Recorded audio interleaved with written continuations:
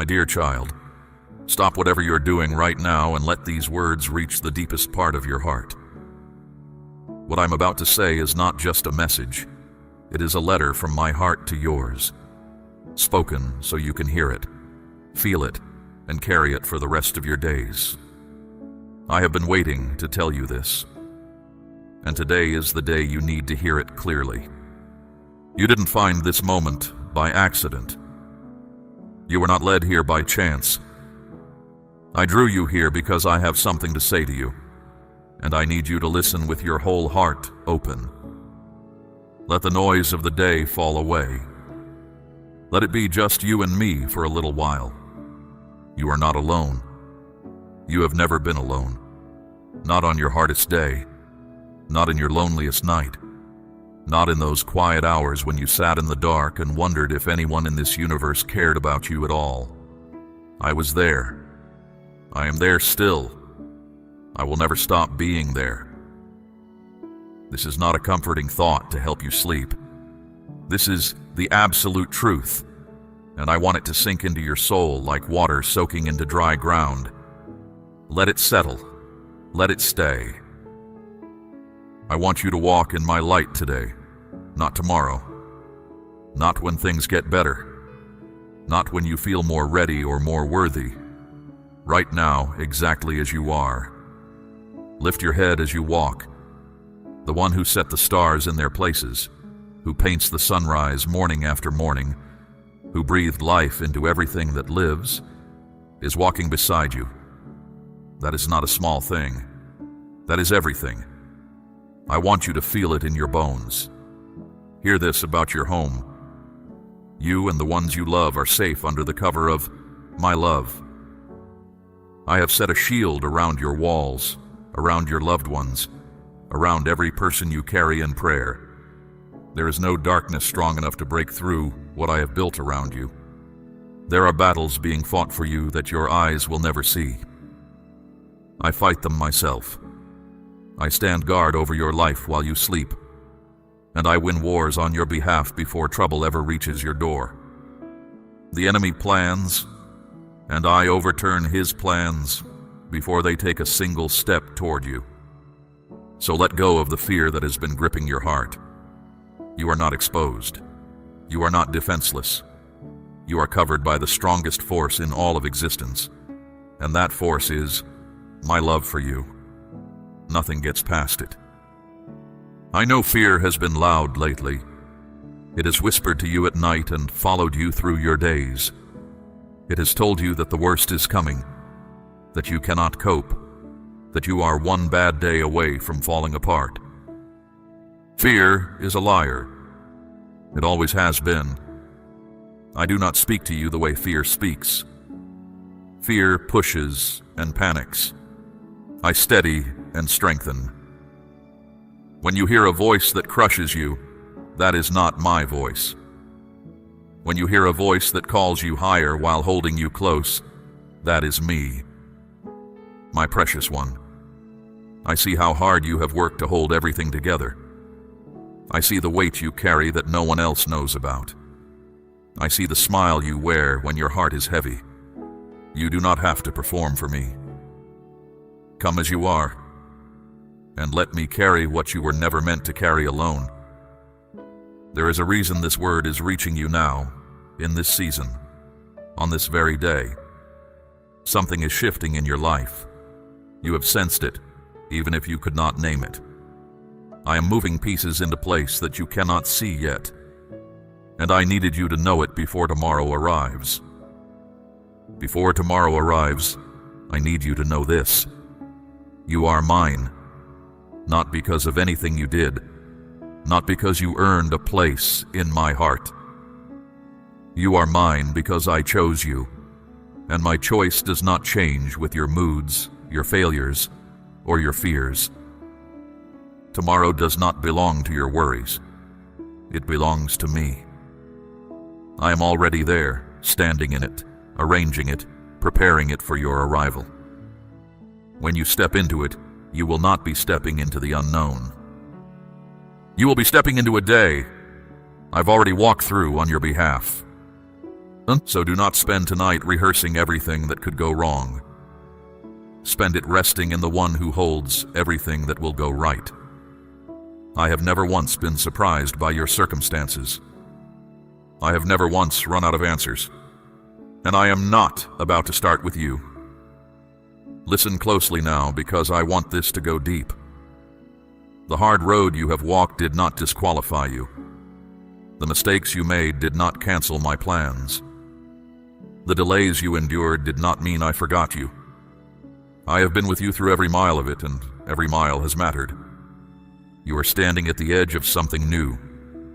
I will not tell you every detail, because I want you to walk with me, not just with a map. But I will tell you this much. What is ahead of you is good.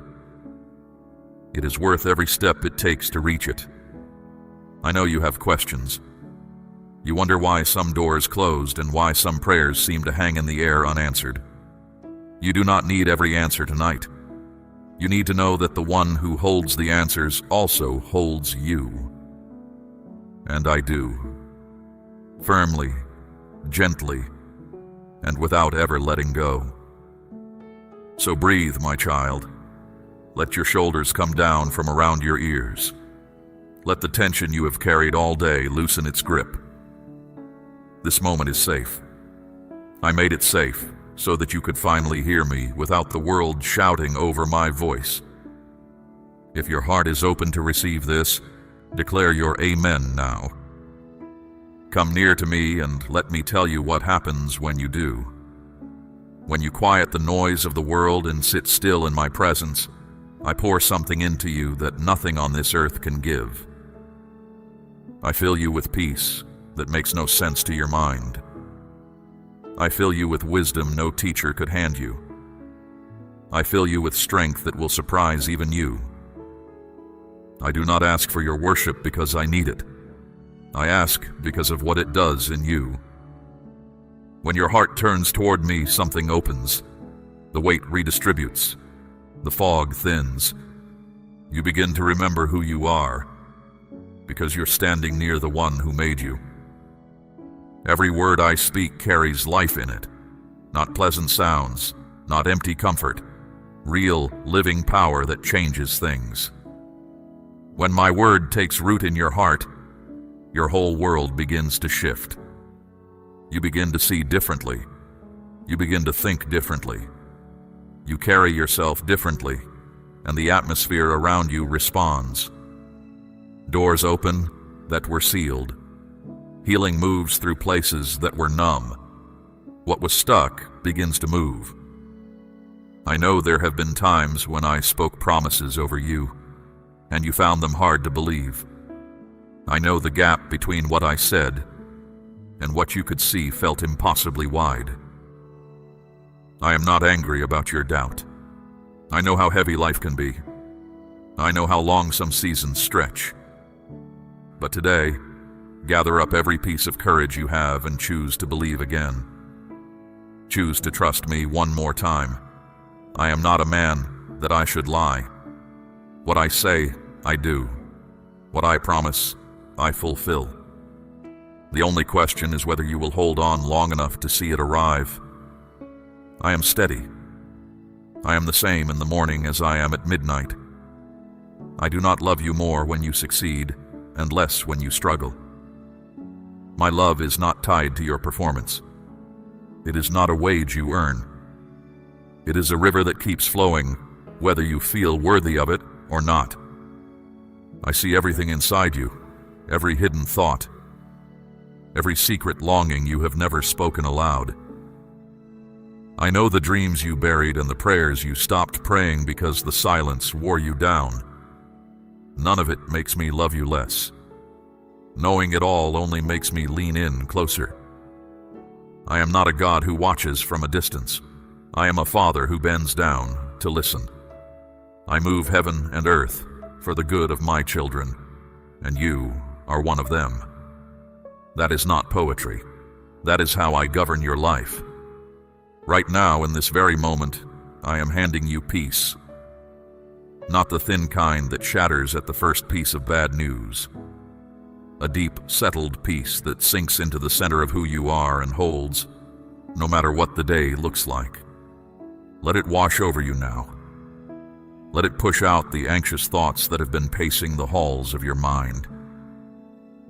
You were not built to carry all of that. Hand it to me. I am strong enough to hold it, and I want to. Beautiful things are happening in your life right now, even though you cannot see them yet. I know that is hard to accept when everything looks messy or stalled. But hear me. Just because you cannot see what I am doing does not mean I am doing nothing. Behind what your eyes can reach, I am working. I am arranging. I am setting things in order. I am moving people and circumstances into position. I am preparing things for you so good that if you saw them now, you would not be able to take them in. So keep going. Keep trusting. Keep your heart open with expectation. What is coming is worth every day of the wait. Say, I believe, if this word is reaching the deepest part of your spirit. Take one step forward today in faith. Just one. You do not need to see the whole staircase. You only need to take the next step, and when your foot lands, I will be there to steady you. I have never let you fall without reaching down to lift you up again. I never will. And when you rise each morning, begin the day with me. Before the demands rush in, before the worries start crowding the door, in that first quiet moment when your eyes open, feel me there, close as breath. Say good morning to me. I treasure those moments with you more than you know. They set the course of your whole day. A heart that meets me at sunrise walks differently until sunset. Try it, and you will see. Talk to me through the day as well. Tell me about the small things, the decisions you are weighing, the person who was unkind, the moment that made you laugh. I am interested in all of it, because I am interested in you. Not the polished version you show the world. The real you, with all the questions and the mess. That is the one I love. Do not wait until you have grand words or a clean record to come to me. Come with your hair unbrushed and your thoughts scattered. Come tired. Come confused. I have never once turned away a child who came honestly, and I will not begin with you. There is a difference between knowing about me and knowing me. Many speak of me who have never sat with me. I am inviting you deeper than information. I am inviting you into a friendship that steadies your steps, feeds your soul, and outlasts every storm this life can raise. This is what I have wanted you to understand for a long time. I am not a duty on your list. I am the source of everything you have been searching for in 100 other places. Come to the source. Drink deeply. You will never be the same. My word has already taken root in your heart.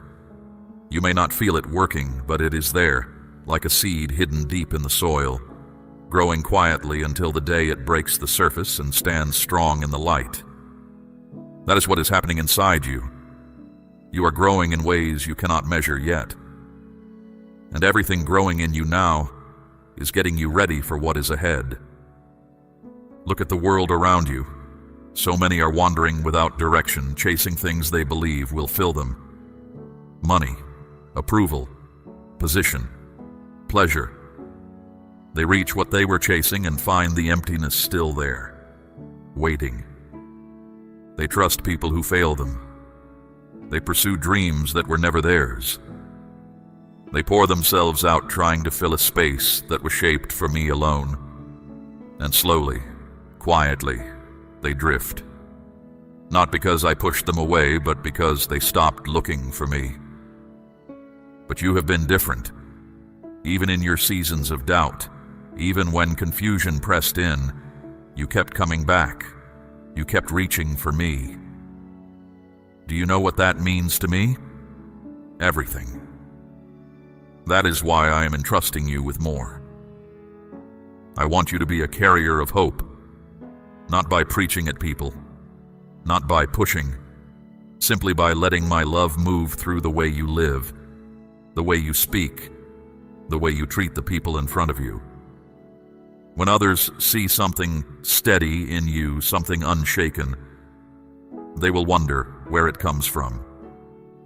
That is your moment to point them to me. My child, I am asking you to place a portion of what you have, something of real weight, upon the altar of this work as gold laid on the scales of this calling.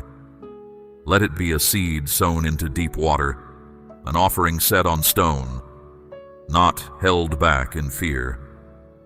This is proof that your trust rests in my hand to provide, and that your heart no longer clings to lack.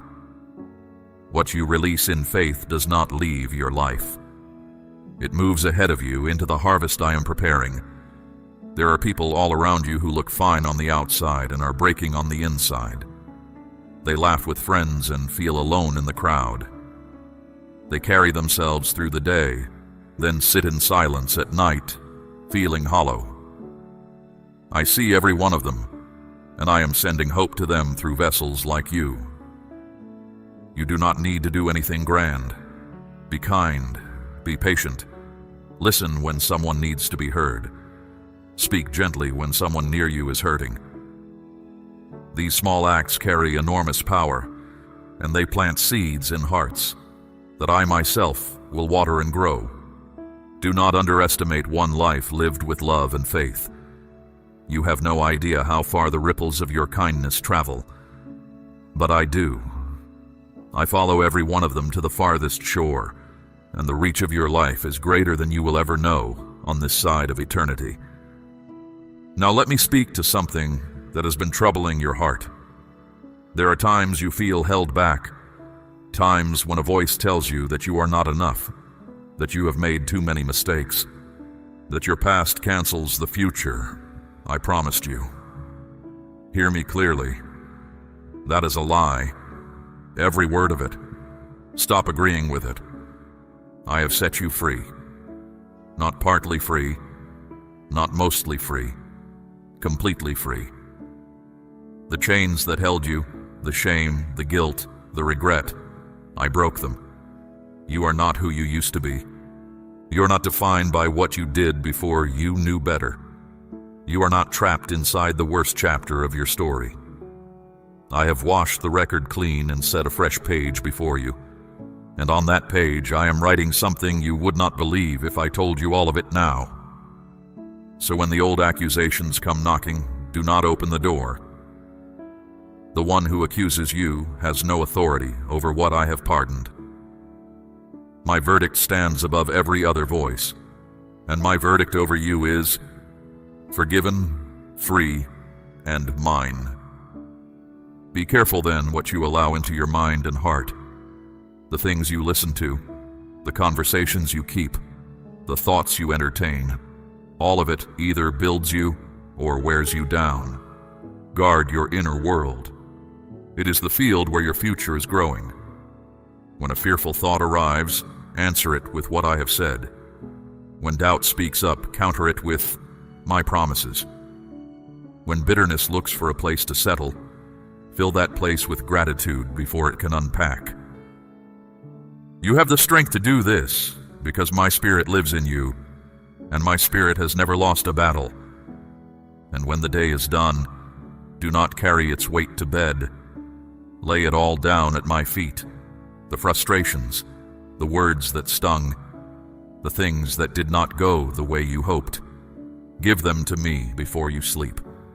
I will trade you rest for your burdens. Real rest. The kind that repairs you from the inside, so you wake with strength you did not go to bed with. This exchange is always available. Come to it every night.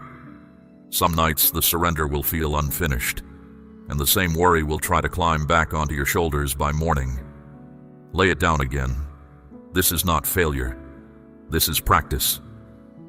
A tree does not apologize for needing water every day, and you do not need to apologize for needing me every day. Come as often as the weight returns. My feet will never be too crowded for your burdens, and my patience with you has no floor beneath it and no ceiling above it. You are learning what it means to live unburdened, and I am pleased with every step. The lighter you travel, the clearer you hear me. The clearer you hear me, the straighter you walk. This is how a life gets rebuilt. One surrendered evening, one guarded thought, one act of quiet kindness at a time. You are my beloved child, and I have clothed you in something that cannot be stripped away. It is a covering of life and power, a calling I placed on you before the world ever heard your name. People may not always see it, but it is there, and it is permanent. You are marked. You are chosen. You are set apart for something that matters. And none of this rests on how impressive your record looks, or how much you own. It rests on my decision, and my decisions do not expire. I am personally involved in every corner of your life, your work, your relationships, your health, your home. I am not a distant overseer glancing at your file from time to time. I am in the details, working on answers to problems you have not even met yet. I know what you need before you ask. I am already preparing provision for needs that have not yet arrived. And when my answers reach you, I want you to recognize them for what they are. Not luck, not coincidence. My hand, faithful again. Now listen carefully, because there is something you must understand about the giants you face. There will be times when a problem stands in your path so large that it blocks out the sun. A situation that looks hopeless. A mountain with no way around it. Those giants are not there to destroy you. They are there to reveal me. They are the stage on which I show you what I can do. Every giant that has ever stood against my children has ended the same way, on the ground. When you face one, do not measure it against your own strength. That arithmetic will always fail you. Measure it against mine. Remember who I am. Remember what I have already done in your life. Think back. Remember the time things looked finished and then suddenly shifted. Remember the prayer I answered after you had almost stopped praying it. Remember the door that opened when every other door had closed.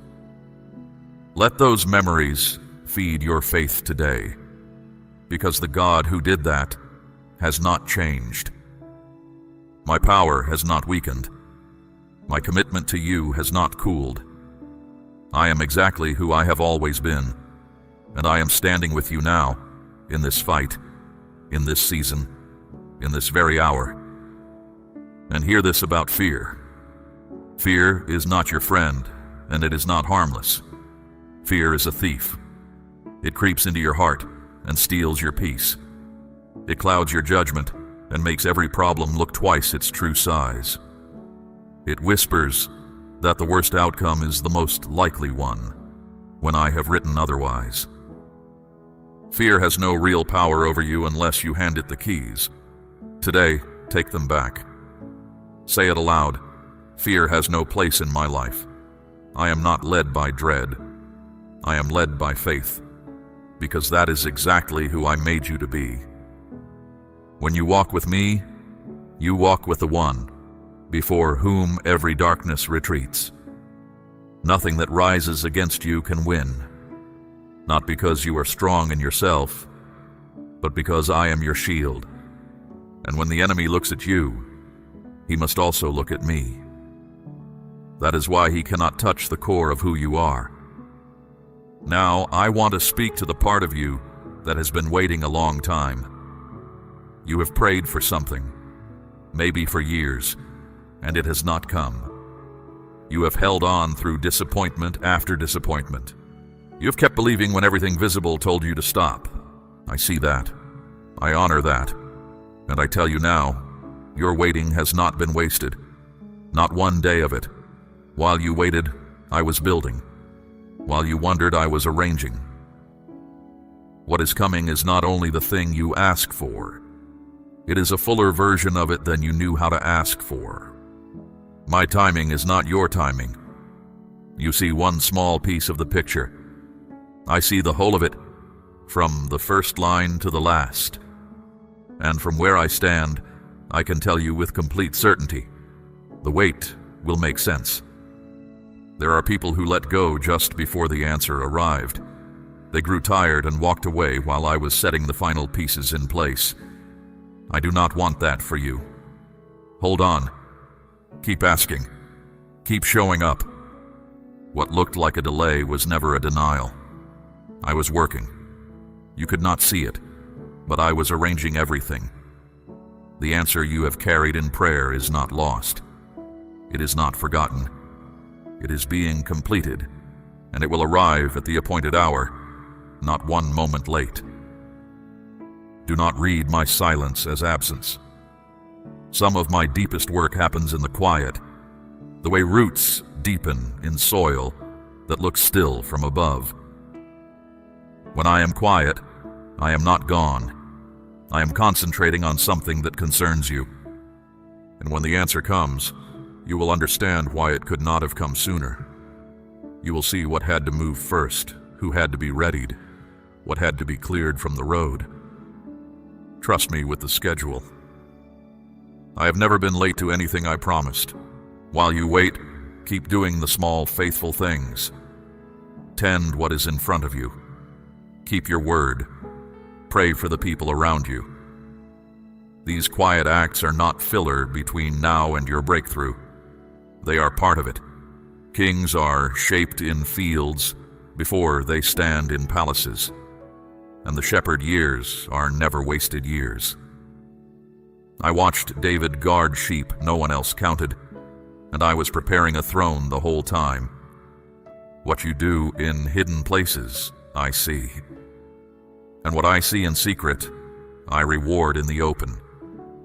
So stand firm today, not because the circumstances have changed yet, but because you know the one who changes them.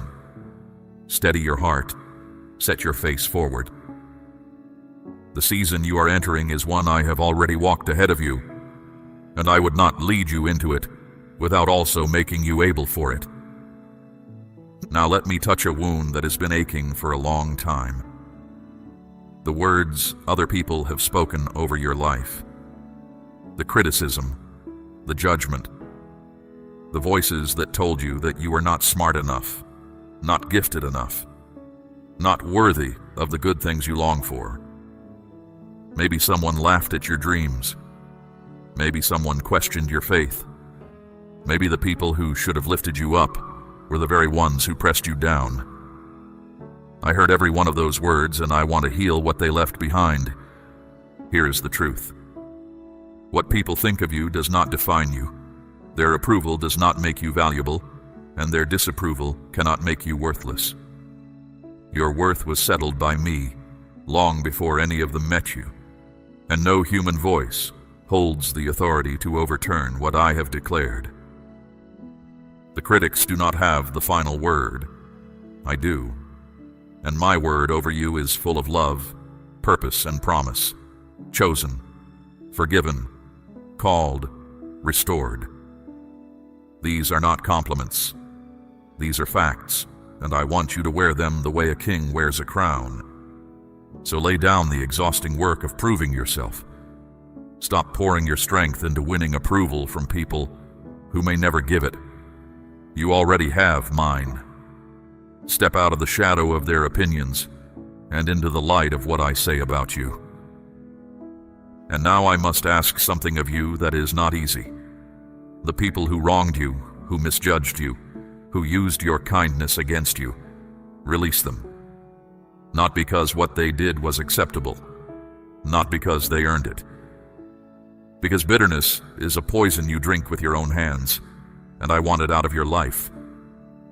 Forgiveness does not excuse them. It frees you. It takes the whole matter out of your grip and places it into mine, where justice is handled perfectly. No one who wounds one of my children escapes my attention. Let me carry that account and walk out from under its weight. When you forgive, something breaks open in the unseen. Old chains fall. Closed doors unlock. Seasons that were stuck begin to turn. It takes real strength to forgive someone who never asked for it. But you have that strength, because my spirit in you is greater than the hurt behind you. Breathe out the bitterness.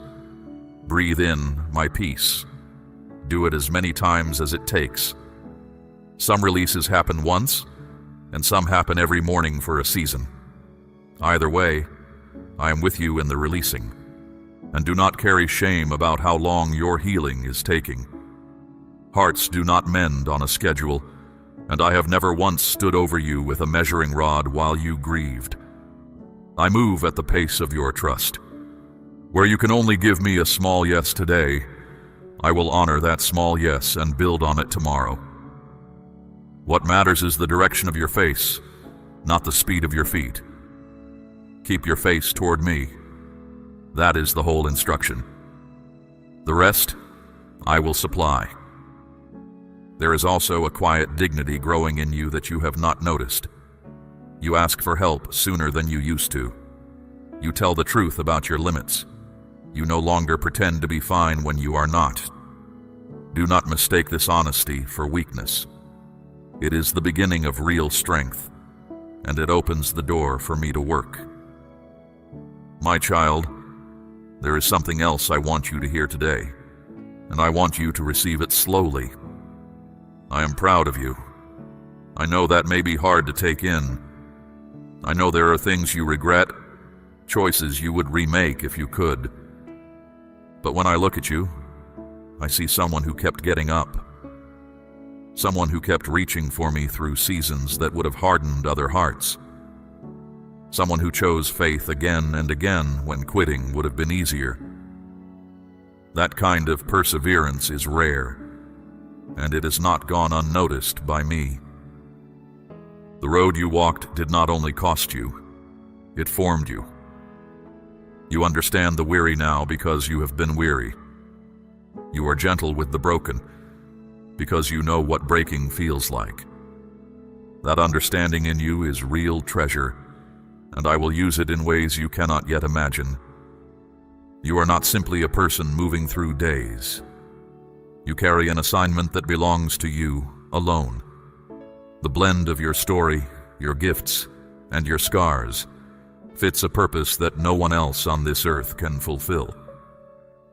I did not make a general design and stamp your name on it. I built you for this, deliberately. So do not compare yourself to anyone. Comparison will either puff you up or press you down, and both are lies. My plans for you are custom-made. My timeline for your life matches no one else's, and it was never supposed to. Run your own race. When a runner keeps looking sideways at the other lanes, two things happen. He slows down and he stumbles. Keep your eyes on the path I set before you, and you will keep both your speed and your footing. Run with endurance, not with panic. Some things I am building in you can only be built slowly, the way an oak grows, ring upon ring, year upon year. Do not despise the slow seasons. They are adding strength where you will need it most, and run with joy. Joy is not the same as happiness. Happiness depends on what happens. Joy depends on who I am, and who I am never changes. That is why joy can sing in a hard season. It is drawing from a well the drought cannot touch. There's a finish line ahead of you, and I am not neutral about whether you reach it. I am for you. Every step of your race matters to me, and I am running alongside you the whole way, closer than your own heartbeat. When you stumble, and you sometimes will, a stumble is not a disqualification. Get up, fix your eyes forward. The race was never won by the ones who never fell. It is won by the ones who rise, and rising is something you have learned well. Speak. I trust you, if you are ready to walk in what I have spoken over you. Now I want to speak over your home. Not just the walls and the roof, but the life that happens inside them. I want your home to be a place of peace. Not merely the absence of arguments, but a warm, living peace that people can feel the moment they cross your threshold. I am blessing your home even as my voice reaches you. I am filling the room where you gather, the table where you eat, the corners where laughter happens, and the quiet places where tears have sometimes fallen. I am in all of them. I am making your home a shelter where masks come off and healing begins. And for those you love who are still far from me, do not lose heart. I have not given up on them, and I see them more clearly than you do. Keep praying. Keep loving them without lectures. Your love is a seed, and seeds grow in seasons you cannot always watch. I will do what only I can do in their hearts, at the hour I know is right. Bring all of this to me in prayer, and let prayer be bigger for you than a list recited at bedtime. Prayer is you and me, speaking heart to heart. I already know every fact of your situation. What prayer changes first is you. It lines your heart up with mine, and from that alignment, power moves. When you pray with faith, things shift. Heaven leans in. Situations that stood frozen for years begin to thaw. Do not think of prayer as the last resort when your effort runs out. It is the first move of the wise, and the strongest position you can take in any battle. Build your life on my word as well. Let it be the ground floor of your thinking.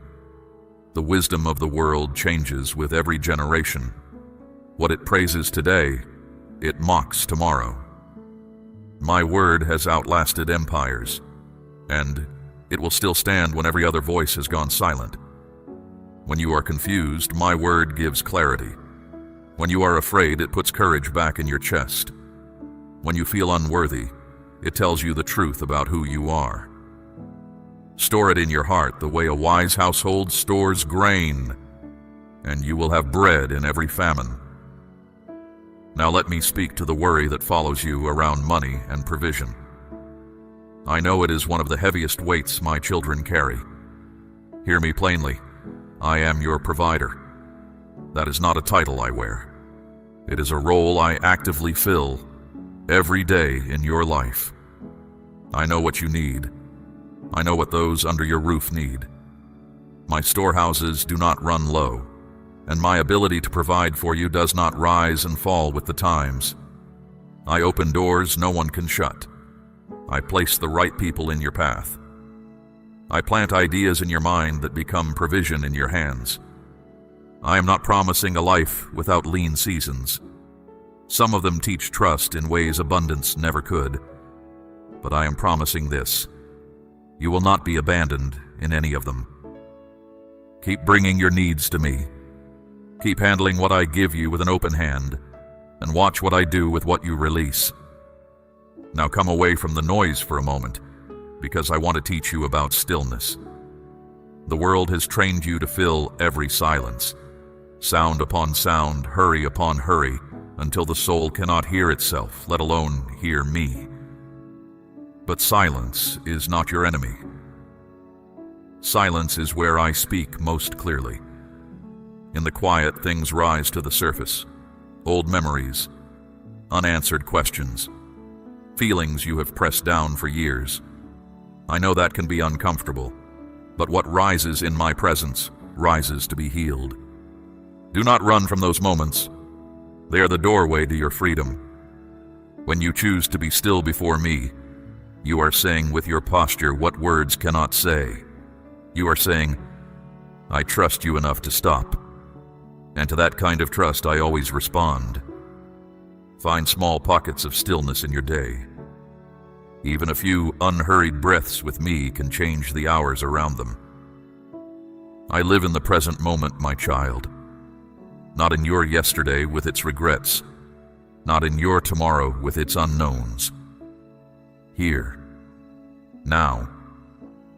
When your mind races constantly between guilt behind you and worry ahead of you, you miss me. And you miss the good I have planted in this very hour. Look for me in the ordinary, the warmth of sunlight through a window, rain on the roof, the laughter of someone you love, the first quiet minutes of the morning. These are not small things. Every good thing in your day, no matter how plain, carries my signature on it. Watch, too, for the people I place along your path. Some encounters that look like chance or appointments I arranged long ago. Some will arrive to strengthen you at the exact moment you are ready to quit.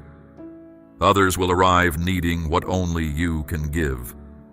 Be generous with both, and be discerning as well, for not every hand extended toward you comes in kindness. Ask me, and I will show you who is sent and who is not. And let gratitude become your weapon. Not a polite habit, but a weapon. When you give thanks in a hard season, you are declaring that I am still good even when circumstances are not. You are announcing that your faith does not depend on comfort. That kind of thanksgiving shakes the darkness. When discouragement knocks, answer it with a list of what I have already done. Name the prayers I answered. Name the storms you survived. Name the daily bread that has never once failed to arrive. Gratitude turns your eyes from what is missing to who is present, and in that turning, everything changes. Practice this until it becomes your reflex. Thank me in the morning before the day has proven itself. Thank me at night for what you noticed and for what you missed. A grateful heart sees more, fears less, and stands longer. It is one of the strongest hearts a person can carry. Understand this about your life. It moves in seasons, just as the earth does. Spring and summer, autumn and winter, each one different, each one necessary. Knowing which season you are in will save you from despair in the cold months and from carelessness in the warm ones. If you are in winter now, a season that feels bare and stripped, hear me. Winter is not death. Beneath the frozen ground, roots are deepening. Strength is gathering where no eye can see it. Do not spend this season fighting to escape it. Ask me instead what I am building in you while the branches are bare, because spring is already on its way to you. If new things are budding in your life, tend them carefully. Protect what is young from the cold winds of other people's doubt. And if you are standing in a season of harvest, enjoy it without guilt. I give good things because I love you. Receive them with gratitude and share them with open hands. Some things in your life are also falling away right now, and I want you to let them. Not every ending is a tragedy. Some chapters close because their work is complete. Trust me in the turning of the seasons. I know the way forward, even when the path bends out of your sight. Now look at what is already in your hands, because many wait for something distant, while overlooking what I have already given. Moses held a shepherd's staff, a plain tool of wood. Surrendered to me, it parted a sea. David carried 5 smooth stones and a sling, and a giant fell. A boy offered 5 loaves and 2 small fish, and thousands ate their fill.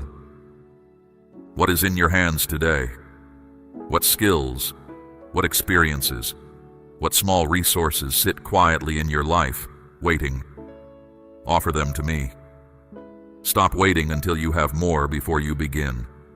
In my economy, a small offering carried by great faith outweighs a fortune given without it. The widow with 2 coins gave more than all the wealthy that day because she gave her trust along with them. Start where you are. Use what you have. I will do the multiplying, and you will be amazed at what your ordinary becomes in my hands. And you who are deeply tired, come here. I know the kind of weariness that sleep does not fix, the tiredness of carrying heavy things for too long, the exhaustion of holding everyone else together. I see it, and I have rest for it. Not just rest for your body, rest for your soul. Come to me when you are worn down. Sit still and tell me how tired you are. Let me take the load from your shoulders and hand you something lighter. I am not asking you to do nothing. I am asking you to stop doing everything alone. With me carrying the weight beside you, even hard things become bearable. Without me, even small things can crush. Rest is not laziness. Rest is wisdom. The ones who finish their race are not the ones who never stop. They are the ones who know when to pause, be refilled, and go again. Let time with me be the well you return to. It will never run dry. Then rise, and mind the words you speak, for your mouth is either building or tearing down. I spoke worlds into being, and you, made in my image, carry an echo of that power. Stop saying that nothing works for you, that you always fail, that it is too late. Those words are seeds, and you do not want their harvest. Speak what I speak. Say, I am held, I am guided, I am not finished. There is a difference between being honest about today and signing your name to defeat forever. Tell the truth about the struggle, but declare the truth about your God in the same breath. And speak life over others too. One true, kind word at the right moment can hold up a soul that was about to fall. Let hope stand up inside you again. Not wishful thinking, but the settled confidence that comes from knowing who holds tomorrow. Hope anchored in me cannot be swept away. Storms may shake you. They cannot sink you. Feed your hope with my promises, and stand with people who carry hope too, for it spreads from heart to heart, like fire from lamp to lamp. Your story is not over. Whatever chapter you are in, it is not the last one. I am the author of your story, and I do not write tragedies. I write restoration. I write homecomings. There are turns ahead in your story that will leave you breathless with gratitude, and I have already written them. You belong to me, not because you polished yourself into worthiness, but because I chose you and called you mine. That belonging does not weaken when you fail. It does not fade when you wander. The moment you turn toward home, you will find me, already running toward you. And you were not made to walk this out in isolation. I set my children among one another on purpose, so that faith could be borrowed when yours runs thin, and lent when someone else's fails. Find the ones who speak truth to you and stay near them. Be honest about your struggles, and let others be honest about theirs. The friendships formed in that kind of honesty are strong enough to hold a person through the worst night of their life. Never believe the lie that you have drifted too far or stayed away too long for me to want you. There is no too far. There is no too long. My door has never once been closed to you, and it never will be. So go now into what remains of this day and into tomorrow with your head lifted. Live fully, love boldly, trust completely. Let the world see what a life looks like when it is certain that its God is good. Nothing you face is stronger than the one who goes with you. Nothing behind you can cancel what is ahead of you. My word over your life will finish everything it was sent to do, and my love will hold you until you see it with your own eyes. I am with you, today, tomorrow, and forever. If you receive all that I have spoken over you today, seal it now with your Amen. We run on viewer support only. For exclusive member-only content, scan the QR or see the pinned comment. God bless you.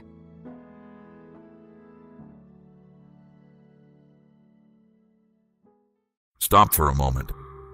Whatever you were about to do next, let it fall away.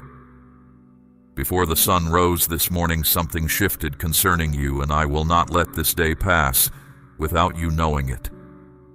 I am the Lord your God, and I have interrupted your wandering on purpose. This word is not for the crowd. It is for you alone. You did not stumble into this moment.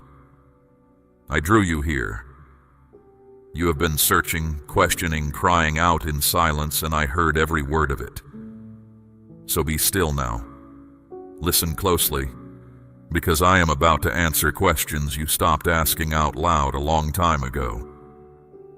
I saw you. I need you to understand what I mean when I say that. I saw you sitting alone before facing the day, needing a few more minutes to put on the face that says, everything is fine. I saw the quiet arithmetic you keep doing over what you owe, moving one payment behind another, running numbers that refuse to add up no matter how many times you try. I saw you lying awake in the dark hours, going over what you have again and again, as if the answer might change if you counted one more time. I saw you smile among others while worry twisted inside you. I heard you say the words, "I am fine," while something in you was pleading to be heard. And still you kept showing up. You kept trying. You kept believing a breakthrough was coming, even when every door slammed shut in your face. I heard the midnight prayers that felt like they struck the ceiling and fell back on you. I heard the ones you never finished because you were too tired to find the words. Not one of them was lost. Every whisper rose before me like incense. You were never speaking into an empty room. The exhaustion you have been carrying is not who you are. The sadness that keeps trying to settle into your bones does not belong to you. It came from outside of you, and it has been pressing on you for so long that you began to mistake it for your own nature. Hear me clearly. That weight was never yours, and today I am naming it so you can stop blaming yourself for it. You opened the scriptures hoping for an answer, and the words felt distant and cold. You are not the first of mine to know that silence. Many have cried out from caves and prison floors and dry wilderness places, and they too wondered if I had turned away. I had not turned from them. I have not turned from you. There is a reason this word is reaching you now, and not a year ago. A year ago, you would have taken it as a kind thought and let it go. Now you are worn enough to be honest and hungry enough to hold on. That honesty is not weakness. It is the open door through which I am about to speak. So do not treat these words lightly, for they carry weight you cannot yet measure. If you turn away now, you will walk past the very confirmation you asked me for, the sign you longed to see, the answer you begged me to release. Stay and let me finish what I have started saying to you. I know the battles you have fought that no one else has seen. I know the mornings you forced yourself to stand when your heart felt too weak to keep going. You have been holding on by a thread at times, whispering prayers you feared were too small for heaven to hear. No prayer of yours has ever been too small. I bend low to hear the faintest ones first. My child, I also know what you have been telling yourself in secret, that you are behind, that everyone else is moving forward while you stay stuck in the same place, that maybe you are the reason nothing works. I am telling you now, those words are not mine, and I have never once spoken them over you. What I speak over you sounds different. I say that you are mine. I say that your name is engraved on the palms of my hands, and no delay, no debt, no closed door has ever loosened my grip on you. I say that the long silence you endured was never absence. I was nearer in the silence than you have ever dared to believe. You asked me if your effort was worth anything. You asked if your patience would ever bear fruit. You asked, sometimes in anger, why the road had to be this long. I did not despise a single one of those questions. I gathered them, and I have been holding your answer until this exact moment, when you were finally able to receive it without it crushing you. Something has broken open concerning you. A long chapter is closing, and I have chosen to tell you myself rather than let you discover it slowly. What held you is losing its hold. What blocked you is being moved aside. I am not describing a feeling. I am describing a decision that has already been made in my presence. In the days ahead, you will remember this moment. You will remember that you almost passed it by, and that something made you stay. That something was me. I stopped you here because I have a word to place in your hands, and I intend to finish speaking it over you before this hour ends. So take a breath. Loosen the grip you have been keeping on your own worry. You do not need to hold yourself together while I am speaking, because I am holding you. Let every other voice grow quiet. There is only you and me now, and I have waited a long time for your full attention. Say amen out loud if your heart knows this word is for you. Now let me show you what you have been walking through, because you deserve to understand it. The heaviness of these past years was not bad luck. It was not weakness in you. There has been a long and deliberate opposition arranged against your life, and it worked in the dark precisely so you would blame yourself for its damage. It pressed against your provision. Money that should have reached you was delayed. Expenses appeared at the worst possible moments. The math never worked, and you thought you were failing, when in truth you were under siege. It pressed against your rest. You were pulled from sleep in the smallest hours, and worry was waiting there like an ambush. It knew your weakest hour. It knew which fears to replay in the dark, and it played them over and over until morning. It pressed against your closest bonds. Misunderstandings were stirred where there should have been peace. Distance crept in between you and people you love. You felt alone in rooms full of voices, and you thought something was wrong with you. Nothing was wrong with you. You were being isolated on purpose because you are far less easily defeated when you are not alone. And it pressed against your prayers. Every time you reached for me, a whisper told you the reaching was useless. Every time hope began to rise, a fresh trouble arrived to knock it down. This was not your imagination. You were opposed by something that studied you and feared what you would become. Hear what I am telling you, and let it lift years of false guilt off your shoulders. You were not lazy. You were not cursed by your own failures. You were a target precisely because of what I have placed inside you. The enemy does not lay siege to an empty storehouse. But I want you to understand something greater. All that time, the opposition could only go so far and no further. It pressed you, but it could not crush you. It delayed you, but it could not erase you. There was a boundary drawn around your life that it could never cross, and I was the one who drew it. And now hear the word I stopped you to deliver. The permission that opposition relied upon has ended. Its season is over. In my presence a ruling has been made concerning you, and no power beneath heaven can appeal it. The siege against your provision is broken. The ambush against your rest is disbanded. The wedge driven between you and those you love is being pulled out. I do not send messengers for a matter this close to my heart. I myself have gone ahead of you. I am unlocking what was sealed. I am releasing what was held.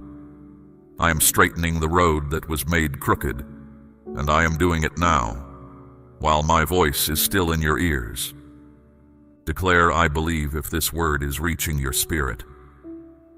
You may ask why the opposition was allowed at all. It is a fair question, and I will not shame you for asking it. Understand this much for now.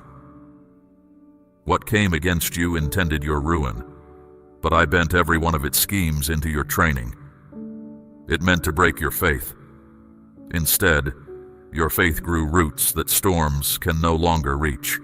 Think of what you can carry now that would have flattened you years ago. Think of the bad news you can hear without collapsing. Think of how quickly you return to prayer after a blow that once would have kept you away for months.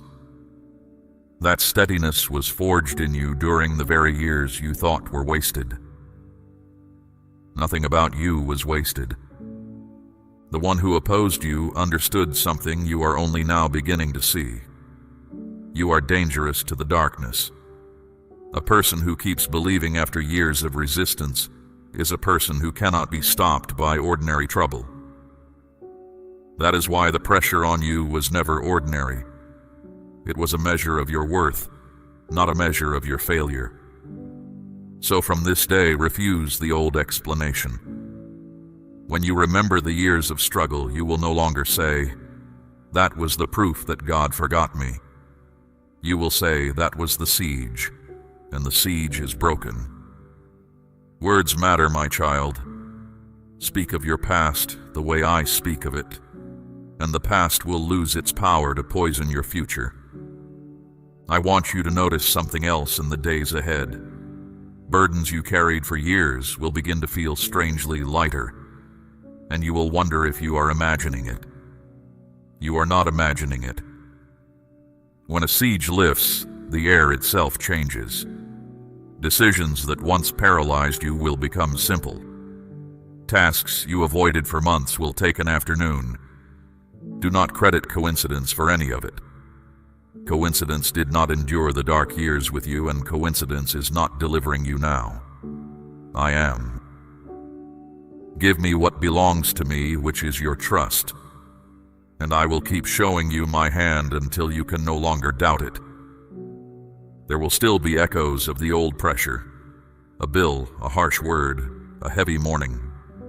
Echoes are not the siege returning. They are the sound of something defeated growing fainter as it leaves. Treat them that way. Do not rebuild your fear around every echo, or you will imprison yourself in a war that has already ended. Instead, when trouble taps on your door, answer it with the ruling I have declared. Say, the permission has ended. Say, my God has gone ahead of me. Say it, even if your voice shakes, because heaven does not measure the steadiness of your voice. It measures the direction of your trust. You have spent years learning what it is to stand under pressure. Now you will learn what it is to walk without it. That will take some getting used to, and I will be patient with you while you learn. But learn it you will, because the next season of your life does not resemble the last one. I have seen to that myself. My child, hear me clearly now, because I am about to say something I have been waiting years to say to you. You finally did it. You reached the place I always knew you would reach. You pushed through storms that were designed to break you, and you did not quit, even when everything around you shouted that quitting was reasonable. You held on when others walked away. You kept moving when your strength was gone and you were running on nothing but stubborn hope. You stood in the fire, and though it burned, you walked out, carrying something the fire could not touch. This moment is not an accident. It is the fruit of your endurance, and I, your God, am proud of you. You thought I was punishing you. I was not.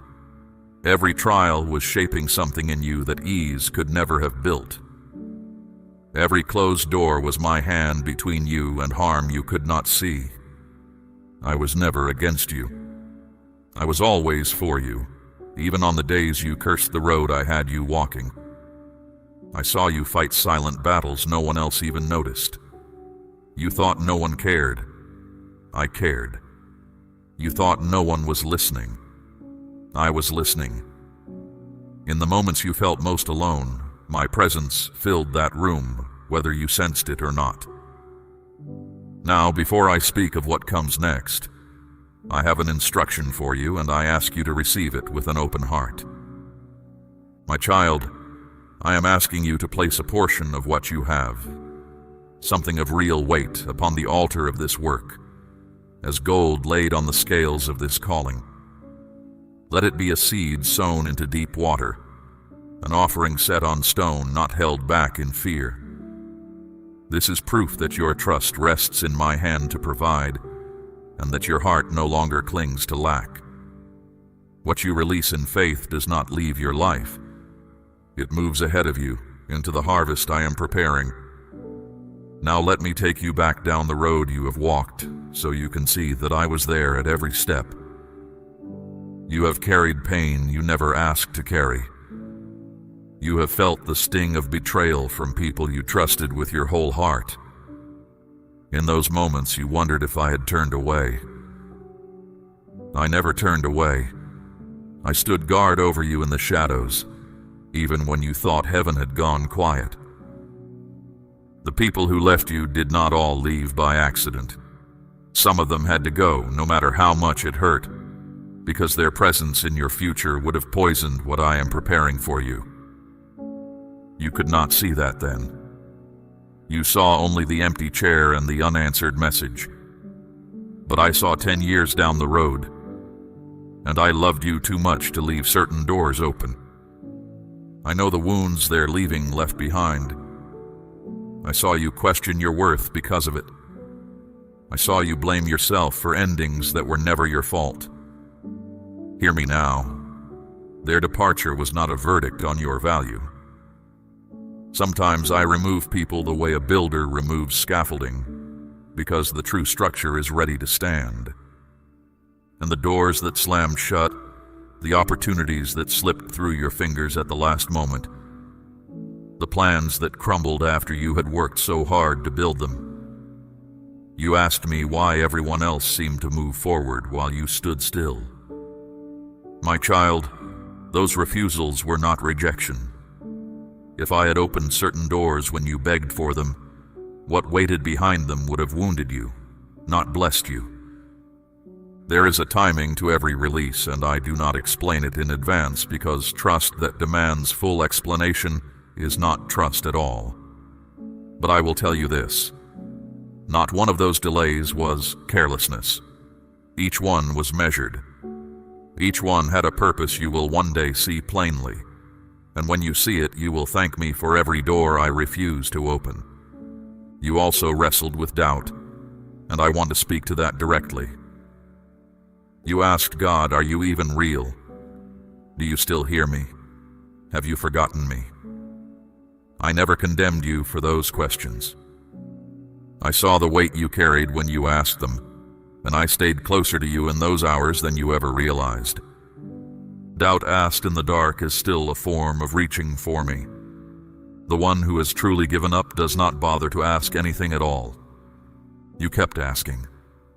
That means the thread between us never broke, no matter how thin it felt. I have held my end of that thread through everything, and I am holding it now. Do you remember the nights you sat in the dark and whispered words you thought no one would ever hear? I heard them. You thought you were speaking into emptiness, but those whispers reached my throne before they finished leaving your lips. Even when you said nothing at all, when you only sat in silence because the words had run out, I knew what your heart was asking. I answered some of those silent prayers years ago, in ways you have not yet traced back to me. So let this settle into your soul. You were never unseen. You were never forgotten. You were never unloved. Everything you endured has carried you to this exact moment, and this moment is not the end of your story. It is the hinge on which your story turns. I am not honoring you today because you were perfect. You were not, and I have never once required that of you. I am honoring you because you stayed. Because when leaving was easier, you remained. Because when despair made its best argument, you went to sleep, woke up, and tried again. Heaven does not overlook that kind of courage. I certainly have not. There is one more weight I must lift from you before we go forward, and that is the shame you have been carrying in secret. The quiet thought that says, maybe I am the reason nothing works out. Maybe I am the failure. I am telling you today with all the authority of heaven, you are not a failure. You are a fighter who was handed a heavier load than most, and you carried it further than most ever could. Where you saw weakness, I saw someone who kept standing. Where you saw falling apart, I saw someone holding together a life under pressure that would have flattened others. Where you saw yourself overlooked, I saw a servant I was guarding for an appointed hour. You have been telling your own story in the enemy's words. Today, I am giving you mine. Do you remember the times you smiled in front of everyone, then came home and collapsed, your soul aching with questions you could not put into words? I was there in that room, when you laid your head down and whispered, "God, just give me one reason to keep going." I became the reason. Every morning you woke up after a night you thought you would not survive. That was my hand lifting you. Now listen carefully, for I am declaring something new over your life. The waiting season you have carried for so long has come to an end. The long cycle of not yet and maybe later has finished. I say it with all authority. The chapter is closed. You have crossed over. I am the one who opens doors no man can shut. And I tell you today, I have opened such a door for you. It was not built by human hands, and no power on earth can pull it closed. It is not luck. It is not coincidence. I carved this door into your story long ago, and now I have swung it wide, and I am inviting you to walk through it. For every door that slammed in your face, for every chance that was stolen by delay, I now set before you an entrance that cannot be taken away. You do not need to force it. You do not need to beg at it. It is already unlocked. Your part is only to rise and step through it with boldness. And hear this, because it matters to you more than you admit. Your victory will not be hidden this time. For years your triumphs were quiet, known only to you and to me. Now I will make your turning visible. Those who doubted you will see it. Those who questioned your faith will see it.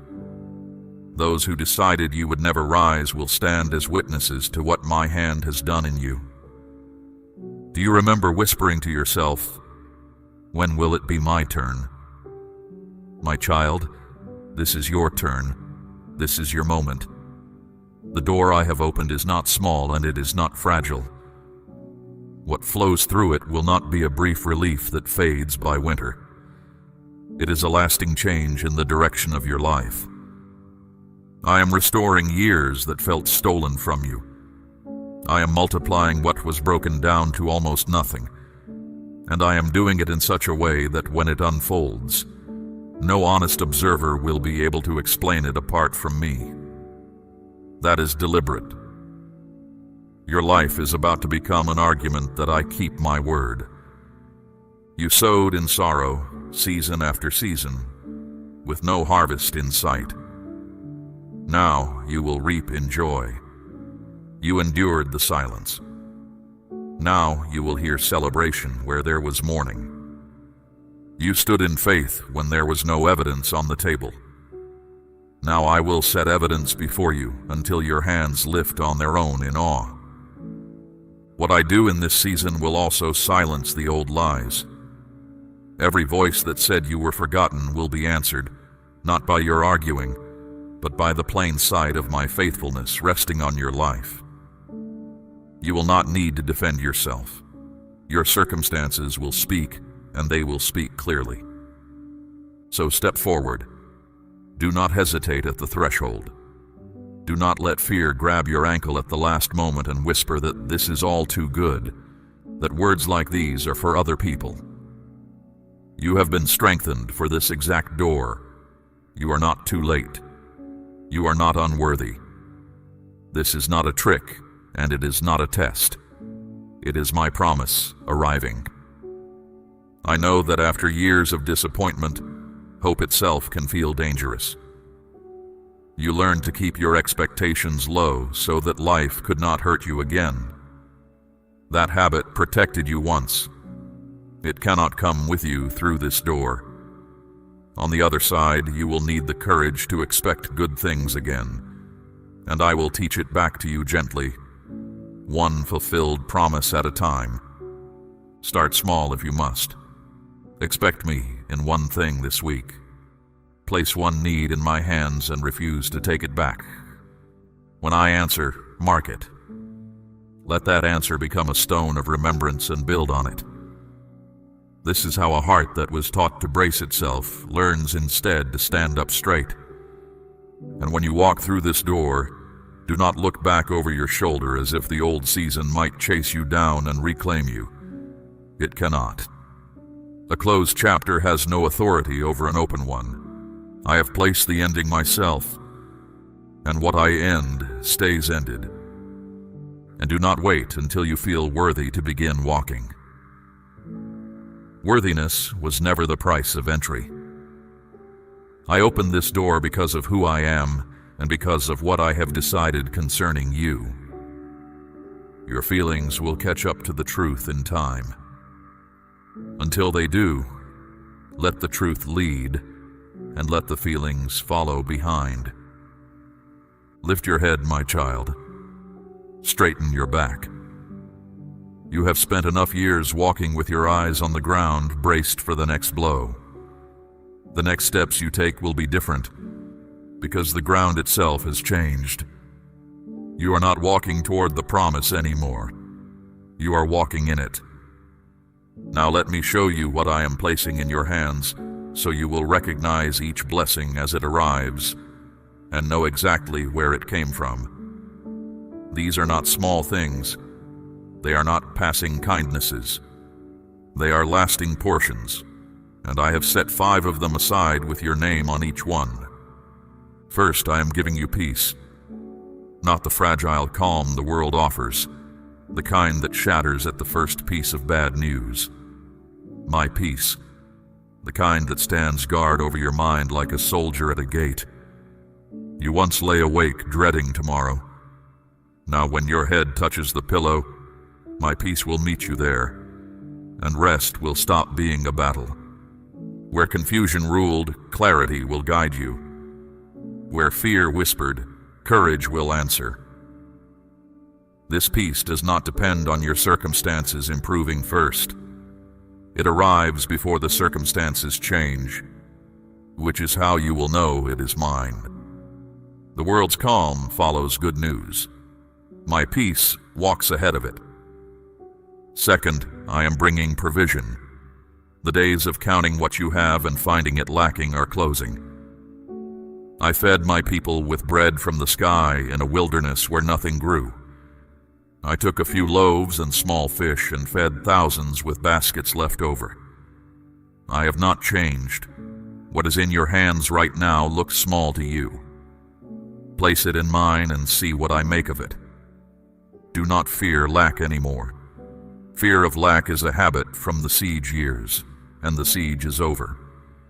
I will supply what you need, and beyond that, I will surprise you. Provision will arrive from directions you never mapped, through hands you never expected, at moments so precise that you will laugh at the timing. That laugh will be worship, and I will receive it gladly. Third, restoration. What was lost, what was torn, what was broken while you were too tired to defend it, I am restoring. Joy will move back into the rooms where sorrow lived. Bonds that were wounded will be healed, some of them so completely that the wound itself becomes a place of unusual strength. Nothing is too broken for me to rebuild. Nothing has drifted so far that I cannot return it.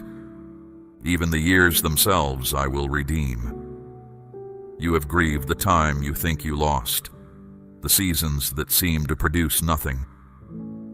But I waste nothing, not even the barren stretches. A field left fallow is not a dead field. It is a field gathering richness for a harvest the constantly worked ground could never yield. You are about to harvest from years you had written off. Fourth, healing. For your body, worn down by carrying tension it was never meant to hold. For your mind, tired of running the same anxious circles. For your heart, still tender in places you do not let anyone touch. I am the one who binds up the brokenhearted, and I am attending to you personally, not sending the work to another.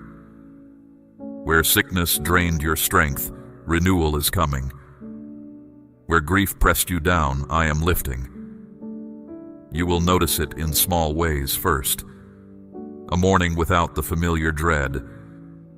A memory that surfaces without the old sting. Breath that comes easier. Do not dismiss those small mercies. They are the first drops before rain. Fifth, joy. Real joy. Not the thin kind that evaporates when trouble returns. This joy is rooted in my love, which does not move, so it will hold in every weather. You will laugh again without checking over your shoulder. You will find yourself singing at odd moments and wonder where the song came from. It came from me. It was always yours. It is simply coming home. Speak the words, I receive it, if your hands are open today. Understand, my child, why this outpouring comes now. Your perseverance positioned you for it. Many gave up in the middle of the road. You did not. Many turned back when the way grew dark. You pressed on. Because you stayed, because you endured, because you kept rising, you are standing exactly where the rain is about to fall. The miracle you thought was delayed was never sitting idle. It was a seed beneath the soil the whole time. While you saw nothing but bare ground, roots were spreading deep and a foundation was forming in secret. What you prayed for in hiddenness is now breaking the surface, and what breaks the surface after that kind of rooting does not wither easily. And these 5 portions are not for a moment. They are the opening of a new chapter, not a brief festival before the old life resumes. You will walk in peace daily. You will live in provision without the old dread. You will carry restoration and healing that others can feel when they stand near you. You will overflow with a joy that cannot be explained by your circumstances. That overflow has a purpose beyond you. Others will notice the change and ask, how did you make it through? How are you standing? What happened to you? And you will point to me. Your life will become a doorway through which weary people find their way back to hope. I am blessing you in a manner designed to spill over, because that is how my kingdom moves through the earth. You will be a bearer of peace to the troubled, a voice of courage to the ones about to quit, living proof to the hurting that I still heal, still restore, still lift up those who refuse to let go of me. This is part of why you were allowed to walk so hard a road. No one learns to carry water for others in a land where it has never been scarce. So lift your hands and receive all 5 portions without apology. You do not need to earn them now. The staying was the sowing, and this is the harvest. I, the Lord your God, am faithful, and I keep every promise I make. This is your season of blessing. Take it from my hand. Now that I have opened the door and named the blessings, I must also prepare you, because every new season carries both promise and danger. What I am placing in your hands is powerful, and powerful things must be guarded. I tell you this not to frighten you, but because a shepherd who sees the wolf and says nothing loves no one. Be careful first of pride. When the change in your life becomes visible, when people begin to notice and ask questions, a quiet voice will suggest, you did this yourself. Your grit, your cleverness, your endurance. There is a grain of truth in it, which is what makes it dangerous.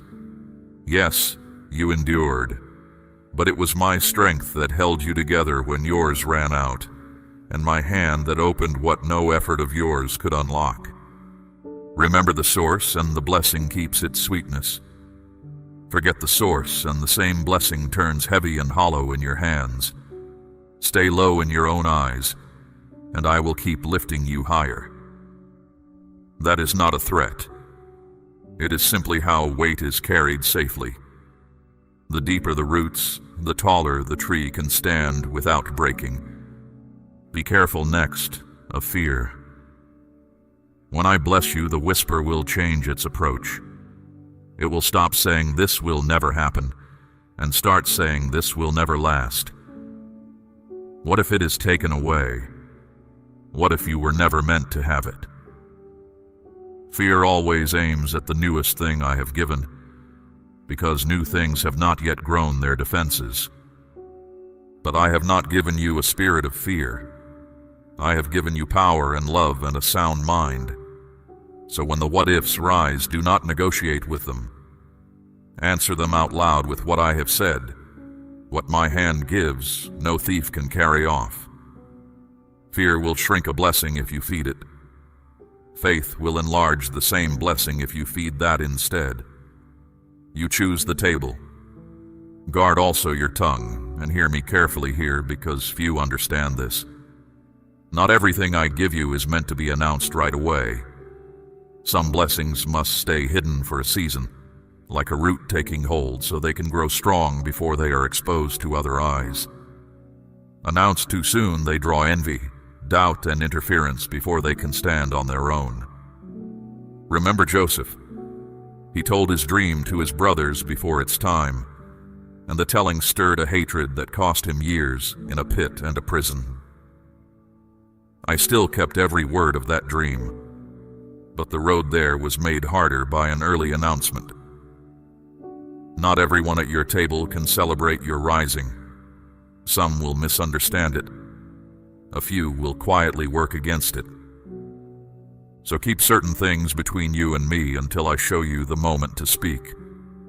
This is not dishonesty. It is stewardship. Silence, rightly used, is a shield around a young harvest. When the blessing is strong enough to stand in the open, I myself will give you the words and the moment, and then no tongue will be able to talk it down. Stay close to me in prayer, closer than ever.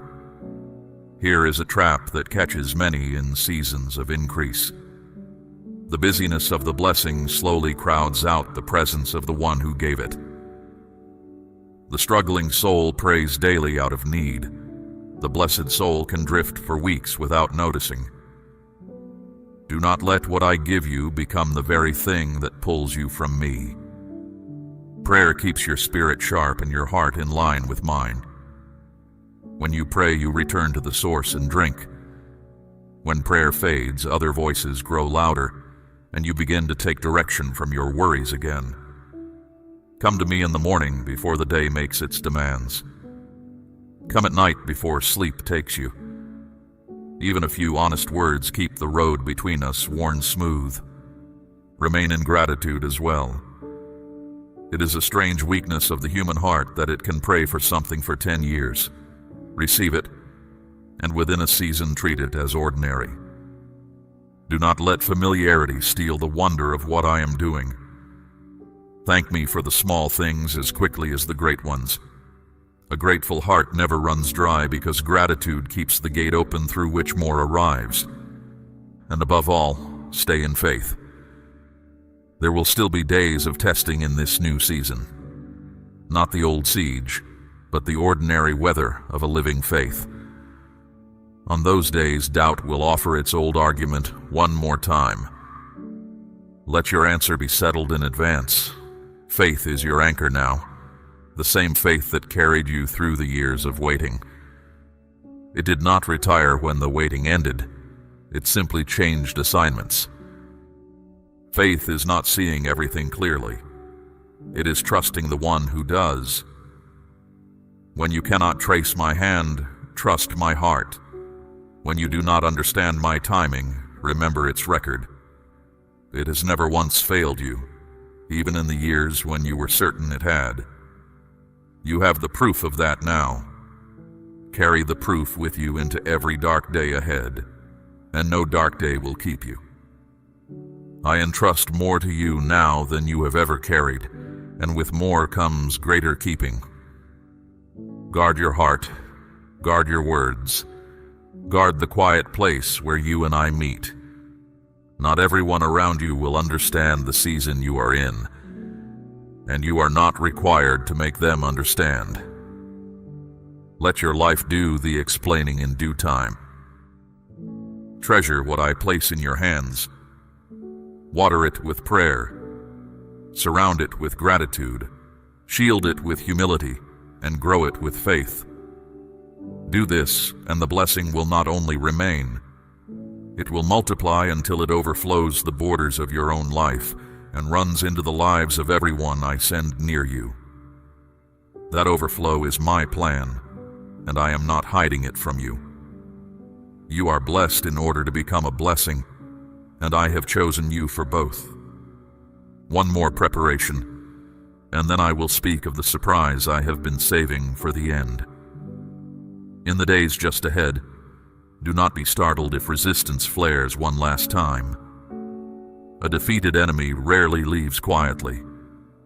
There may be a sudden quarrel over something small, an unexpected expense, a wave of heaviness or doubt that seems to arrive from nowhere. This is not the siege returning. This is the noise of a retreat. When it comes, do not panic and do not despair. Recognize it, name it, and answer it out loud. Say, I know what this is, and it has no claim on me anymore. The permission has ended, and my God walks ahead of me. Then continue on your way. Opposition that is answered calmly loses its power twice as fast, because its only real weapon was your fear. Now, my child, let me set two roads before you, because what you do with this word will decide which one you travel. On the first road you let this hour fade. You are stirred today, but by tomorrow the old voice returns, whispering that words like these are for other people, and you agree with it out of habit. Months from now you are still circling the same worries, still braced for the next blow, wondering why nothing shifted. On the second road you take me at my word. You rise tomorrow and speak of your past the way I have spoken of it tonight. You place one need in my hands and refuse to take it back. You guard the blessing. Stay near me in prayer and step through the door I have opened without looking over your shoulder. On that road, months from now, your own life has become the evidence, and the people around you are asking what changed. The two roads are real, and the choosing is happening now, not someday. Choose the second road, not because I demand it coldly, but because everything in me longs to see you walk it, and everything I have prepared is waiting along its way. And now, the surprise. It is not a possession, though provision is coming. It is not a single answered request, though answers are already in motion. The surprise is this: you were never forgotten. Not for 1 hour of one day of all those years. Every prayer you thought had gone unanswered was being kept, the way a faithful steward keeps an inheritance until the heir comes of age. The nights you felt abandoned, I was in the room. The delays that broke your heart were my hand holding back what would have harmed you. The doors that closed were my mercy wearing a disguise you could not recognize at the time. You believed you were fighting alone, and the whole time heaven was arranged around you like an army you could not see. Even when my silence felt like absence, it was nearer to a held breath. There is a kind of quiet that comes before a great unveiling, when everything is prepared, and the only thing remaining is the right moment. You have been living inside that quiet. It was never emptiness. It was the stillness of a table already set, waiting for you to be brought to it. The breakthrough you begged for was not withheld out of reluctance. It was held in trust until you stood where receiving it would establish you instead of scattering you. Not perfect, for I never required perfection. Positioned, ready in the way that matters. And here you are, and here it is. And this meeting of the two is what I have been arranging all along. So receive it. Stop analyzing whether a word this kind could truly be for you. Stop demanding one more proof before you let yourself hope. Open your hands. Open your heart. Receive the turning that is already in motion, the ruling already declared, the door already open, the 5 portions already set aside with your name on them. Say, "Yes, Lord," if you are ready to walk through the door I have opened. And know this as you go: you will not walk into the new season alone. I did not carry you through the fire only to release you at the edge of the garden. As I was with you in the trial, I will be with you in the blessing. Closer, in fact, because you now know my voice in a way that only the long road could teach you. You once worried about what tomorrow would bring. Let that worry retire now. I hold tomorrow already. Every path you will walk, I have walked ahead of you. Every trouble you will meet, I have already overcome. What look like open questions to you are settled answers in my plan. I am the Alpha and the Omega, the beginning and the end, and nothing about your life is uncertain to me. Your story will not end in silence or in shame. I promise you that. The battles you thought would bury you will become the proof of my faithfulness, told in your own voice. The scars you carry will speak louder than arguments ever could, telling everyone who hurts that I heal, that I restore, that I lift up those who hold on to me. People will wonder how you are still standing, and standing with joy. And you will say, "It was the Lord. It was always the Lord." That is why you were chosen for this road, not as punishment, as trust. I needed a life that could carry this testimony without breaking under it, and I found that life in you. What you endured privately will now speak publicly, and many who are ready to give up will keep going because they heard what I did for you. So go now into what I have prepared, and go unafraid. When you rise tomorrow, rise as one who has heard from heaven.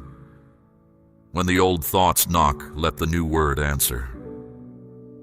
When the door stands before you, walk through it without apology, because the one who opened it is walking through it with you. My peace I leave with you, not as the world gives, fragile and passing, but mine, deep and unmoved. Carry it into your home. Carry it into your work. Carry it into every room that once knew your worry, and let it change the air of your whole life. I have loved you with an everlasting love. I loved you through the years you felt unlovable, and I will love you through every year that remains and beyond them all. Nothing you did made me begin, and nothing you could do would make me stop. This is the ground you stand on now. It does not shake. The waiting is over. The door is open. The blessing is released, and I myself go with you. Rise, my child, and walk into it. Declare, "I trust you, Lord," if you believe this word belongs to your life today. We run on viewer support only. For exclusive member-only content, scan the QR or see the pinned comment. God bless you.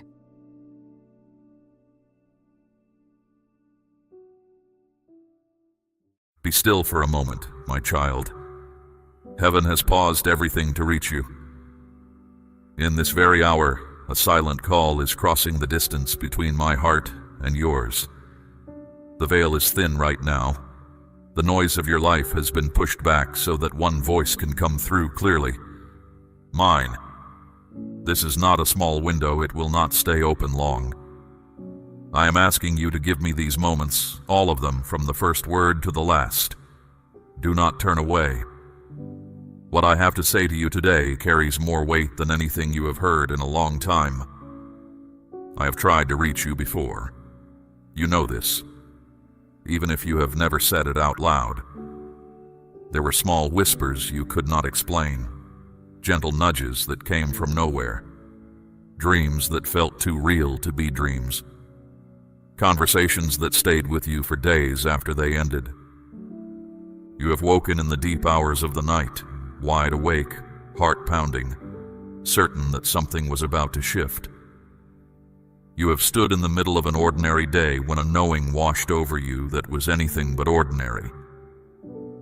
You have felt a sudden stillness settle on your chest, a pull you could not name. That was not fear. That was me, reaching through the noise of your days. But you turned away every time. You called it stress. You blamed it on worry. You dismissed it as a tired mind playing tricks. And the word that carried your name, the word I had prepared for that exact moment in your life, went unheard. Hear me now.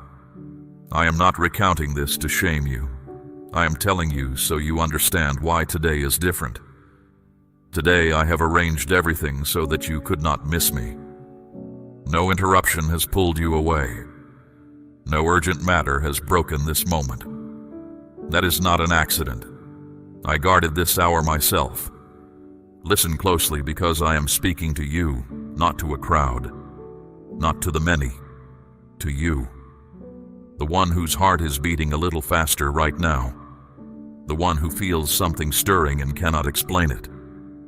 Your spirit recognizes my voice even when your mind is still deciding whether to believe. I come to you today carrying 2 words. One is a word of correction, and I will not soften it, because you need to hear it whole. The other is a word of promise, greater than anything you have dared to ask me for. Both are true. Both are for you. And both require that you stay with me until I have finished speaking. Yes, my tone is firm today. There is a fire in my voice that you may not be used to. Do not mistake it. A father who says nothing while his child walks toward a cliff does not love that child. I love you too much to stay quiet. My firmness is the proof of it. Something happened recently that heaven took notice of. You already know what I mean. Even as these words reach you, something in you is answering. That quiet tug you feel is not this message putting a thought into you. It is my spirit confirming what your heart has carried for days. You have been asking why your peace has felt unsettled, why your prayers have felt heavier in your mouth, why a low restlessness has followed you from morning to night. You told yourself it was nothing. It was not nothing. It was me, pressing on your heart, refusing to let you drift another step without hearing from me. But understand this before anything else. I am not coming to condemn you. Condemnation crushes and leaves you in the dirt. My correction lifts. It takes you by the hand, turns you around, and sets your feet back on solid ground. There is a difference. And by the time I finish speaking, you will know that difference in your bones. There is also more here than correction. Beyond this hard word lies a door I have been holding for you. Behind it waits favor you did not earn, restoration you stopped expecting, and a peace so deep it will feel unfamiliar at first. I will tell you about all of it. But the door is reached by one road, and that road passes through the truth. So I ask you plainly, will you stay? Will you let me say the hard thing and the beautiful thing in the same hour? Many hear my voice and pull away the moment it stops flattering them. But you are still here. That tells me something about your heart that pleases me. It tells me you are not looking for comfort alone. You are looking for truth. And a heart that can receive truth is a heart I can trust with great things. That is rarer than you know. Kings have lacked it. You are showing it right now, simply by staying. The hours ahead of you are not like the hours behind you. Something is moving already. While you listen, I am working. Pieces you cannot see are being set in place. What I began arranging long before this day is coming to its appointed time, and you are standing at the edge of it. Do not rush past this moment the way you have rushed past the others. Let it slow you down. Let it settle into the deep places where you actually live. beneath the surface where you perform for everyone else. I do not speak to the surface. I speak to the real you, the one only I fully know. So take a breath, my beloved.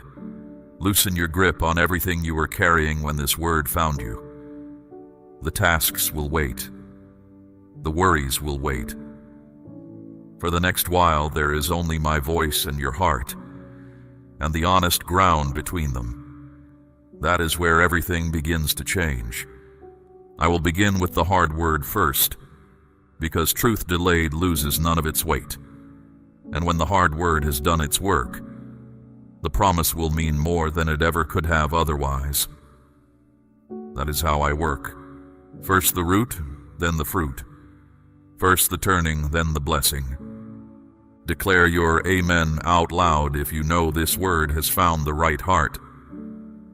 Now hear the hard word. You made a choice that your own heart warned you against.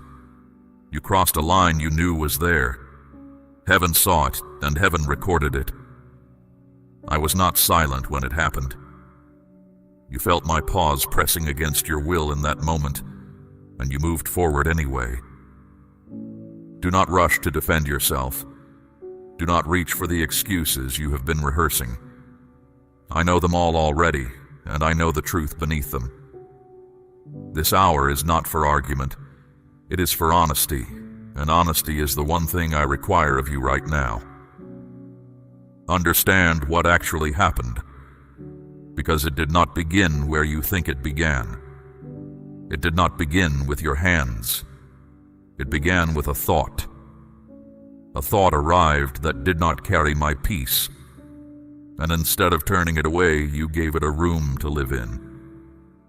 You fed it. You let it stay past the hour when you knew it should go. That small allowance grew quietly. The thought became a leaning. The leaning became a decision.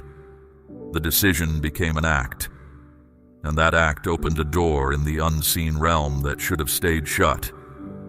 You could not see the door, but you felt the draft come through it, that cold unsettling in your spirit that has not fully left you since. This is how it always works. No one falls all at once. They drift by small degrees, each one easy to explain away. Every quiet warning ignored makes the next one easier to ignore. Ear by ear, the hearing dulls. That is the path you had stepped onto, and that is exactly why I have interrupted you today. My anger is real, but hear what it is aimed at. It is not aimed at you. It is aimed at the path, at the thing that reached for you, at the slow ruin I could see waiting further down that road. A shepherd who sees a wolf circling does not whisper. He shouts. The sharpness in my voice today is a shepherd's shout, and it is for your protection. I want you to notice something else. I do not correct what means nothing to me. The field a farmer ignores is the field he has given up on. The one he walks, prunes, and clears is the one he expects a harvest from. You are being corrected because you are valued. This firm word is the surest evidence that I have not let you go. Let me also tell you what this mistake did not do. It did not cancel your calling. It did not lower your worth by one measure. It did not make me love you less, and it did not make me look away from you. What it changed was your direction, and direction is what I have come to set right. A traveler on the wrong road is not worthless. He is simply headed somewhere I refuse to let you go. But do not let that comfort make you careless. What you did mattered. It interrupted the flow of what I was building in your life. You felt it at once, that shift inside where peace became unsettled and clarity turned to fog. That was your spirit telling the truth, even while your mouth stayed silent. The greatest danger in front of you now is not the mistake itself. It is pride. Pride will tell you this word is for someone else. Pride will tell you it was not so serious. that everyone does it, that you can manage it on your own. Pride has led stronger souls than you into places they never returned from. Do not let it speak for you today. There is a heaviness resting on you as you hear this. I know you feel it. It is not meant to crush you. It is meant to wake you. It is the weight of conviction, and conviction is a mercy. Confusion wanders in circles, but conviction points at one thing and says, "Here, this is the matter. Deal with this." I have made it that clear because I refuse to let you miss it. So a choice now stands in front of you, and I will name it plainly. You can humble yourself, hear me out, and let me lead you back. Or you can harden, turn away, and walk on in your own strength. I will not force you, I have never forced you. But I will tell you the truth about the second road. It leads into silence, and silence is a poor guide in the dark. The fact that you are still listening tells me which road your heart is leaning toward. That leaning matters more to me than the stumble ever did. I am not searching the earth for people who never fall. I am searching for the ones who, hearing my voice, stop mid-step and turn. You are turning right now, even if it feels small. I see it. Remember the shepherd king who fell far harder than you. He took what was not his and he covered it, and for a season he called the covering peace. But when my word finally cornered him, he did not argue. He said 4 words. I have sinned against you. And that broken honesty opened the way for mercy that his crown never could have purchased. I am looking for those 4 words from you. Not a performance of sorrow, not endless self-punishment. Just the plain truth, spoken from the plain heart, with nothing hidden behind your back. That is where every restoration in the history of my people has begun, and yours will begin no differently. There is still much I need to show you. I will show you exactly how to close the door that was opened. I will show you the pattern beneath this stumble so it never rules you again. And then, when the ground is clear, I will tell you what I have been waiting to pour into your life. Stay with me. The turning has already begun. Whisper, I am listening if you receive this correction with an open heart. Now I will show you the way back step by step, and I ask you to follow each one without skipping ahead. The road home is shorter than you fear, but it must be walked honestly, or it is not walked at all. The first step is honesty with yourself. Name what happened fully, without a single excuse attached. Do not dress it up and do not shrink it down. What is faced in the light loses its power to hide in the shadows. What stays hidden keeps its grip. Bring it out into the open before me, all of it, and you will feel its hold begin to break the moment you do. Release the voice inside you that keeps explaining why it happened. Justification is a chain wearing the costume of a comfort. As long as you defend the thing, you remain tied to the thing. Honesty is what cuts the rope. You do not need to win an argument with me. You need only to tell me the truth, and the truth is something I already know and have already made a way through. The second step is to turn your attention back to me, deliberately, not casually. Do not merely think of me in passing the way you think of the weather. Come to me on purpose. Speak to me plainly, in your own words, as you would speak to a father you trust. Then be still and let the stillness do its slow, deep work. In that stillness, something will shift. You will feel it as surely as you felt the wrong turn. The draft from that open door will fade. The unsettled churning will quiet. That is the sound of a door closing, my hand on the latch, your heart in agreement. What was opened in a careless moment is shut in a deliberate one. And there is a third step. the one most people refuse. You must forgive yourself. Not excuse yourself, forgive yourself. There is a difference. Guilt that lingers after repentance is not devotion. It is a weight I never asked you to carry, and it binds you to a moment I have already dealt with. I am not holding this over you. Do not hold it over yourself. If I have released you, who are you to keep yourself in chains?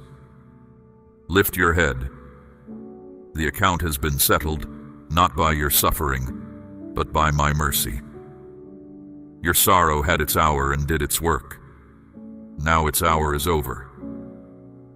From this point on, dragging the past behind you is not humility. It is unbelief, and I am asking you to lay it down. Now, before I speak of what comes next, I have one more thing to ask of you, and it concerns your trust. My child, I am asking you to place a portion of what you have, something of real weight, upon the altar of this work, as gold laid on the scales of this calling. Let it be a seed sown into deep water, an offering set on stone, not held back in fear. This is proof that your trust rests in my hand to provide, and that your heart no longer clings to lack. What you release in faith does not leave your life. It moves ahead of you into the harvest I am preparing. Think of the widow I watched at the treasury long ago. Others gave from their abundance and felt nothing. She gave 2 small coins, all she had, and heaven still speaks of her. It was never the amount that moved me. It was the open hand. An open hand is the posture of a heart that has stopped guarding itself against its own father. That same open hand is what I am forming in you now, in every part of your life. A hand that can release is a hand that can receive. This is why the correction and the promise arrive together in one word. The turning empties your hands of what was never yours to hold. The blessing fills them with what always was. Understand the difference between a mistake and a pattern, because everything ahead depends on it. A mistake is a single stumble on the road. A pattern is a road of its own. Walked so many times, the feet no longer ask where they are going. What happened to you was a stumble, but I saw the pattern forming underneath it, and that is the deeper thing I am healing today. This was not the first time you felt that inner hesitation and stepped past it. You remember the other times, even now. Each one seemed small, but small compromises are seeds too, and they grow in the dark just as faithfully as good seed grows in the field. I am pulling this one up while the root is still shallow. That is not harshness. That is a gardener who knows what the plant becomes. So do not merely repent of the act. Watch the doorway it came through. Notice how quickly your mind wants to move on from this word, to distract you, to change the subject, to check on something else. That restlessness is not an accident. Growth is delayed whenever distraction replaces reflection. Stay in this moment until the lesson is finished settling into you. And know this, what the careless moment opened, the deliberate one has now shut. I have closed the door. I have quieted the churning. I have lifted the sentence you were serving against yourself. You are not on trial anymore. You are in training, and there is a difference. A prisoner waits for time to pass. A son is being made ready for what is coming. From here my voice changes its work. The correction has done what it came to do. Now I begin to rebuild, and I will start with the one skill that would have spared you all of this. The skill of knowing my voice among all the others. Listen carefully. What I teach you next will guard you for the rest of your days. My voice is not hard to find. It is only easy to drown. I speak in the quiet nudge before a decision. I speak in the sudden caution that has no visible reason. I speak in the thought that arrives with calm instead of pressure. You have heard me many more times than you realize. The work now is learning to know that voice so well that no counterfeit can imitate it. Here is the first mark of my voice, and I want you to hold it for the rest of your life. My guidance carries peace, not always comfort and not always ease, for I sometimes ask hard things. But even my hard words arrive on steady ground. When peace is present, you may move. When peace lifts, stop where you stand. Peace is not merely a feeling I give you. It is a signal I speak through.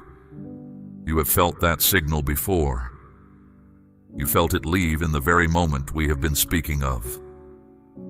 One breath earlier, there was stillness, and then there was churning, and you moved anyway. Never again treat that churning as a mood to push through. It is a watchman on the wall, and when the watchman calls out, the gates are to be shut, not argued with. There is a second mark. My voice leads. It does not shove. The pressure that says now, quickly, before you think, before you pray, that urgency is almost never mine. I created time, and I am never late within it. When something true is from me, it survives a pause. What cannot survive a pause was counting on your haste, and anything that counts on your haste fears your clarity. So build the pause into your life. Before the decision, before the answer, before the step, be still for a moment and ask me. Not every pause needs an hour. Sometimes one honest breath is enough for the fog to lift. The mistake we have dealt with today happened in the space where that pause should have been. Guard that space from now on as you would guard a treasure, because that is what it is. Now hear me about your attention, because your attention is the gate of your whole life. Whatever you behold, you become shaped by. Whatever you feed grows, and whatever you starve weakens.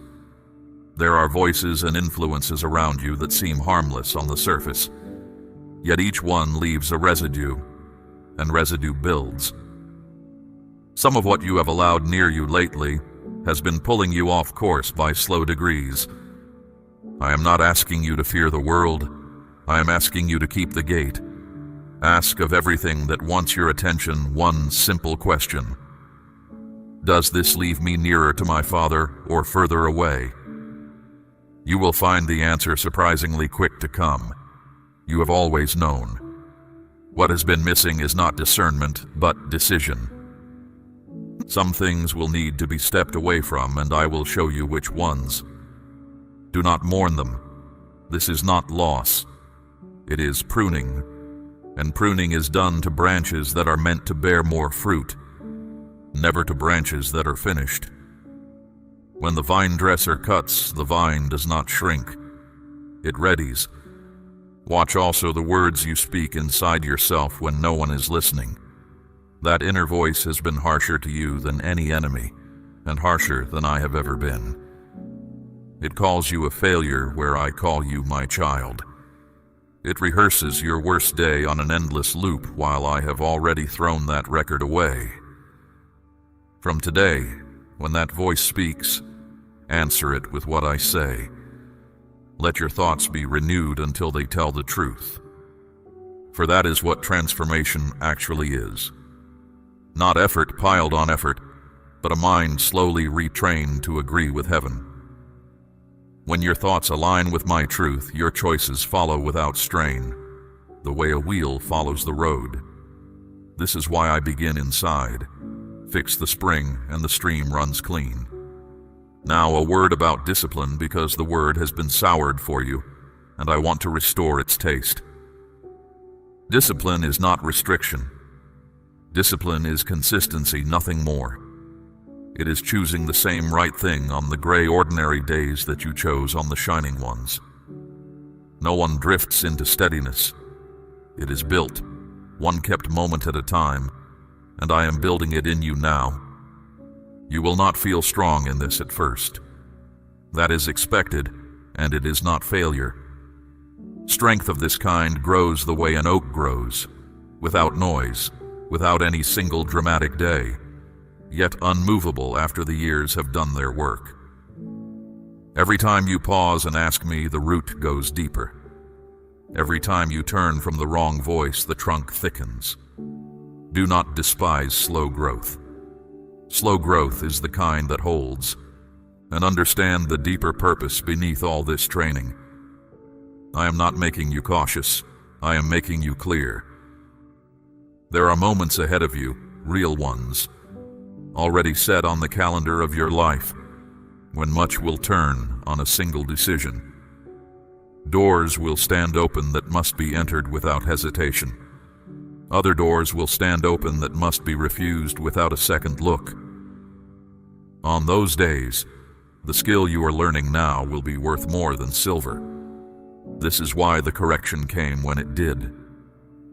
Not because your stumble was too great for mercy, but because the future I have prepared for you is too great for drifting. A dull blade is sharpened before the harvest, not during it. Consider today the sharpening. Already you can feel the difference if you look for it. Your thoughts have settled while my word has been washing over you. The fog you carried into this hour has thinned. That clearing is not something these words did on their own. It is what always happens when a heart turns back toward home. Alignment returns, and peace walks in behind it without being begged. Hold what you are feeling right now and do not let the day steal it. This clarity is not a visitor. It is meant to live with you. Carry it into the small choices first, the ones no one sees, and the great choices will find you ready when they come. Now I must speak of the years, because the years have been a quiet wound between us. You have questions you stopped asking out loud. You buried them under politeness in your prayers, but I heard them anyway. Why has it taken so long? Why them and not me? Why do the ones who never sought you seem to run past me while I stand still? You watched people who started long after you arrived, long before you. You clapped at their celebrations with an ache behind your smile. You spoke blessing over them with a voice that did not shake. And then you went home and sat in the quiet and wondered what was wrong with you. I saw every one of those evenings. Not one of them escaped my attention. And there were harder nights than those. Nights you wondered if you had misheard me all those years ago. Nights you turned the old promise over in your hands like a coin you could no longer spend. You thought about settling for a smaller life, simply because the road to the larger one seemed to have vanished. You never said it in those words. You did not have to. So let me answer the buried questions now plainly, as a father answers a grown child. The delay was never absence. There was not one day of those years when I was elsewhere. And the delay was never rejection. You measured my silence as distance. It was nearer to the silence of a craftsman bent over his work, too intent to speak. Think of a field lying fallow through a long winter. To every passing eye, it is doing nothing.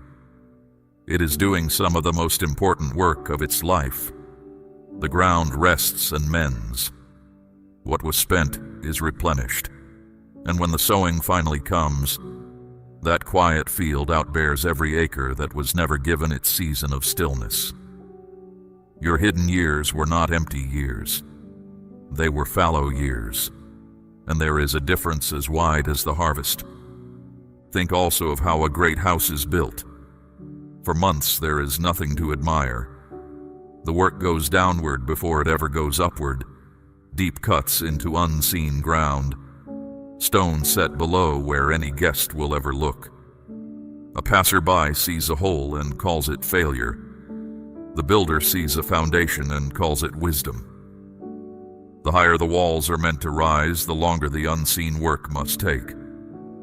Measure your years of obscurity by that rule and read them again. And those doors that closed against you, the ones you pounded on until your hands ached, you grieved them as losses. Some of them you have grieved for years. But I was on the other side of those doors, and I saw what stood behind them. Had certain ones opened, you would have walked into seasons that would have cost you far more than the waiting ever did. I did not fail to open them. I refused to. There is love in a refusal that you can only see from further down the road. As for the ones who ran past you, release them. Their road is not your road, and their harvest is not your harvest. A vine does not envy the wheat for being gathered first. Each is brought in at its own appointed time, and the later gathering is not the lesser one. Often it is the opposite. What ripens longest keeps longest. Let that settle your heart about every name that has ever made it ache. Here is what those years actually built, since you could not see the ledger. They built a compassion in you that comfort could never have produced. You notice the overlooked now because you know that seat. They built an endurance that does not snap at the first contrary wind. They built a way of trusting me with empty hands that people who were filled early never had to learn. These are not consolation prizes. These are the exact tools of the assignment ahead of you. There is one more thing the long road proved, and I want you to hear it named. You stayed. Bent, questioning, tired, sometimes barely, but you stayed. Do you know how rare that is? Many walked away from me over lighter disappointments than yours. You carried yours into my presence again and again, and kept speaking to me from underneath it. Heaven does not overlook a faithfulness like that. It is written where nothing is ever lost. And now I am telling you what the whole matter of this day has been leading toward. The fallow season is closing. Not winding down over years, closing. The field has rested long enough. The foundation is cured and will hold the weight it was dug for. What I set in motion before you ever knew to ask for it is arriving at its appointed hour, and no hand in heaven or on earth is able to hold it back now. This is why the correction could not wait. This is why I interrupted you today of all days, and why my voice has carried such fire. A man may drift in the middle of a long flat road and lose little. He must not drift at the bend. You are at the bend, my child. Everything I have taught you in this hour, the honesty, the pause, the guarded gait, the steady discipline, all of it was fitted for what stands just ahead of you. I know the years have taught your heart to flinch at hope. I know you have braced yourself so many times only to stand down again. So I am not asking you to work up a feeling. I am asking for something smaller and far greater. Take my word for it. Against the evidence of the years, on the strength of my voice alone, the way a sailor trusts the star he cannot touch. State, I trust you if you are ready to take my word over the evidence of the years. Then hear what is coming. Because I do not send my children toward a horizon without telling them what to look for. The blessing I have prepared arrives in 3 streams. Listen carefully to each one, so that when they reach you, you will recognize my hand and not call it luck. The first stream is sudden favor. This is when doors begin opening that you never knocked on. You will offer a small thing expecting nothing, and it will return to you carrying a yes you had stopped waiting for. A conversation that seems ordinary will turn, in a single sentence, into the connection your path required. People who never noticed you will find you on their minds and not know why, but you will know why. I go ahead of my children. I speak their names in rooms they have not yet entered. I incline hearts the way a farmer turns water into a dry channel. What years of striving could not force open, one appointed moment will. When it happens, do not stand there doubting at the threshold. Recognize it, thank me, and walk through. The second stream is restoration, and this one runs deeper than you expect. Things that were taken from you are coming back, and they are not coming back as they left. They return increased, the way seed returns as harvest. The seasons the devourer consumed I am repaying. That is not poetry. It is a promise with your name inside it. Even dreams you buried will stir. There is a vision you once carried that circumstances put in the ground years ago. You mourned it and moved on. But in my hands, buried things have a way of turning into planted things. It is rising again, and it rises in a wiser form, fitted to who you have become rather than who you were when you first dreamed it. Some mendings will find you too. A voice gone quiet may reach out. Words you stopped expecting, an apology, a softening. An open door where there was a wall may arrive without warning. Understand the boundary of this promise. I restore what I ordain, not everything you have lost. What was taken from your life as a protection will stay gone, and one day you will thank me for that as well. But what belongs to your path will find its way home. The third stream will surprise you most, because you have lived without it so long you have forgotten its taste. Deep peace. The tight band across your chest that you have carried so long you now call it normal. The knot beneath your ribs that never fully unwinds. The thoughts that circle your bed at night like birds that will not land. I am speaking to all of it now, and I am telling you it is not your inheritance. You will notice the change in small ways first. A morning will come when you wake and the dread that usually greets you simply is not there. A situation that once seized your whole body will pass over you like weather that no longer touches the house. You will wait for the old fear to arrive on schedule, and it will not arrive. That absence will be my presence. And that accusing voice, the one that has trailed you for years, telling you that you are too late, too flawed, too far behind. Its time is up. It will not be argued into silence. It will be crowded out, replaced by a truer voice saying what I have always said over you. You are mine. You are called. You are not behind, for no one is behind who walks in step with me. Now mark my words about the timing. I will not have you waiting vaguely, the way you have had to wait before. Watch for the first evidence before this present season turns. Not your whole harvest at once. Harvests do not come that way. But the first fruit, the early sign, the unmistakable touch of my hand that tells you the weather of your life has changed.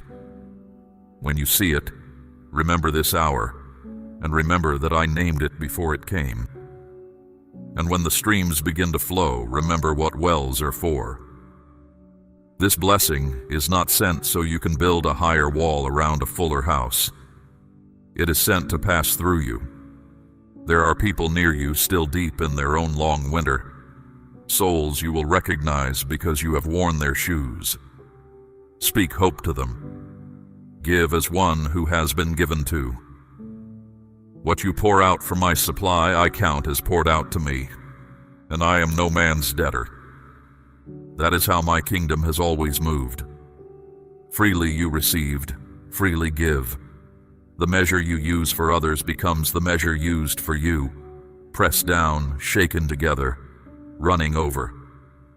You have known lack too long to hoard. Let your abundance make you generous the way your hunger once made you compassionate, and the stream will never run dry above your field. One caution, and receive it as tenderly as I speak it. When favor comes quickly, the old pattern will whisper again.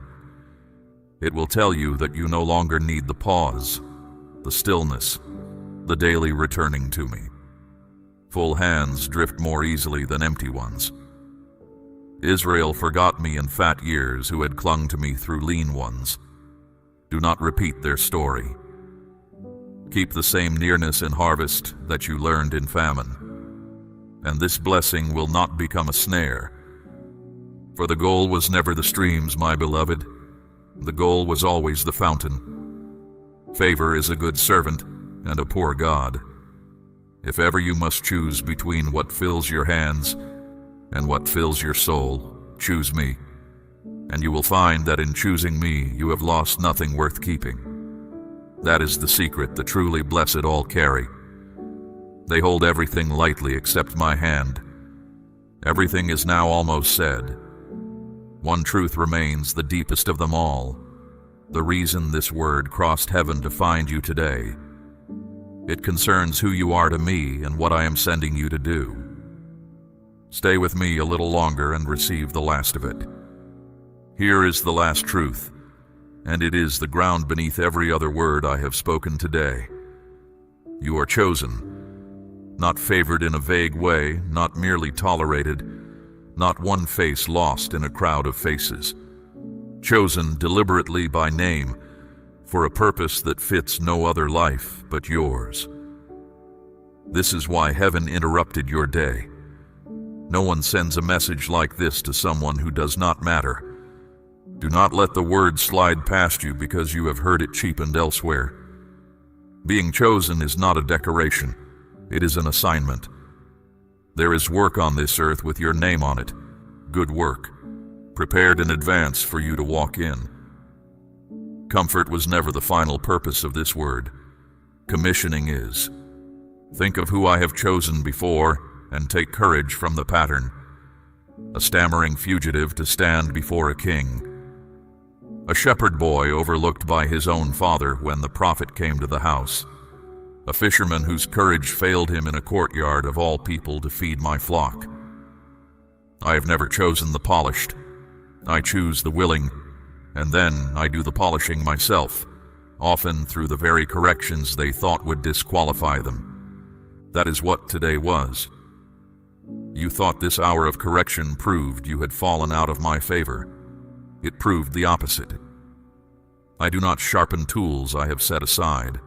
I do not prune vines I have written off. The fire of my voice today was not the fire of rejection. It was the fire a refiner keeps close to the silver he intends to use. So now I set the charge before you. Walk out of this hour differently than you walked into it. Keep the honesty we built today. Let no hidden thing take root in you again. Keep the pause. Make no weighty choice without asking me first. Keep the gate of your attention. Feed only what you want to grow. And keep the open hand in giving and in receiving alike. The tests will come.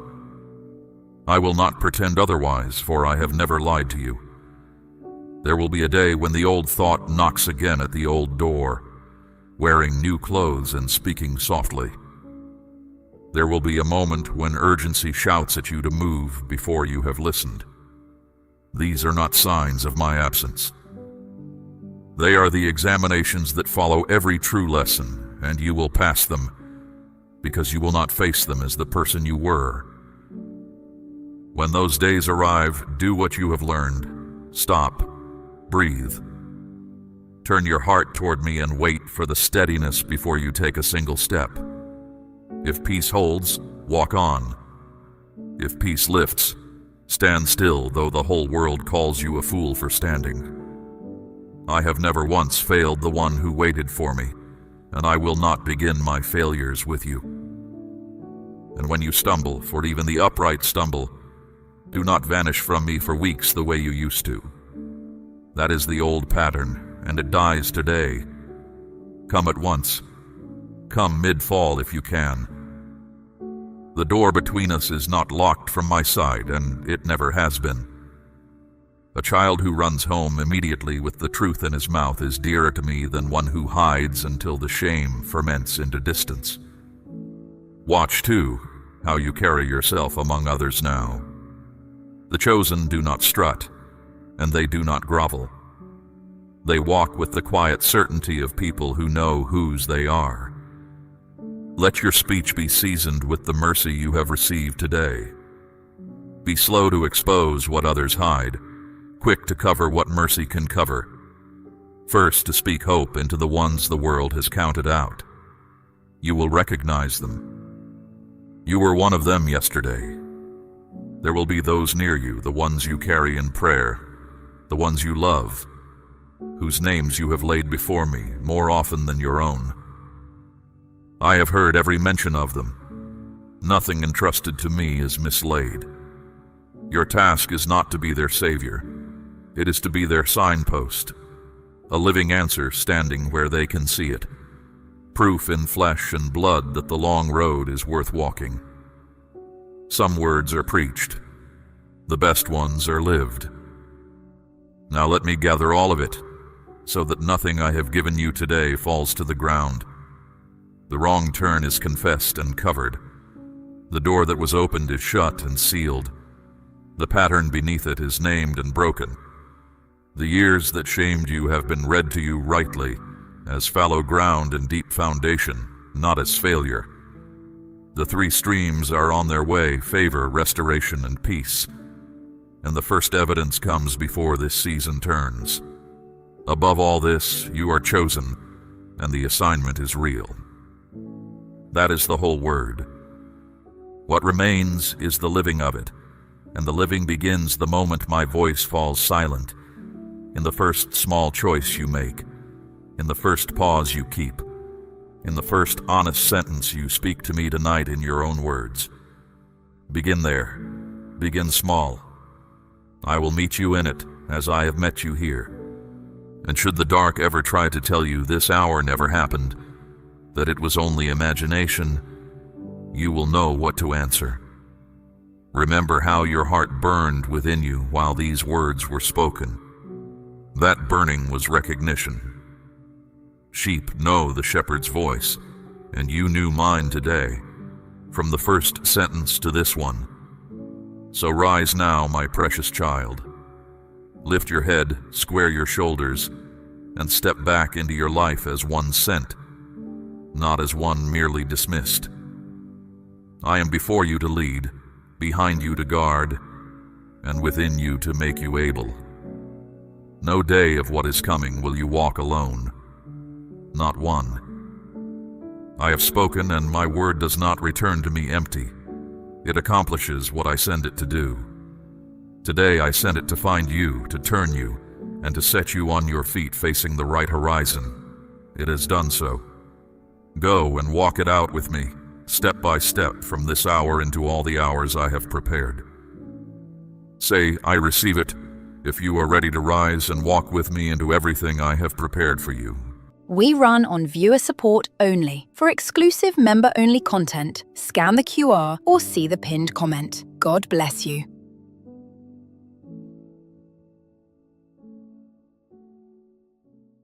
My child, hear me now, because I will not soften what must be said.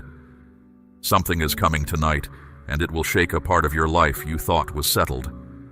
This is not a passing word. This is urgent, and it is meant for you alone. I have called to you again and again. You felt it in the quiet moments that pull inside your chest, and you pushed it away. You told yourself it was nothing. You filled the silence with noise so you would not have to answer me. But I do not stop speaking simply because you stopped listening. Understand why my voice carries this weight tonight. It is not anger. I am not speaking against you. I am speaking for you. Time is tightening around a matter in your life, and I refuse to let you walk into it blind. What unfolds in the coming hours will either become a blessing or a burden, and the difference lies in how you receive what I am telling you now. You have felt a strange heaviness lately. You could not name it, but it followed you through your days and pressed on you at night. Hear me. That heaviness is not fear. It is awareness. It is my hand preparing your heart for what you could not yet see. I see what forms behind the walls of your life, and I am calling you before it arrives. There are movements around you that you have not noticed, decisions being made where you cannot hear them, intentions taking shape in hearts you cannot fully see into. I know every one of them. Nothing that happens tonight will happen outside my sight, and nothing will catch me by surprise, even if it catches you. So slow down. Set aside what occupied you and listen with your whole heart. This is not a small warning tucked into an ordinary hour. What is coming carries weight, and it will bring hidden things into the light. Some of what is revealed will bring you relief. Some of it will sit uncomfortably in your spirit. All of it is necessary. I am not trying to frighten you. I am trying to wake you. There is a difference between fear and awakening, and you must learn it tonight. Fear scatters you. Awakening gathers you. Fear makes you run from the truth. Awakening lets you stand inside it without breaking. You have been asking for change. Perhaps you never said it aloud, but I heard it all the same. It lived in the way you sighed when no one was near. It lived in the restlessness you could not explain, the sense that your life had drifted from its course. You wanted something to move. You wanted something to finally break open in your favor. Tonight is connected to that desire, but it will not arrive the way you imagined. You pictured change coming gently, like a door swinging open. Sometimes it comes like a stone dropped into still water. Sometimes the path to your breakthrough begins with something that shakes your comfort and forces your eyes open. Do not despise the shaking. It is the beginning of the answer. I have watched you carry burdens in silence. You smiled where it was expected. You said you were fine when you were not. You held yourself together in front of others and came apart quietly when the day was done. I saw all of it. Not one hidden hour escaped me. I know the thoughts that circle you late at night, the questions about direction, the wondering whether your effort matters, the fatigue that sits deeper than sleep can reach. I am not distant from any of this. I have been closer to you in those hours than you dared to believe. That is why I am speaking with such force now. I refuse to let you meet what is coming without understanding what it means. A shepherd does not whisper when the flock drifts toward a cliff in the dark. He raises his voice. My voice is raised tonight because you are precious to me, not because you have failed me. There is a situation near you that has not been fully revealed. It may involve a person. It may involve a decision. It may involve a truth that has been kept from you, deliberately or not. Tonight, something about it comes into the light, and once you see it, you will not be able to unsee it. You may feel surprised. You may feel shocked. Let the feeling pass through you without ruling you. Remember what I am telling you in this hour. Nothing revealed tonight is outside my knowledge. I permitted it to surface now, because now is when you are strong enough to face it. Do not react out of fear when things begin to unfold. Stay calm. Stay rooted. Fear will urge you to act quickly, to speak sharply, to decide in haste. Wisdom will tell you to be still and let the truth finish arriving. Choose stillness. I am with you in it. What feels shocking is not sent to harm you. It is sent to redirect you. It is a turning of the road, not a collapse of the road. If this truth had stayed buried longer, it would have cost you far more than the discomfort of seeing it now. I am sparing you a deeper wound by allowing a smaller one. You have ignored your inner knowing before. You felt the quiet resistance in your spirit and talked yourself out of it. You let others explain away what you sensed. That is why I speak louder now. Tonight, when that knowing rises in you, trust it. I placed it in you for this very hour. Hold this close as the evening deepens. There is a blessing folded inside this moment, even if it does not look like one at first. What shocks you can also free you. What disrupts you can open a door you could never have found on your own. You are being positioned, not punished. Declare your amen out loud if you believe my word is reaching you tonight. Now let me tell you how it will begin. The first sign will seem small, almost easy to miss if you are not paying attention. A conversation that feels slightly off, a word that arrives unexpectedly, a feeling that rises stronger than it should. These are not accidents. They are signals, and I am guiding your attention toward them. Pay attention tonight, not with anxious watching, but with a settled alertness. Notice what is said around you. Notice what is not said. Notice your own reactions, because even they will teach you something. Everything that happens in these hours carries meaning, and each piece is pointing you toward a new direction. There is someone connected to your life whose intentions have not been clear. You may have trusted them fully, or you may have felt a quiet unease and chosen to set it aside because looking closer felt too costly. Tonight, something about that connection comes into focus, and when it does, you will see them as they are, not as you hoped they were. Do not be afraid of this. Clarity about a person is not cruelty, it is protection. I am not showing you this to break your heart. I am showing you so that your trust can finally rest where it is deserved and be withdrawn from where it is not. I know that part of you resists this. You have grown comfortable with certain people and certain arrangements, even the ones that quietly drained you. Comfort can be a kind master and a worse jailer. It keeps you in rooms you were meant to leave. What feels shocking tonight is the sound of a lock opening, not a door slamming. I am removing what does not belong in your future. Hear that plainly. Not everything near you is meant to travel with you. Some things were given for a season to teach you, to sharpen you, to reveal you to yourself.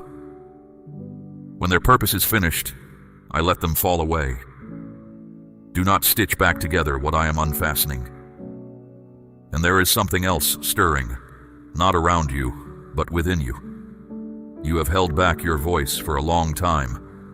You swallowed your truth to keep the peace. You made yourself smaller so others would stay comfortable. Tonight will stir the part of you that refuses to stay silent any longer. That inner shift matters as much as anything happening outside you. A hidden truth revealed in the world means little if the truth inside you stays buried. Both are rising tonight. Let them rise together. When things begin to unfold, expect your emotions to arrive all at once. Confusion and relief. Fear and a strange, unexplainable peace. This mixture is not a sign that something is wrong with you. It is what truth feels like when it first lands. Truth shakes the ground before it steadies it. Do not run from these feelings. Do not pour them into distraction or bury them under busyness. Let them move through you like weather. They are guiding you toward a deeper understanding of your path, and they will settle sooner than you think. Remember this as the night continues. You are not being punished. You are not being abandoned. I know how quickly your mind reaches for those explanations when life shakes. Put them down. What is happening is a process, and the process is drawing you closer to where you are meant to stand. Even the parts that feel uncomfortable are working for your good. I do not waste discomfort. I do not spend your pain cheaply. If I allow a night like this, it is because what it produces in you outweighs what it costs. You. There is a pattern in your life that breaks tonight. You have lived inside it so long that you stopped seeing it. It wears different faces, this pattern. Sometimes it looks like the same kind of person arriving with a different name. Sometimes it is the same disappointment wearing new clothes. The shape repeats, and each time it repeats, it holds you a little longer. Tonight you will see the pattern clearly for the first time. And once you see it, you cannot unsee it. That is how change truly begins. Not with effort first, but with sight. A man cannot leave a maze he does not know he is standing in. You have asked me for answers in your lost moments. You wondered why certain doors kept closing no matter how hard you pushed. Why certain feelings would not leave no matter how you reasoned with them. Why the same ending kept finding you. Tonight is connected to those questions. What is revealed will begin to answer them. The understanding will not come all at once. I rarely hand you the whole answer in a single hour, because you were not built to carry it that way. It will form gradually, the way light fills a room at dawn. But it will form, and you will know it is from me. I am asking you to trust me through the parts that do not yet make sense. Trust is not the same as having answers. Trust is believing that I see what you cannot, and that I love you enough to act on what I see. Hold that trust tonight, and you will find steadiness in hours that would once have undone you. There is also an opportunity hidden inside this moment. It will not look obvious at first, but whenever something false is removed, space opens for something true to enter. Whenever a hidden thing is revealed, ground is cleared for building. The new thing meant for you is already moving toward you. The old had to be cleared first. You have been stronger than you realize. You have faced things that could have broken you, and here you stand, still listening for my voice. That same strength will carry you through whatever unfolds tonight. You will not fall apart. I will not allow it. As the hours pass, guard your thoughts. Fear will try to distort what you see, stretching shadows into monsters. Refuse it. Stand on what is real. I am with you. I am ahead of you, and nothing tonight escapes my hand. If this word is reaching your spirit, say, I believe, and let heaven hear it. Something else is happening beneath the surface of this night. A release has begun in your life. Something you have gripped for too long is losing its hold on you.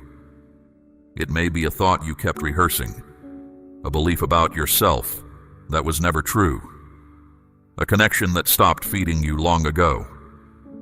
Tonight, that release becomes visible. Do not resist what needs to leave, even when it feels familiar. Familiarity is not the same as belonging.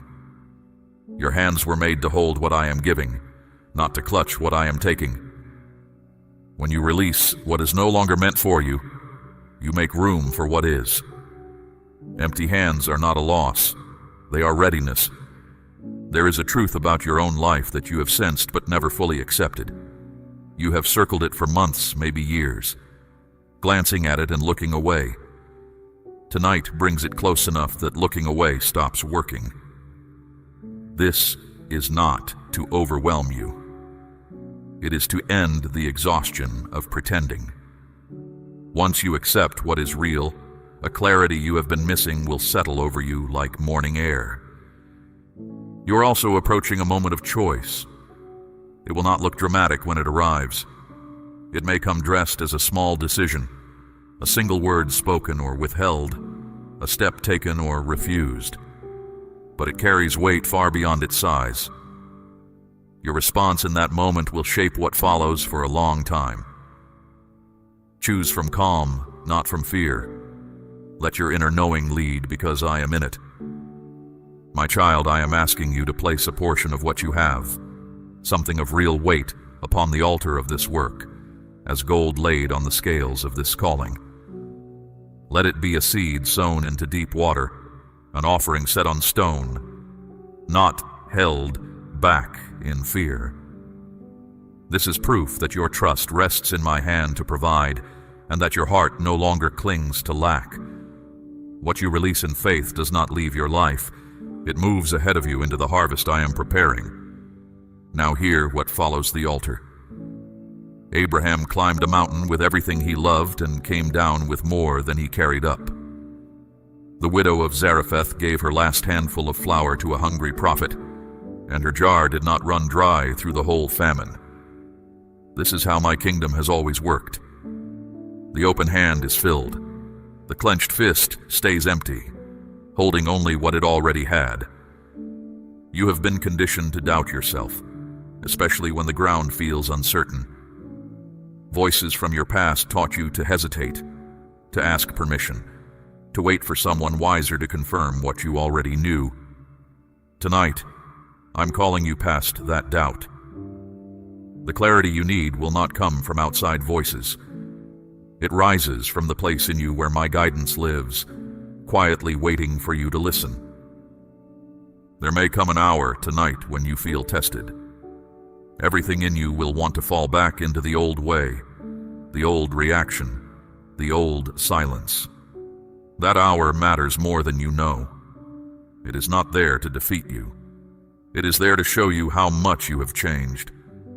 When you choose differently, even once, a cycle that has followed you for years loses its grip. I saw the effort it took to hold yourself together in seasons no one else understood. I saw the battles you fought without witnesses, the mornings you rose when rising felt impossible. None of that was invisible to me, and none of it was wasted. It built something in you plank by plank that tonight will begin to prove. Your perspective is already shifting. Can you feel it? Things that confused you are starting to arrange themselves into sense. This is not because the facts changed.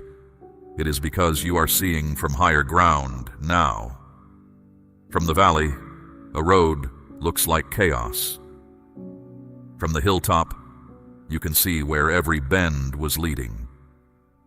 There is a renewal forming around you even while something else is ending. This is my way. I do not tear down without building. The same night that closes one door is already laying the threshold of another. Endings and beginnings are not enemies. They are two hands doing one work. You are not meant to stay where you have been. I say it again so it settles into your bones. You are not meant to stay there. There is more ahead, more growth, more peace, more purpose than the narrow room you have been living in. Tonight is a step toward it, even if the step feels unsteady. Stay inside the present moment as things unfold. Do not sprint ahead into imagined tomorrows, and do not circle back into old regrets. What is in front of you is enough. Respond to it with awareness, one thing at a time, and you will stay aligned with the path I am walking you down. And remember this above everything else that happens tonight. You are not alone. Not in the revelation, not in the choice, not in the release. I am with you in every moment of it, nearer than your own breathing. My presence does not flicker when circumstances shake. Tonight is not something to fear. It is something to understand. What feels shocking is only a hidden thing stepping into the light, and hidden things lose their power the moment light touches them. They can no longer confuse you, steer you, or quietly rule you. That is what clarity does. It does not just inform you, it frees you. You are being prepared for something larger than this night. Every experience you have walked through is part of that preparation, including the ones that made no sense at the time. Tonight belongs to that work. It is bringing you closer to the place I have been leading you toward all along, one revelation at a time. Let me speak now about what is rising in you, because the night's work is not only about what falls away. There is a strength in you that has been waiting below the surface, quiet and patient, like a root under winter ground. You did not notice it because your eyes were fixed on your struggles, but the struggles themselves were feeding it. Tonight, it breaks the surface. You will feel it first in how you respond. Something that would once have flattened you will land differently. You will hear hard words without crumbling. You will meet uncertainty without unraveling. Do not rush past this. Stop and recognize it, because it is evidence. You are not who you were, Your emotions will surface tonight as well, and I want you ready for them. Feelings you pressed down for months are coming up for air. Grief you never gave room to. Anger you judged yourself for carrying. Longing you were ashamed to admit. They rise not to drown you, but to leave you. What is felt fully can finally be released. You believed you had to carry everything alone. You wore that belief like a coat you never took off. Someone taught it to you long ago, that asking for help was weakness, that your weight was yours only. It was never true. I have been beside you under every load, waiting for you to hand me my share. Tonight, hand it over. Not with a grand gesture, just a quiet inward letting go, the kind no one else sees. Say within yourself, this is too heavy, and it was never mine to carry alone. That small surrender will do more for you than a year of striving. There is also a matter of your worth that must be settled tonight. You have priced yourself too low for too long. You accepted treatment you should have refused. You gave your best to people who offered their least. You called it patience, or loyalty, or love. Some of it was, but some of it was simply forgetting whose child you are. I formed you with intention. I do not make filler. I do not create placeholders. When you shrink yourself to fit spaces that were always too small, you are not being humble. You are contradicting your maker. Tonight, that contradiction ends. Watch how this settles into your voice. You will notice yourself speaking with fewer apologies wrapped around your words. Saying what is true without dressing it in softness, it does not need. This is not harshness. It is honesty finally standing upright. The people who love the smaller version of you may flinch. The ones who love you truly will rejoice. Fear deserves a word of its own tonight, because fear has governed more of your life than you like to admit. It sat in the council of your decisions. It edited your words before you spoke them. It talked you out of doors I had opened and talked you into staying in rooms I had finished with. Fear has been a false shepherd, and you followed its voice because it sounded like wisdom. Hear the difference now. My wisdom says wait, but it never says hide. My wisdom says be careful, but it never says be small. When a voice tells you that safety lies in shrinking, in silence, in staying where you are, slowly fading, that voice is not mine. Test every voice against this, and fear will lose its disguise. Tonight, fear loses more than its disguise. It loses its throne, not because it will stop speaking. It may whisper for years yet, but because you will stop obeying. There is a difference between hearing fear and following it. From this night, you hear it the way you hear rain on a roof, present, but not in charge. Uncertainty may still visit you in the hours ahead. That is natural. You are entering ground you have not walked before, and new ground always feels unsteady at first. But uncertainty does not mean you are lost. A sailor in open water is not lost simply because he cannot see the shore. He has his star. You have me. I want you to notice, too, what happens in your body as this night does its work. The tightness you have carried in your chest, the bracing you did without realizing, the way you slept with your fists closed. Some of that begins to loosen tonight. Peace is not only an idea, it settles into muscle and bone. Let it. There is a peace coming that will puzzle you, because it will arrive in the middle of everything rather than after it. You expected peace to come when problems ended. Instead, it will come while they still stand. Quiet and unreasonable and real. That is how you will know it is from me. The world's peace waits for calm weather. Mine walks on the water. You have been asking for clarity without using the word. Every time you said, I just need to know. Every time you turned a question over at midnight, you were asking. Tonight is my answer beginning, not the whole answer, the first light of it. Receive it without demanding the rest at once. And there is something in you that is ready to move, even while another part of you reaches for the brakes. Learn to tell those two voices apart. The readiness is your strength speaking, the deep knowing I planted in you. The hesitation is old habit.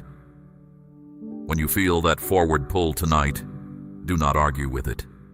It is not recklessness. It is the door standing open. You were not built for the shore you have been clinging to. There is deeper water with your name on it, more growth than you have yet touched, more peace than you have yet tasted, more purpose than you have dared to want out loud. Every realization this night gives you is a plank in the bridge toward it. So stay present. Do not manage what I am doing. Do not grip the outcome. Let each hour reveal what it carries, and answer only what is actually in front of you. That is how you walk with me through a night like this, one honest step at a time. Now I want to speak with you about time, because your quarrel with me has mostly been a quarrel about timing. You believed in my power. What you doubted was my calendar. You watched others receive what you had prayed longer for, and you wondered if your requests had been set aside in some forgotten corner of heaven. Nothing of yours was set aside. Hear this clearly. But my timing does not answer to your urgency, and there is mercy in that, though it has not felt like mercy. Fruit forced ripe is bitter. Bread pulled early from the fire is raw at the center. Some of what you asked for, had it come when you demanded it, would have arrived before you could hold it without being harmed by it. Consider the field a farmer lets lie fallow. To an impatient eye it looks abandoned, a waste of good ground. But beneath the surface the soil is mending, gathering back what years of harvest drew out of it. Your quiet seasons were not abandonment. The ground of your life was being made able to sustain what is coming, so that the next harvest does not exhaust you. Consider the river. It does not travel in straight lines, and from the bank its bends look like wandering.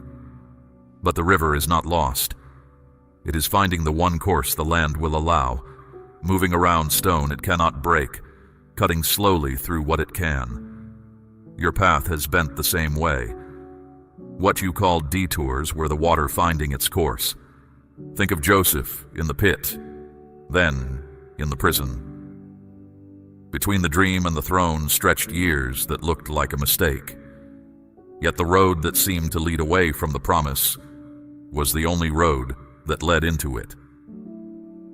Pharaoh's palace could not be reached from his father's favorite sun tent. It could only be reached through Egypt. You have had your Egypt. It was a road, not a verdict. So when tonight's shaking tempts you to say, "I am too late," remember Lazarus.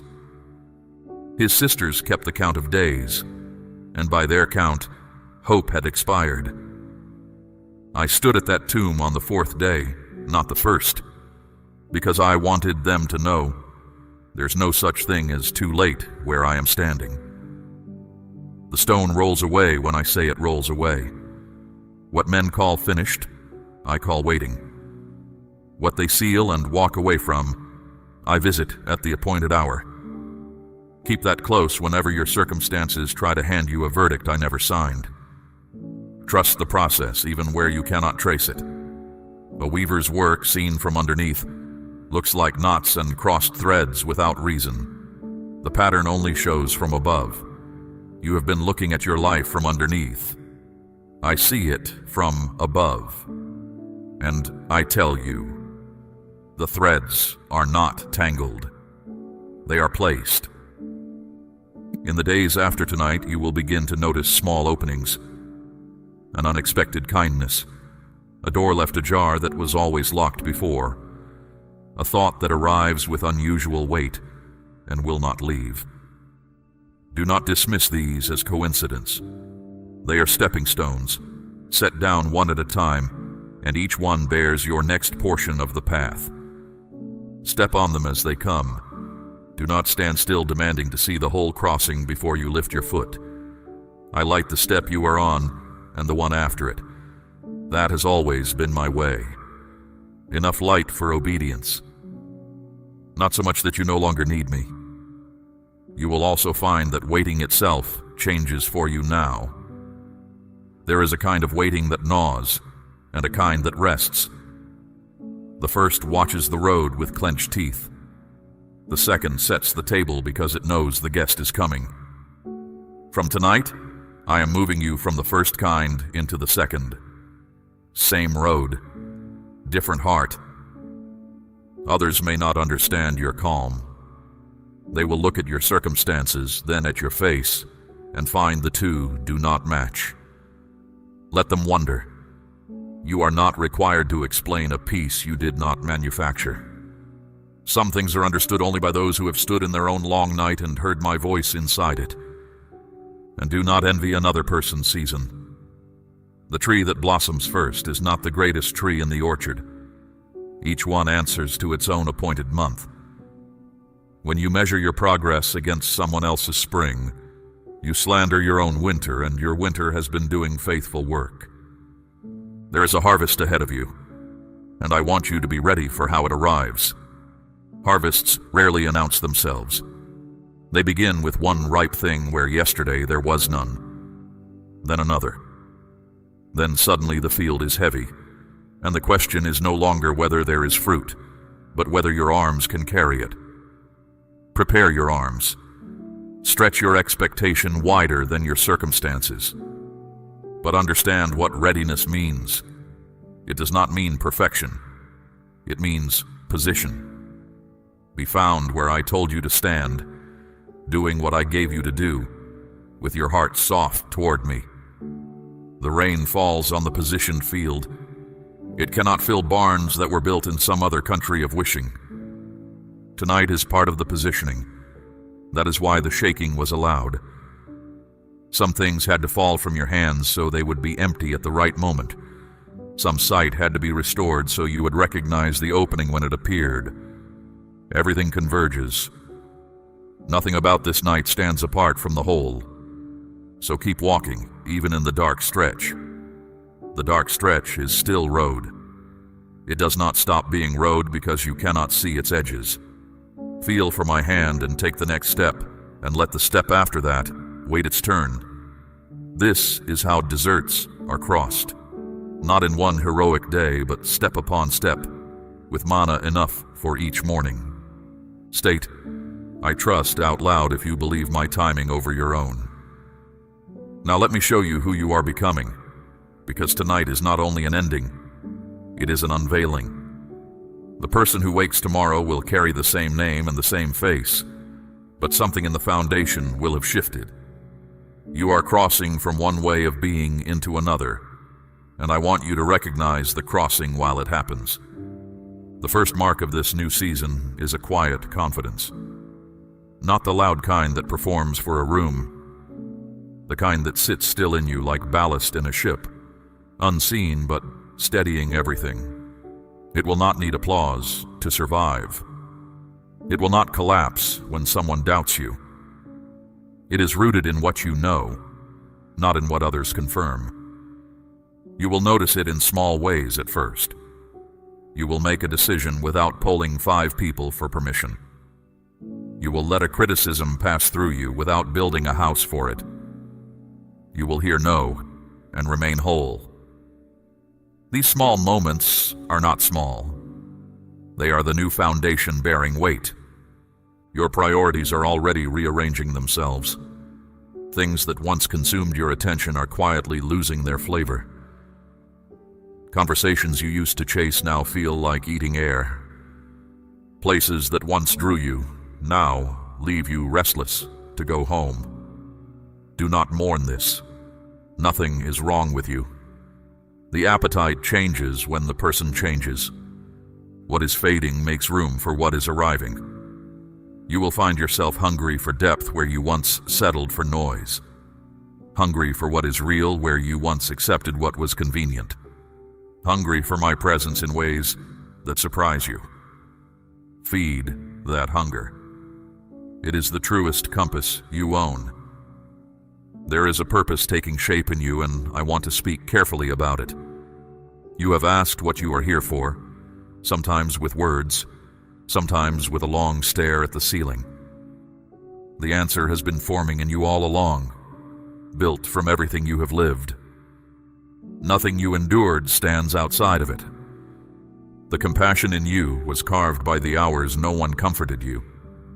You know how to sit with the brokenhearted, because you know which words help and which words wound. That knowledge was purchased at a price, and it was not purchased for nothing. There are people ahead of you whom only your particular scars can reach. Do not ask me for the whole blueprint tonight. Purpose is not handed over like a map unrolled all at once. It is revealed the way a road reveals itself to the one walking it. What I will give you is the next assignment, the next person, the next act of obedience. Walk in what you have, and more will meet you on the way.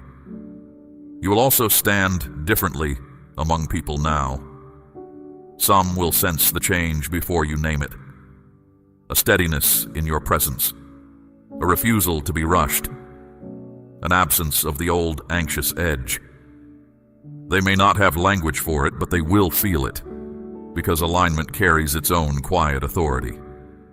Not everyone will celebrate this.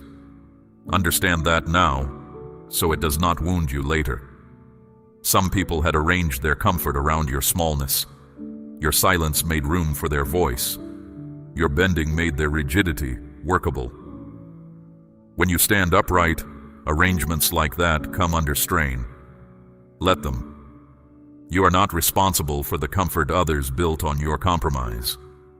But watch, too, for the ones who draw nearer. There are people appointed to this next season of your life. Some you have already met, and some still on their way. They will recognize what you carry, and you will recognize them by a certain rest you feel in their company. Iron meeting iron, without injury. Give those connections your best attention. You are also done from tonight with begging for reassurance. That constant checking, that need to be told again and again that you are enough, that it will be all right, that you have not been forgotten. It came from an old wound, and the wound is closing. In its place grows a settled knowing that does not need hourly confirmation. This does not mean you will never wobble. It means the wobble will no longer become a collapse. You will feel doubt brush past you and remain standing. That is not pride. That is what a healed thing feels like. Healed bones do not need the crutch, though the memory of limping lingers a while. Acceptance is doing its quiet work in you as well. You are making peace with what was, not because it was good, but because arguing with the past was costing you the present. Some questions from your history will never receive their answers on this side of eternity. You are learning to leave them at my feet and live anyway. That is not defeat. That is wisdom with the dust of the road on its shoes. And closure is coming to things that hung unfinished. Some of it arrives tonight in what is revealed. Some of it arrives simply because you stop reopening what I have sealed. Not every ending needs a ceremony. Some doors close without a sound, and the proof they are closed is the peace you feel walking away from them. Guard this new self in the days ahead, because old patterns will send for you. The old cravings for approval, the old reflex to shrink, the old habit of carrying what was never yours. They will knock, wearing familiar faces. You are not obligated to answer. Recognition is your defense. You cannot be quietly pulled into what you clearly see. I am telling you all of this before it fully unfolds, so that when it comes, you will know it was not chance. You will remember that I named it in advance, on this night, in this word spoken over you. And that memory will anchor you when the changes stretch you. Let it be a stone of remembrance set up on the night everything turned. Now hear my final word for this night, because morning is coming, and I want you ready for it. What happens tonight is not meant to live as a memory you revisit. It is meant to live as ground you build on. Many receive a word and are moved for an evening. Few let the word move them for a lifetime. Be among the few. When the sun rises, the world will look ordinary again. The same rooms, the same obligations, the same faces at the same tables. Do not be deceived by the sameness. You are not returning to your old life. You're walking through your old surroundings as a new person, and that changes everything the surroundings can do to you. There will be a temptation in a day or a week to explain this night away, to call it a mood, a strange evening, a wave of feeling that passed.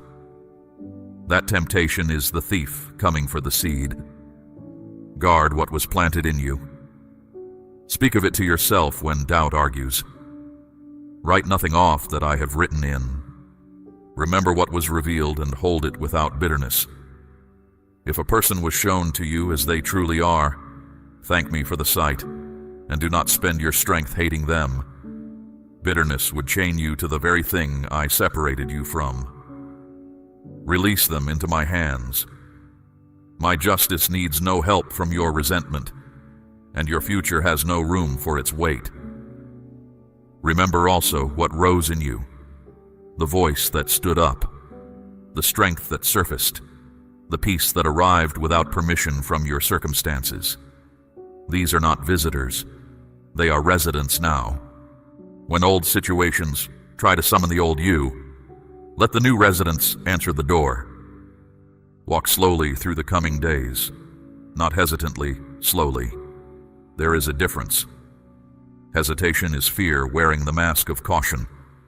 Slowness is wisdom refusing to be rushed. Decisions will present themselves, some quickly. Take them to me first.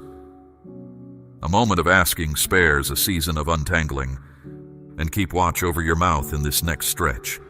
What I have shown you tonight is not for every ear. Some revelations are bread for your own table, not seed for every field. Joseph told his dream too widely and gained years of trouble for it. Let your changed life speak first. Words can follow later when the fruit is visible and no argument is needed. You will stumble somewhere ahead. I tell you this not to discourage you, but to disarm the shame before it arrives. A stumble on the new road is not a return to the old one. When it happens, do not lie in the dust, composing speeches about your failure. Take my hand, stand, and continue. My mercies are not annual or monthly. They are new every morning, and they will be new on that morning too. Care for the ones I have placed around you, the ones you love, and the ones you carry in prayer. Some of them are watching your life more closely than you know, reading it like a letter.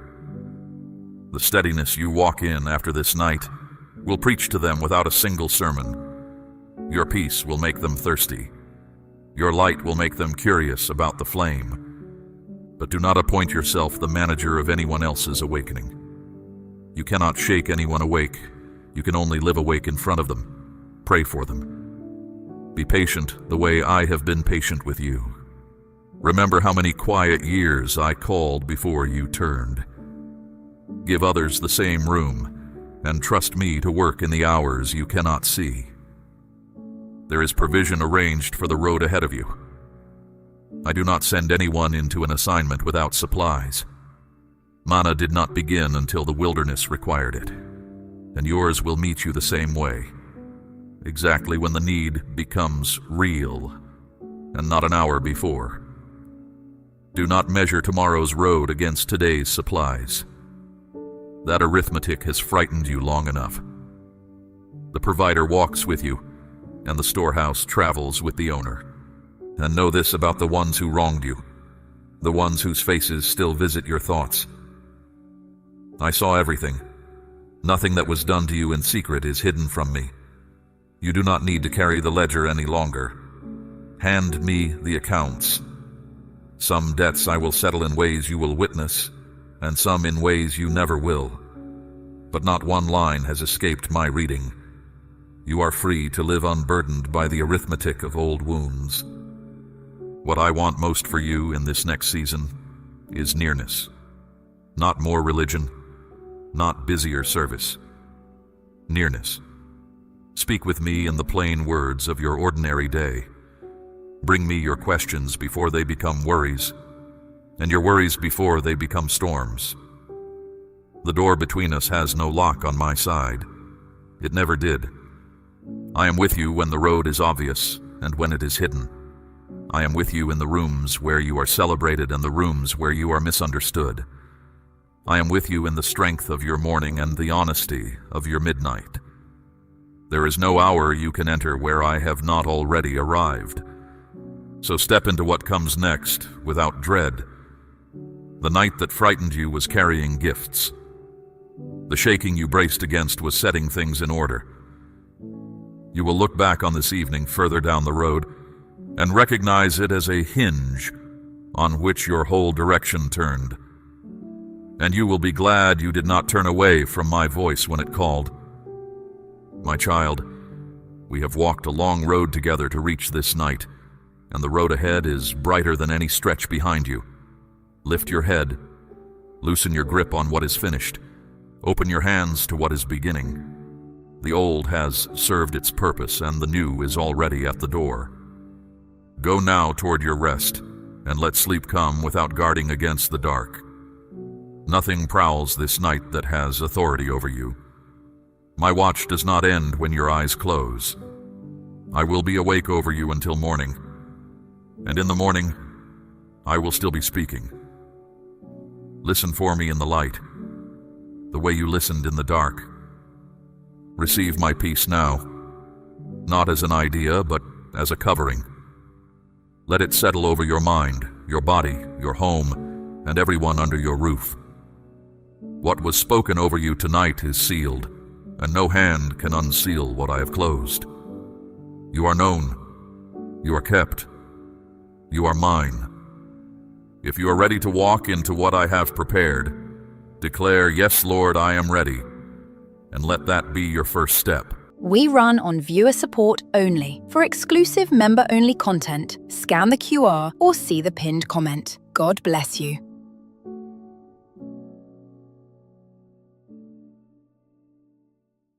My child, stop for a moment. Do not turn away, and do not let your mind wander to the next thing. I need you to hear me right now, because this message is not late. It is not by accident. It was set apart for this exact moment, and I need you to receive it. I am speaking to you because something just shifted. You surprised me. Yes, you. Finally, you did it. And before you doubt those words, before you try to make this moment smaller than it is, listen closely to my voice. I am not shocked because I did not know what you could do. I am not surprised because I ever doubted you. I speak this way because you finally stepped into what I have been waiting for you to believe. You moved when fear was still loud. You chose faith when your hands were shaking. You did what you kept postponing, and heaven took notice. This matters now, not tomorrow, not someday. Now. But I must also tell you the truth, and I will tell it straight. There is a reason this word almost did not reach you. The enemy did not want you to hear this. He wanted you distracted. He wanted you wandering from one empty thing to the next. Because what I am about to speak will expose him.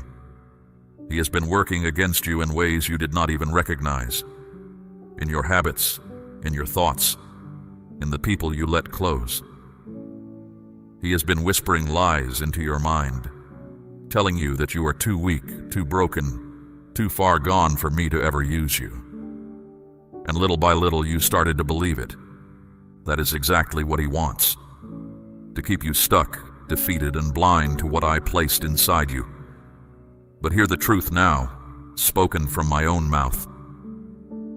The enemy has no power over a child of mine who stands firm. He can tempt you. He can lie to you. But he cannot destroy you unless you hand him the key. So this message carries two things, and you need them both. It carries my joy because you finally moved. And it carries my warning because what you just stepped into must be guarded.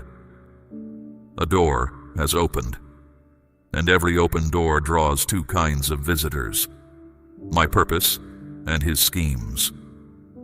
Do not let that frighten you. I am not speaking to alarm you. I am speaking to arm you. A father who loves his child does not only celebrate, he also prepares. Today, I will do both. Let me return to the moment itself because I do not want you to rush past it. I saw the breath you took before you said yes. I saw you act while your mind was still full of questions. I saw you decide to stop waiting for perfect conditions. That is why I speak with urgency now, because hesitation has stolen enough of your days, and this season is about movement. Do you feel that mix of excitement and fear inside your chest? That is not confusion. That is awakening. Something in you finally came into agreement with what I have been whispering for so long. And I am calling your attention now so that doubt does not creep in and rewrite this moment. Doubt is a thief that comes quickly after every act of faith. It will tell you that nothing really happened. It will tell you that the step was small, that it changed nothing, that you imagined my hand in it. Do not listen to that voice, not even for a moment. Stay with me until the end of this message. Do not rush away. This is not noise. This is direction, and I have much more to speak over you today. You are not behind. I want you to hear that clearly, because you have measured yourself against others for too long. You looked at their pace and called yourself slow. You looked at their harvest and called yourself empty. But I do not measure my children against each other. I measure a heart against its own calling, and your heart just answered. You surprised me. Not because I expected little from you, but because you finally believed me enough to move. There is a difference between knowing what a child can do and hearing that child finally say yes. I have always known what you carry. Now you are beginning to know it too. That is what changed today. And because you moved, things are moving. Not everything at once. I rarely work that way. But the ground under your life has shifted and what was locked has begun to loosen. You could not feel it yet with your hands, but your spirit felt it. That is why you are here listening instead of 100 other places you could be. So let my words settle. Let them reach the rooms inside you that have been shut for a long time. Some of those rooms hold old disappointments. Some hold questions you stopped asking because the silence hurt too much. I am going to walk through those rooms with you today, one by one, and I will not leave a single one the way I found it. This is only the beginning, my child. What you began in courage, I intend to establish in strength. But strength requires truth, and truth requires listening. Not the kind of listening that nods and forgets, the kind that bends a life. So quiet the noise around you. Set down what you were carrying when this word found you. For the next stretch of this road, it is just you and me. And I have waited a long time for this conversation. I am not in a hurry, and I will not speak over your heart. I will speak into it. Breathe slowly. Unclench your hands. What I am about to show you concerns the step you just took, the battle around it, and the road that opens beyond it. Nothing I say today is meant to shame you. All of it is meant to steady you. So hear every word to its end. Declare your amen now if your heart is ready to hear me. Now I need you to know something deeply and clearly. I saw everything. Not just the moment you finally moved, but all the moments before it. The ones no one else noticed. The ones you carried alone in the quiet. I saw the nights you stayed awake, turning the same thoughts over and over, wondering why something that looked easy for others felt so heavy for you. I saw the days you smiled on the outside while feeling stuck and frustrated within. You were never invisible to me. Not for 1 hour of one day. I saw your hesitation and I did not judge you for it. I understood it. You were not weak. You were carrying more than you ever spoke about. You were trying to be strong while wrestling fear, disappointment, and self-doubt all at the same time. I heard the question you asked in the dark. What if I fail? And I heard the quieter fear underneath it, the one you never said out loud. What if I try and nothing changes? My child, I heard every one of those thoughts, even the ones that never became words. There were moments you almost gave up on yourself. Moments you thought, maybe this just is not for me. Maybe I waited too long. Maybe I missed my window. I saw you pull back when you wanted to step forward. I saw you delay because you were afraid of being disappointed again. And still, I stayed close. I did not rush you, because your heart was learning something in that long stretch of waiting that no shortcut could have taught it. You were not ignoring me. You were growing even when it felt like nothing was happening at all. I was strengthening you quietly. I was teaching you endurance. I was teaching you discernment. I was shaping your heart so that when you finally moved, you would move with sincerity and not from pressure. That is why I recognized this moment so clearly when it came. This was not a random decision. It was the harvest of everything you walked through. I know there were times you felt misunderstood, even by people close to you. You felt like no one truly knew how much it cost you just to keep going, just to choose hope one more time. But I knew. I counted every time you chose to stay instead of quitting. I received every prayer that sounded more like a sigh than a sentence, and I answered more of them than you realize. Now listen carefully, because I am about to show you what actually happened when you moved. What you did was not about bravery. It was not about talent or strength, or finally having everything figured out. It was about alignment. The moment you acted while still feeling uncertain, your heart came into agreement with my voice. That is what changed everything. For a long time, you believed you had to feel ready before you moved. You told yourself that peace had to come first. Confidence had to come first. Clarity had to come first. But that was never my order. I do not wait for feelings to lead. I respond to faith. And faith does not mean the absence of fear. Faith means choosing me while fear is still speaking. There is a difference between feeling ready and being aligned. Feeling ready is an emotion. It comes and goes. It depends on how your week went, on what people said to you, on whether conditions looked right. But alignment is a decision of the heart. It is the moment you stop consulting your fear and start consulting me.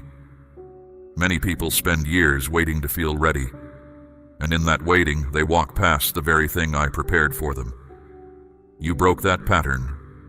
You chose movement over comfort. You chose faith over control. And now I need you to release the idea that obedience must be perfect to be powerful.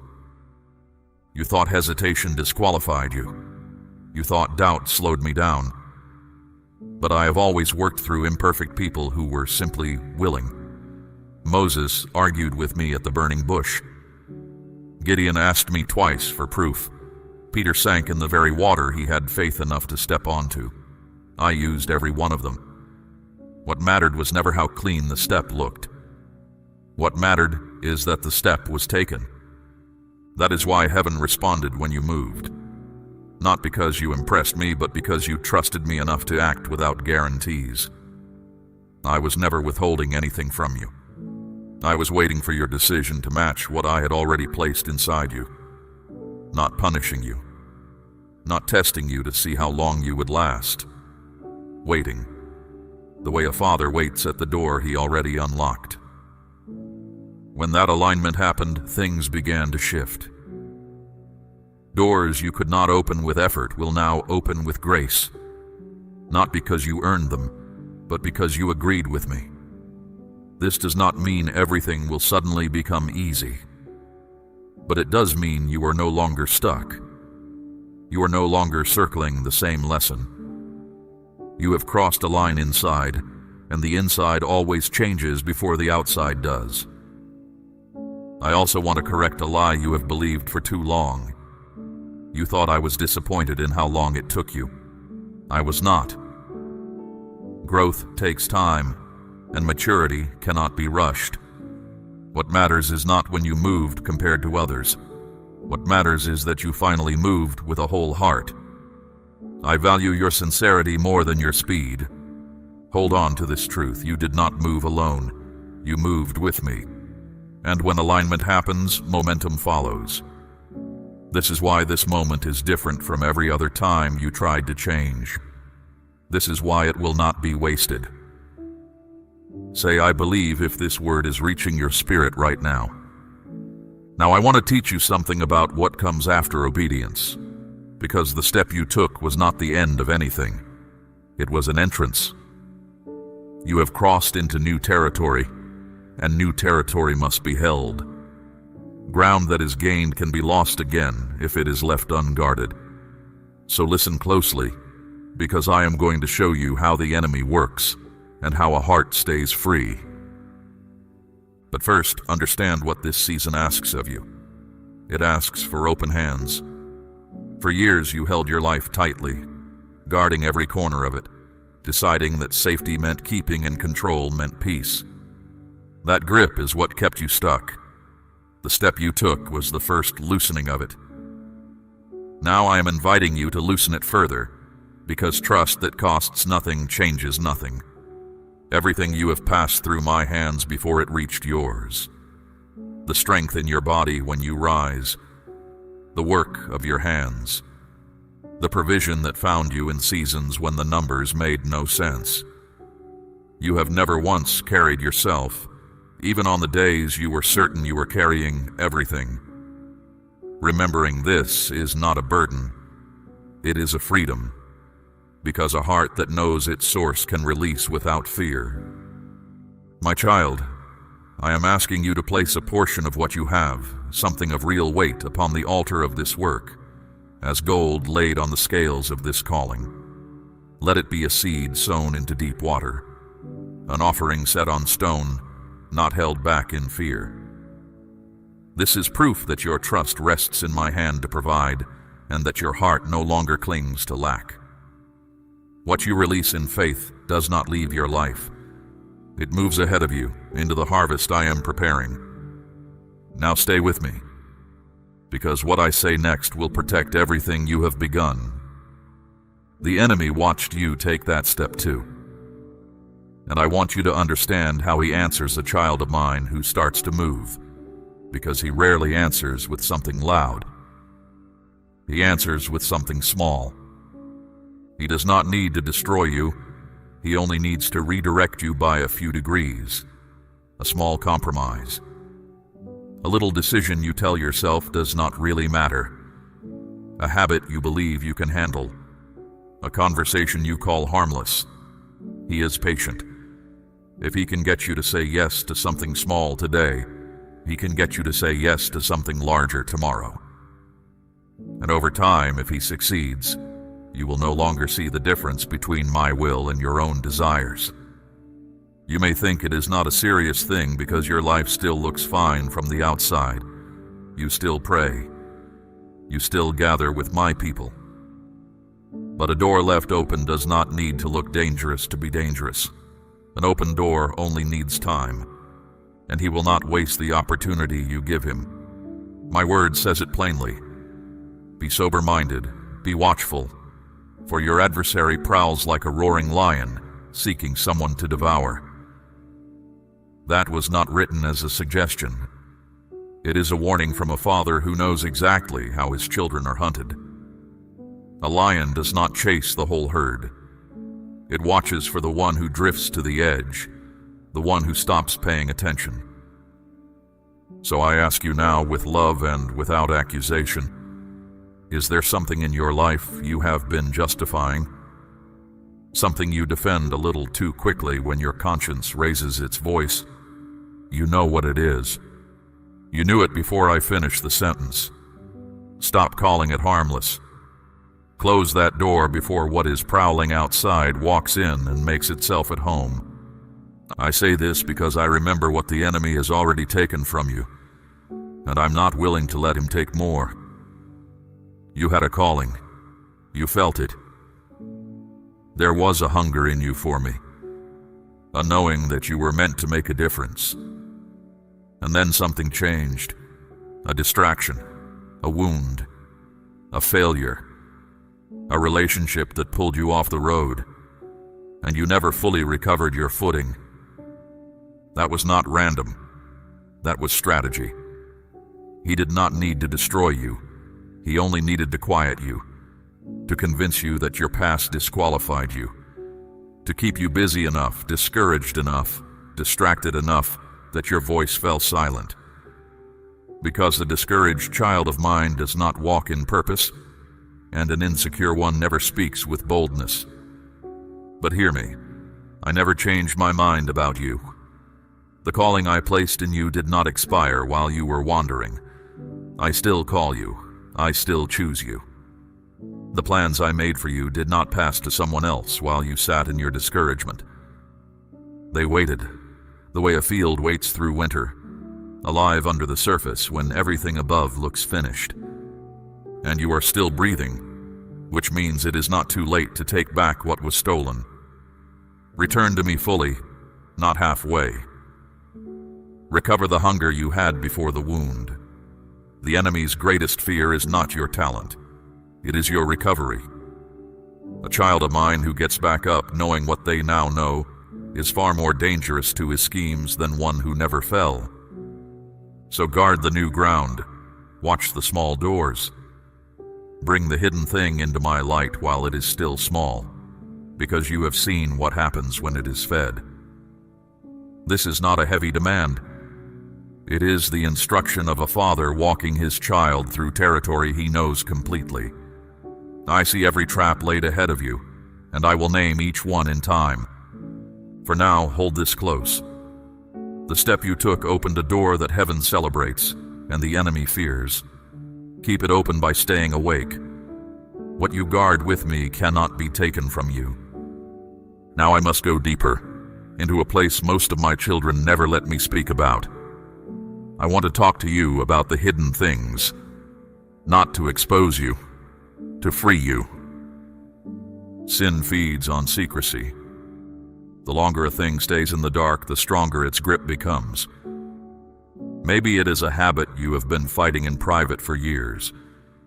Maybe it is a thought you would be ashamed to admit you carry. Maybe it is something you did that you have convinced yourself can never be told to anyone. And the enemy leans close and whispers, if people knew, they would turn away from you. He tells you, keep it hidden.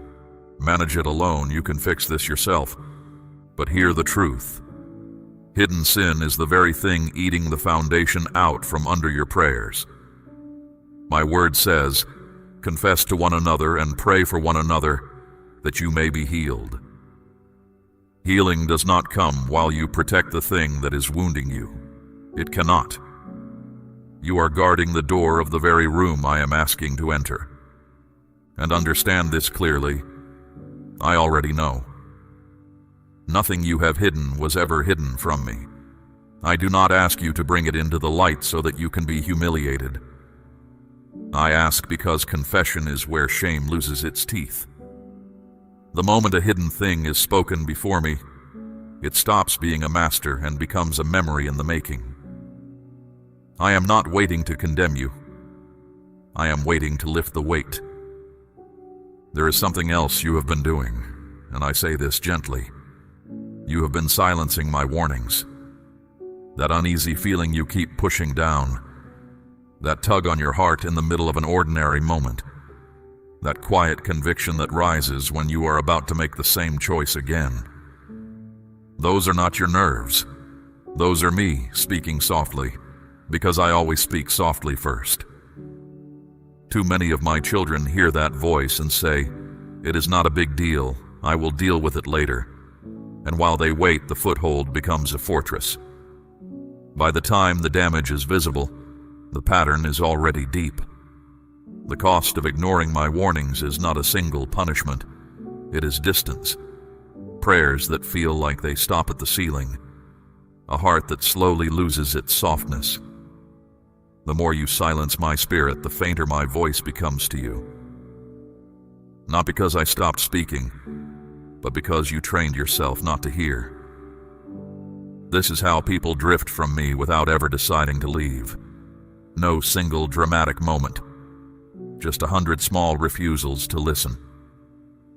And I am telling you this today because I love you too much to let you drift quietly.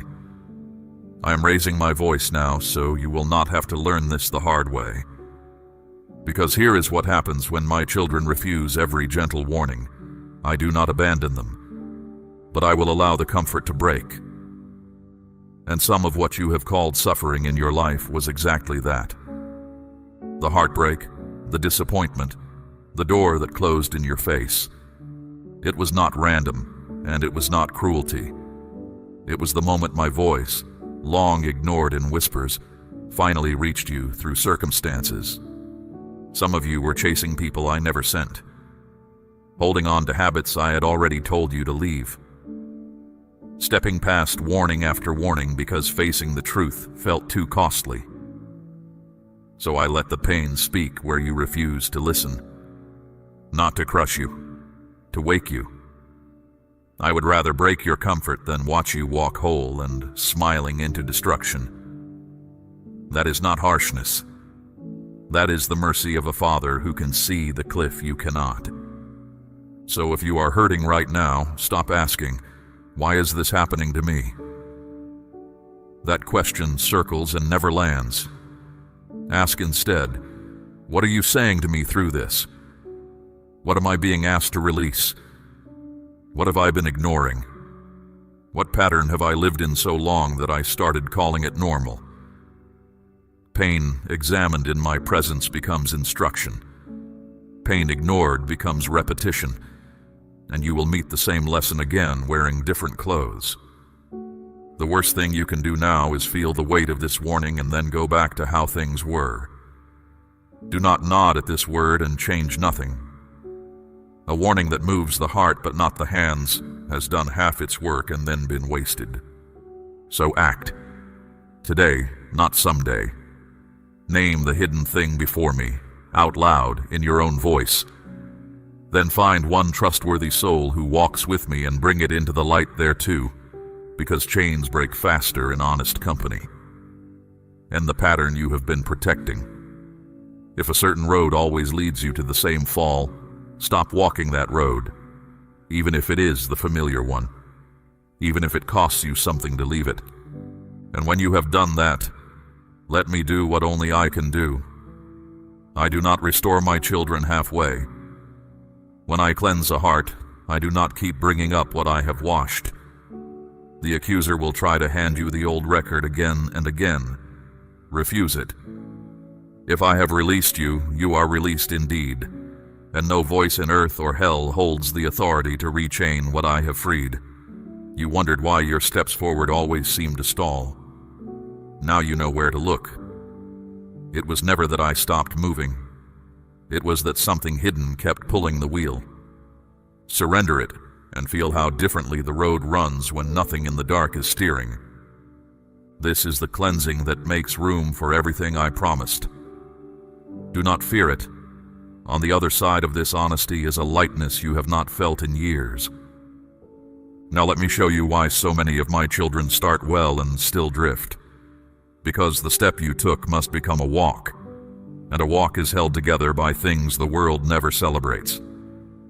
The first snare is feelings. So many of my children follow me only as far as their emotions carry them. When their heart feels warm, they pray.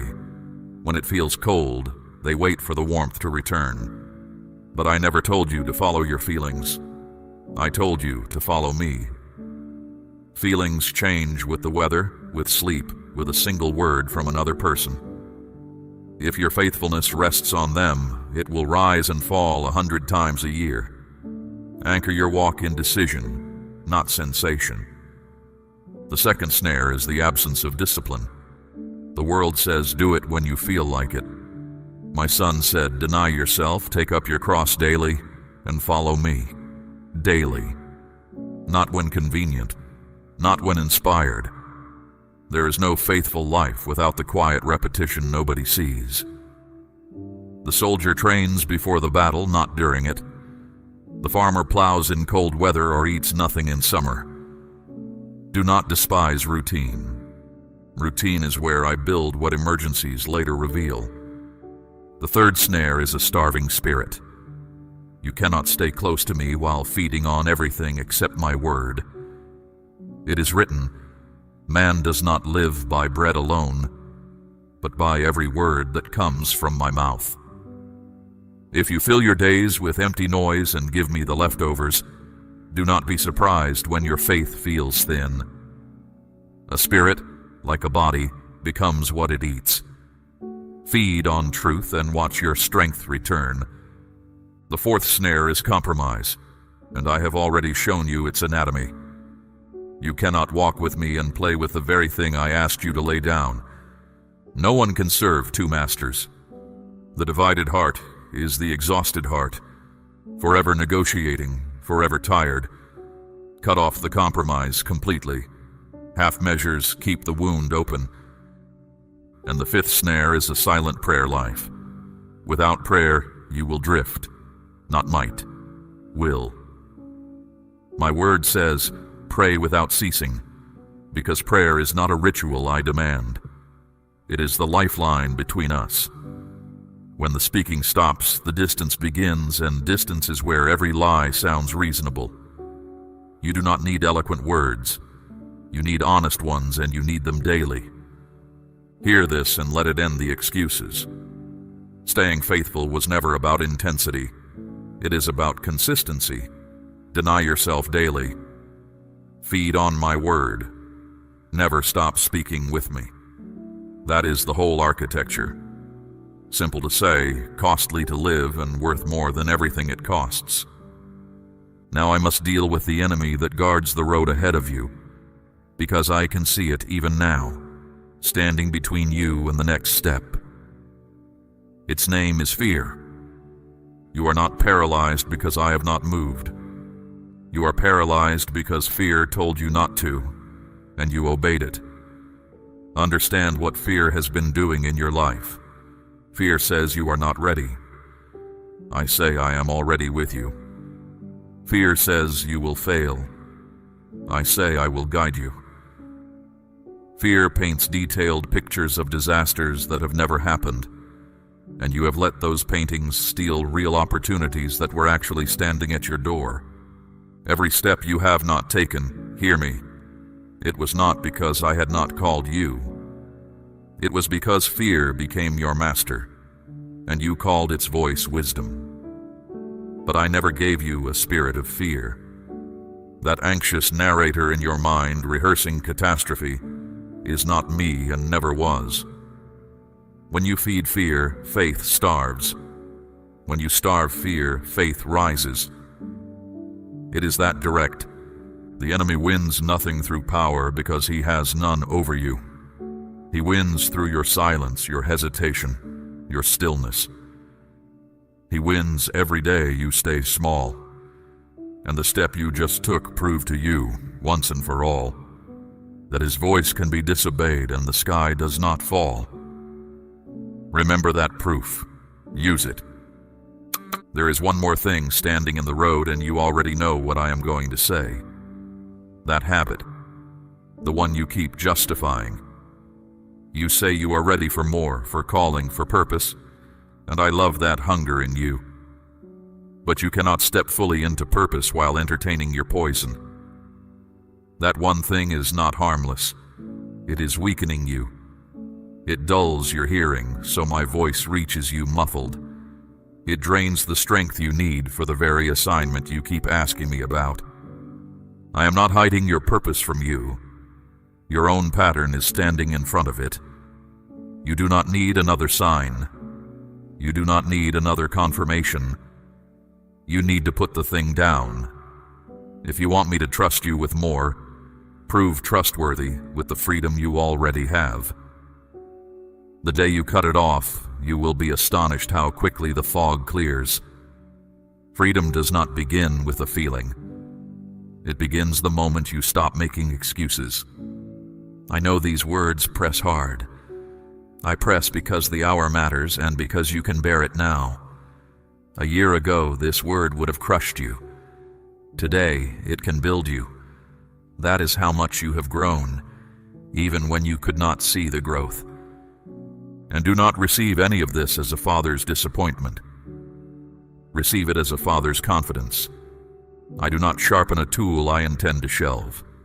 I do not prune a branch I have given up on. The vine dresser cuts the branch that bears fruit so it will bear more. The very fact that I am correcting you this closely is evidence of how seriously I take what I'm about to do through you. Speak, I trust you, Lord, if you are ready to leave the old ways behind. Now let your heart grow quiet, because after warning comes promise, and I keep every promise I make. What you started in obedience, I will sustain with my faithfulness. You did not step forward alone, and you will not have to maintain this path by your own strength. I am involved in what concerns you, and I finish what I allow my children to begin. Write that across the doorway of this new season. I finish what I begin. I know you are already looking ahead, trying to predict outcomes and timelines. I understand the hunger for certainty, but listen gently. I do not reveal everything at once, because trust grows in stages. I give you light for the next step, not a map of the whole road. And that light is enough. It has always been enough. The lamp is for your feet, not for the horizon. When you walk with me, your obedience will not be wasted. No act of courage, no quiet surrender, no unseen faithfulness escapes my accounting. Even when progress feels slow, I am moving. Even when doors stay shut longer than you hoped, I am working on the other side of them. My timing protects you from arriving before the door is ready, and from the door opening before you are. I also promise you peace, not the fragile kind that depends on circumstances behaving, the kind that settles the heart while answers are still forming. As you keep choosing me, you will notice a steadiness replacing the old churn of anxiety. Pay attention when you feel it. That calm is not numbness. It is the signature of alignment, the quiet hum of a life that has stopped fighting its maker. And understand something about what lies ahead. There are things prepared for you that the earlier version of you could not have held, not because you lacked worth, but because weight requires a frame to carry it. A blessing that lands on an unready life becomes a burden, and I do not bless my children into collapse. The person who finally moved, who chose faith while fear still shouted, that person can carry what is coming. So do not envy anyone who arrived faster. Arrival is easy. Remaining is the test. You did not move too late. Hear this and stop rehearsing the years. If you had stepped out earlier, the weight would have bent you. If you had waited longer, the restlessness would have soured into bitterness. My timing is precise even when it is mysterious, and I am not asking you to understand it. I am asking you to stop punishing yourself with a calendar I never held against you. Now, because I love you, let me guard this promise with 3 warnings. They are small, but they decide everything. First, do not seek validation from people who cannot hear what I spoke to you. Not everyone will understand why you moved when you did. Some will question your timing. Some will dress their own fear in the language of concern and hand it to you as advice. Love them, honor them, but do not let their uncertainty rewrite your obedience. I spoke to you, not to them. A word delivered to one heart rarely survives a committee. Second, do not measure your obedience by immediate results.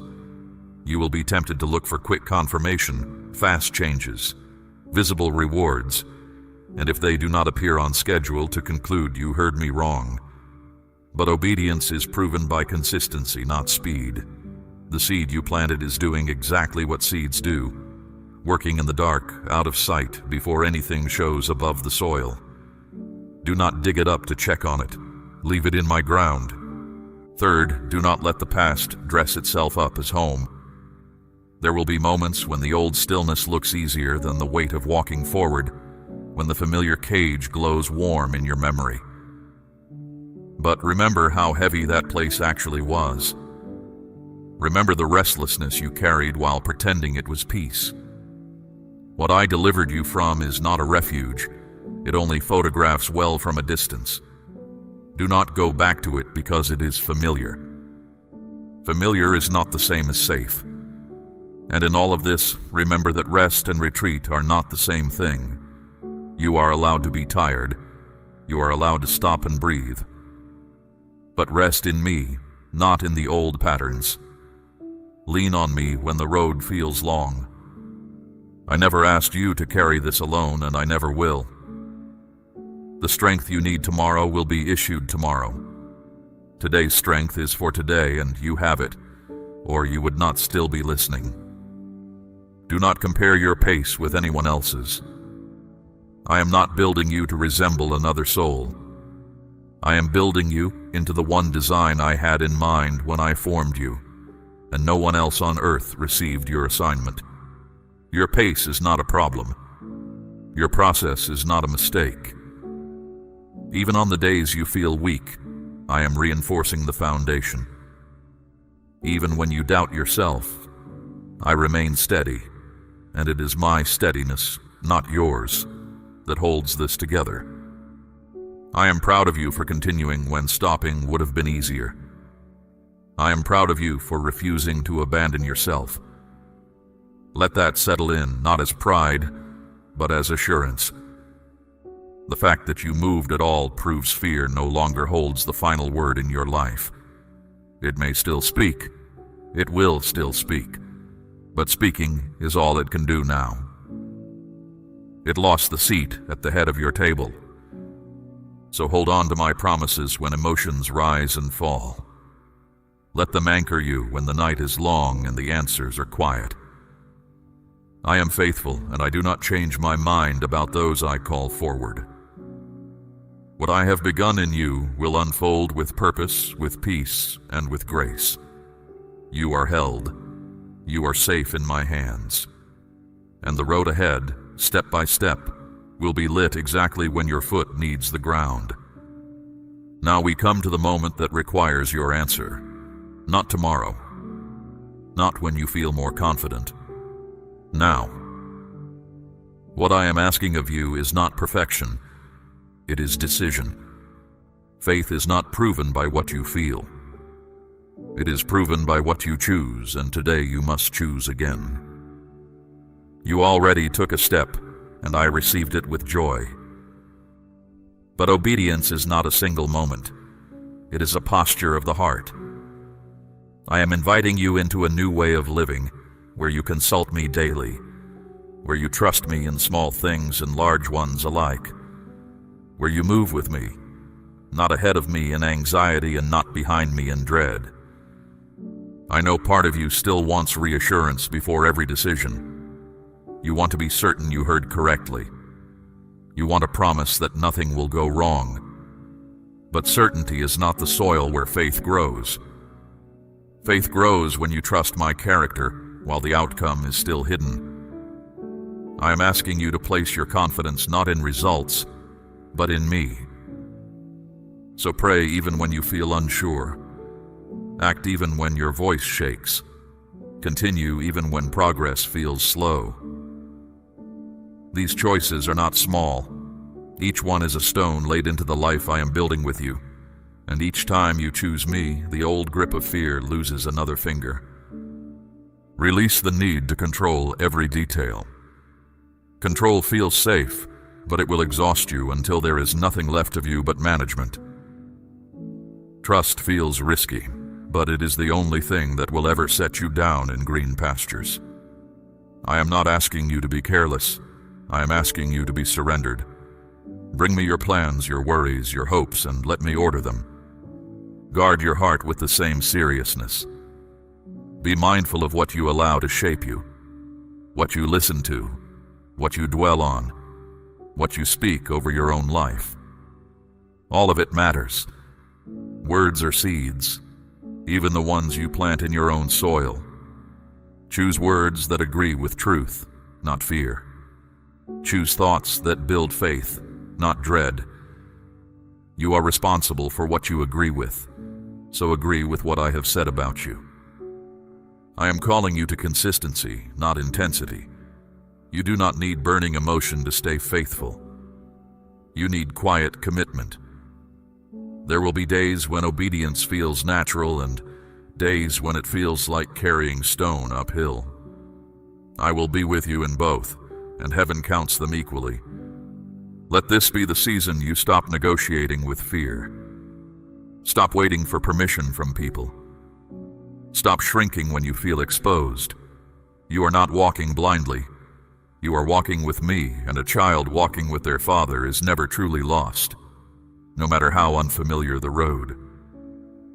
Now come close, and let your heart become still, because I do not want to end with instruction.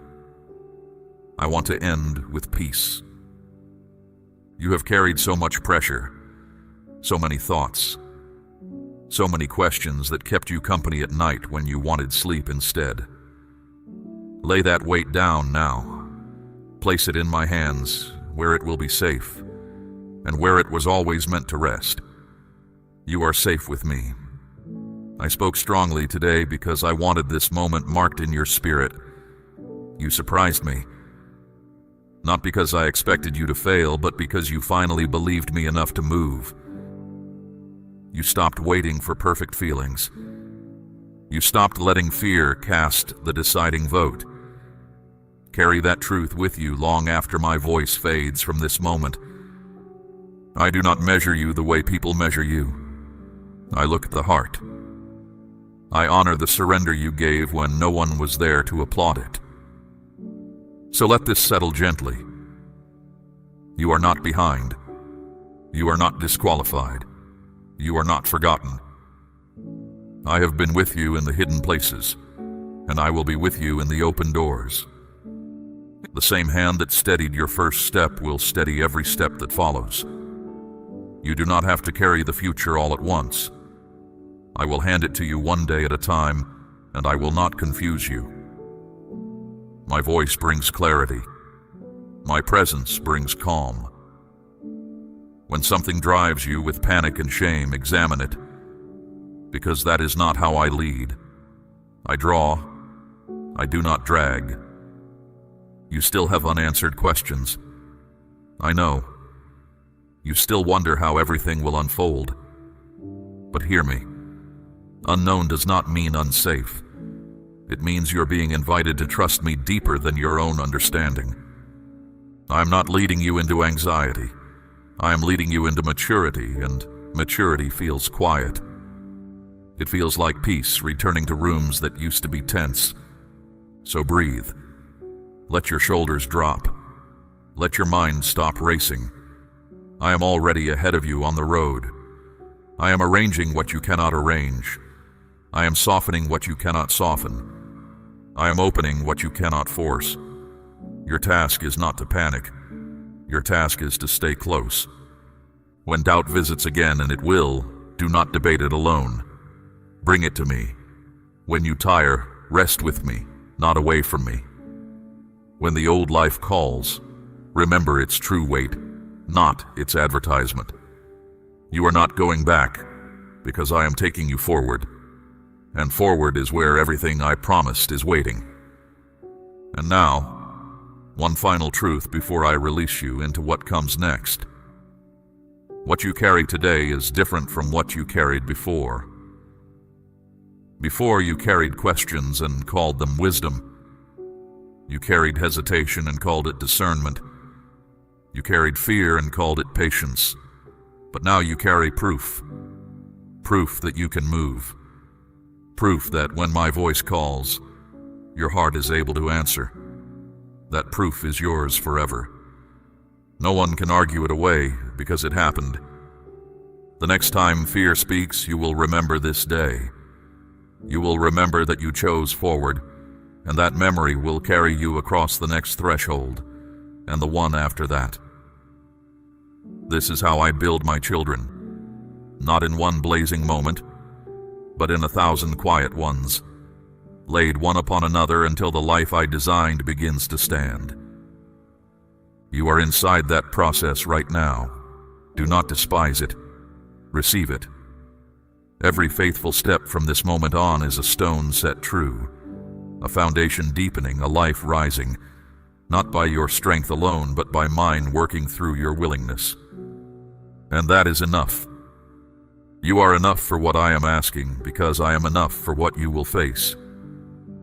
Those you love and carry in prayer are not outside this promise. As I have watched over you, I am watching over them, and your obedience opens roads that others will one day walk with you. Go forward now, my child. Carry this peace with you into every room you enter. Let your life become the answer you kept asking me for. What began today is only the beginning, and I will finish what I started in you. If you receive all that I have spoken over your life today, declare, I receive it, amen, and walk forward with me. We run on viewer support only. For exclusive member-only content, scan the QR or see the pinned comment. God bless you.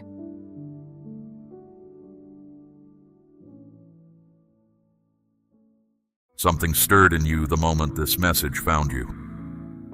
You did not seek it out by accident. I brought it to your attention because there are things I have been waiting to say to you. Things that have been forming in the deep places long before you could hear them. This is not a coincidence. This is a moment I arranged for you, in this hour, in this particular season of your life. And I need you to stop, to settle your spirit, and to listen closely, because what I am about to speak to you is not ordinary. It is a word that carries the weight of heaven directly into your situation. I have watched you carry things you were never meant to carry alone. I have seen you move through your days with a quiet ache in your chest, the kind that does not announce itself loudly, but sits with you from morning to night. You have held it together for the sake of those around you. You have smiled when your heart was not smiling. You have kept pressing forward even when you wondered if forward was still a direction available to you. I have seen all of it, every single moment. And I tell you now, with the full certainty of who I am, none of it has gone unnoticed. There is a miracle that belongs to you. It has your name woven into it. It was prepared before you ever walked into the hardest seasons of your life, and nothing that has happened, not a single loss, not a single closed door, not a single night when you lay awake wondering if I was still near, has changed what I have designated for you. But hear me carefully. What belongs to you is also being contested. There are forces of doubt and weariness pressing against your spirit, trying to convince you that your season has already passed, that you waited too long, that the window has closed. Those forces are lying to you. Do not receive their words. Listen closely now. The opposition you have felt is not proof that you are forgotten. It is proof that what I have placed inside your story is worth fighting over. The enemy does not bother attacking what has no power. He troubles those who are close to something that could change everything. If you have been feeling an unusual heaviness lately, a kind of pressure you cannot explain, do not read that as a sign of defeat. Read it as a sign that you are very near to a turning point. What has been pressing against you has not been able to move you from your place. You are still standing. You are still here. And that matters more than you know. I am not coming to you today to remind you of what went wrong. I am not here to rehearse your failures or highlight the places where you fell short. Those things hold no interest for me in this moment. What interests me is your future. What captivates my attention is what I am preparing to release into your life, because it is ready. The season of your long preparation is drawing to its close, and the things I have been making ready are beginning to move into position. You will begin to see small signs of this, little confirmations, moments that feel too precise to be random. Receive them. They are not coincidences. They are signals from me that the chapter is turning. I know the nights have been long. I know there have been hours when you lay still in the dark and your thoughts pressed in hard. I know the weight of wondering if your prayers were reaching me at all, if your trust was placing you somewhere foolish, if the ones around you were right when they suggested you had set your expectations too high. My answer to all of that silence is this: I was always there. I was never distant. What felt like silence was not absence. It was the quiet of a craftsman working with full concentration on something that required his most careful attention. That craftsman was me, and what I was working on was for you. So come closer now. Not with fear, not with the worn-down hope of someone who has been disappointed before, but with the steady expectation of someone whose father has proven himself faithful again and again across time. I'm not starting a new promise today. I'm completing one that has always been yours. I'm moving the final pieces into place for a breakthrough that is already written in the purposes I hold for your life. Stand firm in this. Do not waver. Do not turn back now. Declare your Amen if you receive this word. I did not bring you to this moment so that you could remain on the outside of the life I designed for you. I have been calling you forward from the very beginning, through every circumstance, through every unexpected turn, through every season that confused you or left you uncertain. Each of those seasons was a hallway leading somewhere. Each closed door protected you from a path that was not built for you. Each delay shielded you from receiving something before you were ready to hold it well. You may not have seen it that way at the time. Most people never do. But looking back from where I stand, it is plain. Every single step brought you here. And here is exactly where the next extraordinary thing begins. You have a resilience in you that you have not fully recognized. You dismiss it because it does not feel like strength from the inside. It feels like just getting through. But I tell you, what looks like just getting through from where you stand looks like extraordinary endurance from where I stand. I have watched you choose trust when circumstances gave you no logical reason to trust. I have seen you reach for hope when the evidence around you pointed in the opposite direction. That is not weakness. That is a kind of faith that I treasure. And that faith, my child, is not going unrewarded. Stand firm. I am not asking you to manufacture a confidence you do not feel. Rest in who I am. Your moment is arriving. There are voices that have been speaking against your miracle. I want you to understand them clearly, so that you will stop giving them authority over your heart. These voices are not coming from wisdom. They are coming from fear, and they have taken on many forms. Some have spoken through people around you, people who love you but whose own hope has grown thin. They see your situation and they tell you what their own diminished faith can imagine, which is not very much. Their words were not malicious, but they were not mine either. Do not carry them. Some of the loudest opposition has come from within your own thinking. The voice that says it is too late for you. The voice that reminds you of every attempt that did not succeed.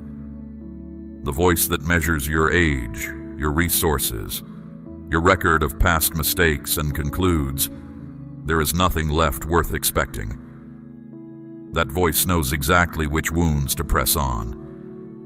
It speaks in a tone that sounds almost reasonable, almost like good sense. But it is the oldest lie there is. It told Sarah she was past her season. It told the disciples the tomb was sealed and the story was over. It has always been wrong, and it is wrong about you. I want to name for you the 3 main ways this opposition moves against you, so you can recognize them the moment they appear. The first is the spirit of doubt. It whispers questions designed not to produce answers, but to unsettle your confidence. What if this does not work out this time? What if I am the exception? What if I read this wrong? The moment you hear those questions taking root, push them out with my word. Speak what I have spoken over you. Declare out loud what I have promised. My word in your mouth is the sharpest answer to every whispered doubt. The second is the spirit of impatience. It urges you to stop waiting and take matters into your own hands. It makes the waiting feel like waste. It suggests that if I truly intended to move, I would have moved by now. So it pushes you to grab for solutions that are beneath what I have planned, to settle for something less because something less is available right now. Do not do it. Impatience has cost many people the very thing I was about to give them. They reach for the nearest door and miss the one I was preparing to open. Active faith waits. It prays, it declares, it holds, and it trusts my timing even when my timing feels long. The third is the spirit of comparison. It turns your eyes to others and manufactures grievance. Why did their answer come so quickly? Why is their life moving while mine feels frozen? Comparison is designed to replace gratitude with resentment, and resentment is a weight that closes the hand that should be open to receive. Your path is not anyone else's path. The things I have prepared for you are not transferable. They were shaped for your life, for your specific need, for the precise contours of your purpose on this earth. No one else's blessing can tell you anything about yours. Speak these words aloud now, if you are willing. Say, I trust you with the timing. I trust you with the way. I believe what you have promised is on its way to me, and I will not forfeit it through fear. Stand in agreement if your spirit says yes.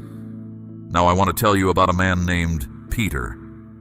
He had spent an entire night on the water doing what he knew best. He was not lazy. He was not faithless. He worked through the darkness with every skill and every technique he possessed. And he came to the morning with empty hands. No catch. Just exhaustion and the quiet sting of a night that produced nothing. That is a feeling I think you know. The feeling of having put everything you had into something and still coming up short. The effort was real. The weariness was real. But the result was still empty. I came to Peter on the shore, and I gave him an instruction that made no sense from where he was standing. Go back out. Cast your net again. He had already done this. He had done it over and over through the night. But something in him responded. He went back. He did not wait to feel certain. He did not demand that I explain myself first. He simply obeyed in the face of exhaustion and in the face of all previous evidence that said this would not work. And what happened next was so overwhelming that the net could barely contain it. My child, I am standing at the edge of your story today, and I am speaking the same kind of word to you. Not because I am dismissing how tired you are, not because I am unaware of the long nights behind you. I see all of it, but I also see what is in the water just ahead of you. I know what is waiting if you will launch out one more time. The moment you act in trust, even when everything in you says there is no good reason to, is the moment the impossible becomes immediate. Do not hold back now. You are closer than the empty nets make it feel. What I have prepared is real, it is specific, and it is yours. There is something I want you to see about that moment with Peter. He was not asked to perform something extraordinary. He was asked to do the ordinary thing one more time, the same action that had produced nothing all night, but this time in response to my word. That is the whole difference. The action did not change. The posture behind it changed completely. He moved from human effort to obedient trust, and that shift is the one I am inviting you into right now. So go back to the water, my child. Launch out one more time in trust, rather than in striving. The deep water ahead is exactly where I am waiting for you. I want to talk to you about something that may seem simple, but carries more weight than you have realized. I want to talk about your words, the things you say over yourself, over your situation, over your future. Because what comes out of your mouth is not just sound that fades into the air. Your words are seeds. They go into ground, they take root, and they produce fruit, whether you intend them to or not. When you say that you will never find a way through this, you are building walls. When you say that it is too late for you, you are writing a conclusion before the story has ended. When you say that nothing ever works out for you, you are creating an agreement with the opposition and closing the space where my provision needs to move. I am not asking you to ignore your reality. I am asking you to stop letting your reality be the final word. My word is the final word. And my word says you are provided for. My word says you are not forgotten. My word says the best of what I have for you is not behind you. This is not a matter of pretending. It is a matter of alignment. When your mouth speaks in agreement with what I have promised, something shifts in the unseen realm. Agreements made in faith unlock movement. Declarations rooted in my word create an opening for my power to work in ways your circumstances alone cannot explain. So I am asking you, starting from this moment, to be deliberate about what you say. Not because I am a rigid authority counting your words, but because I am a father who knows what your declarations do to your own spirit and to the atmosphere around you. Say this: what I am walking through is not my ending. My best days are ahead. The one who holds my future is faithful, and I trust him with every part of my life. Speak it plainly. Speak it again if you need to. Let your spirit hear it from your own voice. Because the faith I am calling out of you is not a feeling that waits for evidence before it speaks. It is a choice that speaks first, and then waits for the evidence to follow. I want to tell you about a woman who understood this before she ever opened her mouth. She had been carrying a sickness for 12 years. Not 1 year, not 2, 12. She had tried every available remedy. She had given what resources she had to every source of help she could find. And still she was not well. The reasonable voice in her situation had a great deal of evidence on its side. It had 12 years of evidence. It had empty hands and a depleted life and every practical reason to conclude that change was no longer available to her. But something rose up inside her that was not reasonable. It was faith. And faith does not run the same calculations that reason runs.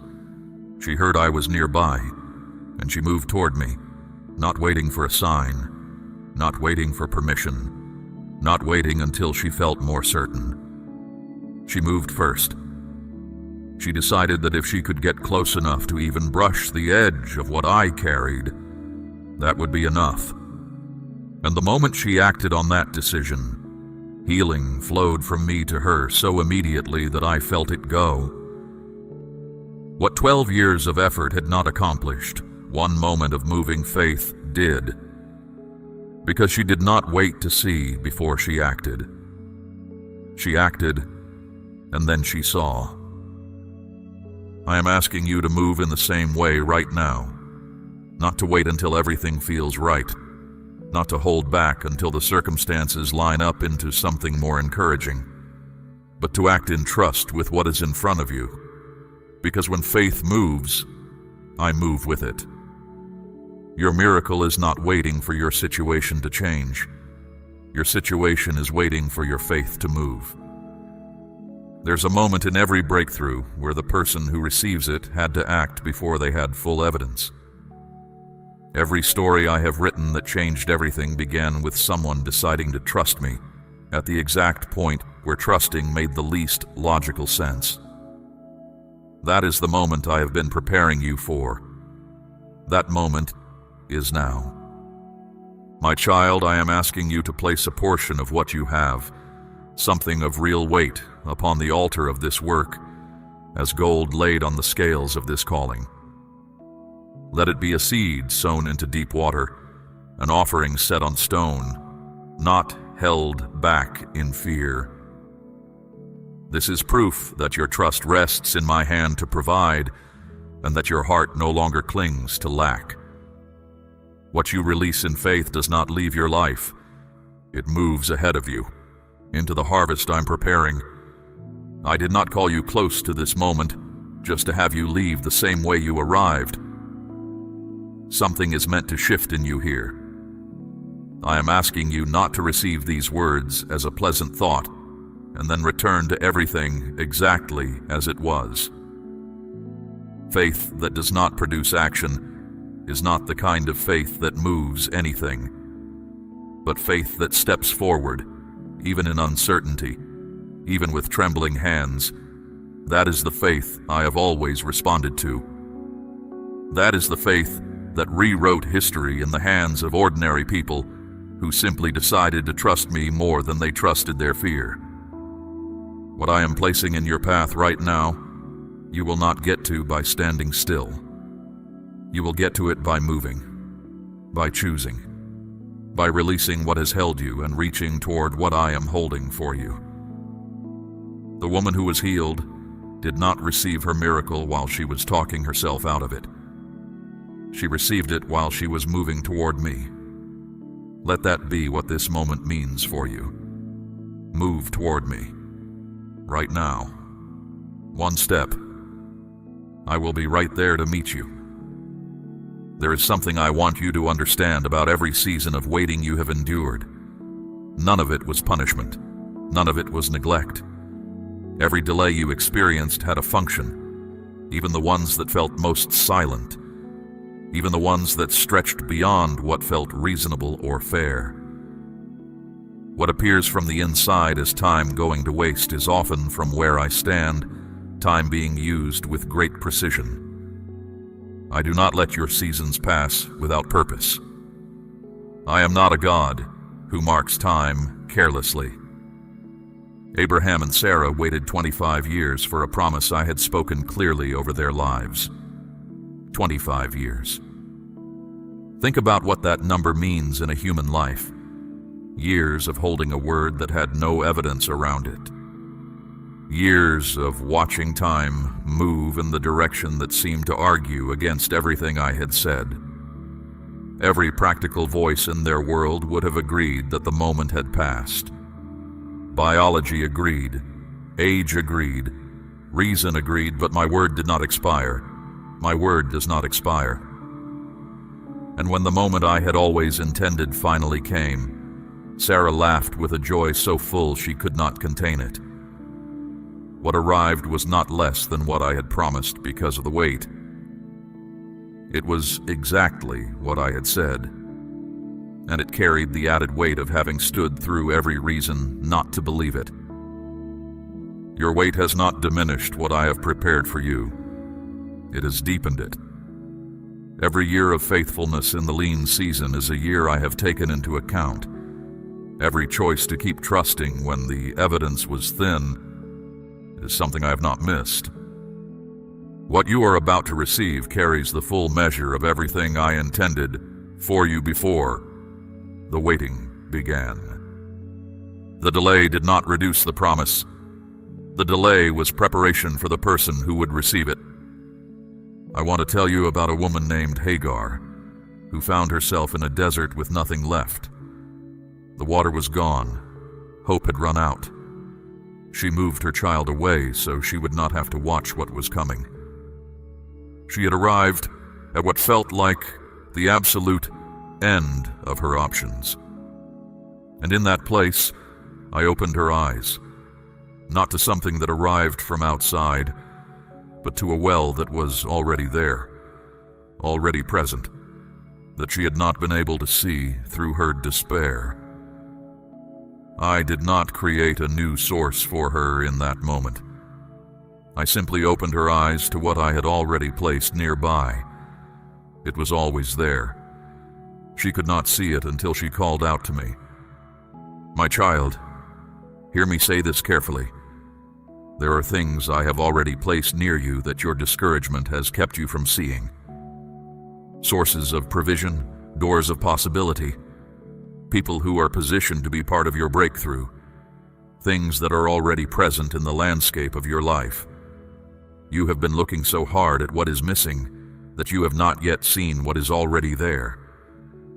I am asking you to let me open your eyes, not to something coming from far away, but to what I have already quietly prepared and placed within reach. Then there is Job. He knew what it was to lose almost everything that mattered. Everything that gave his life its visible shape seemed to fall away at once.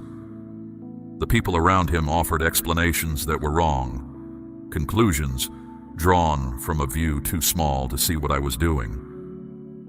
Job did not understand what was happening, but he held on. He argued with me, which is not the same as turning from me. He brought his grief and his confusion to my doorstep and stayed there. And what came after that long season of holding on was a restoration that exceeded what had been. Not a pale echo of his former life, a fuller, richer version. I am the God of restoration. That is not a figure of speech. It is what I do. What you feel you have lost, I am not finished with. Relationships you thought were beyond repair are not beyond my reach. Strength you believe has been permanently depleted is not beyond my renewing. Dreams you set aside because they seem to belong to a younger, less weathered version of yourself are not forgotten. I placed those desires inside you. They did not originate with you. They came from me, which means I have every intention of bringing them to life. The years you consider lost are years I intend to restore with abundance. Every season of waiting is followed by a season of return, and your return is coming. I am already working on the specifics. I am arranging the people, shaping the circumstances, moving the pieces that are not visible to you yet. My preparation is never superficial.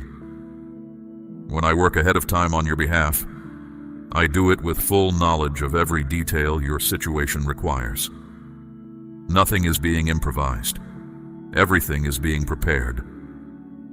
And when the prepared thing finally meets your prepared heart, what unfolds will be more than you could have mapped out from where you stood during the waiting. You are closer to that meeting point than any previous season of your life. Much closer. The light that felt so far away is now near enough to warm you. Open yourself to it. Do not contract back into the safety of low expectations. Dare to believe, again, that what I say is true. Not because the evidence has fully arrived, but because I have never once failed to deliver what I have spoken. Hold your expectation open. Let it be wide. I am not in the business of half measures. I am filling every part of what you have set before me, and I intend to overflow it. The restoration I am preparing for you is not a partial recovery. It is not a smaller version of what was. It is the full thing, returned and amplified, with the marks of my faithfulness pressed all through it. What I restore to you will not look like a reduced version of what was. It will look like abundance. I need to speak to you about something that may be the heaviest thing you are carrying without fully realizing it. It is the weight of what others have done to you, the wounds that came from people who were supposed to be safe, the betrayals that arrived from directions you never anticipated, the disappointments from those you gave your trust to and who handled it carelessly. You have not talked much about some of these things. They live in the quieter places of you. But I see them. And I know how much energy it takes to carry what you were never designed to hold. There are people in your story who hurt you. Some of them did it knowingly. Some of them did it without understanding the damage they caused. Some of them were broken people who passed their brokenness on, because that is all they had to give in that season.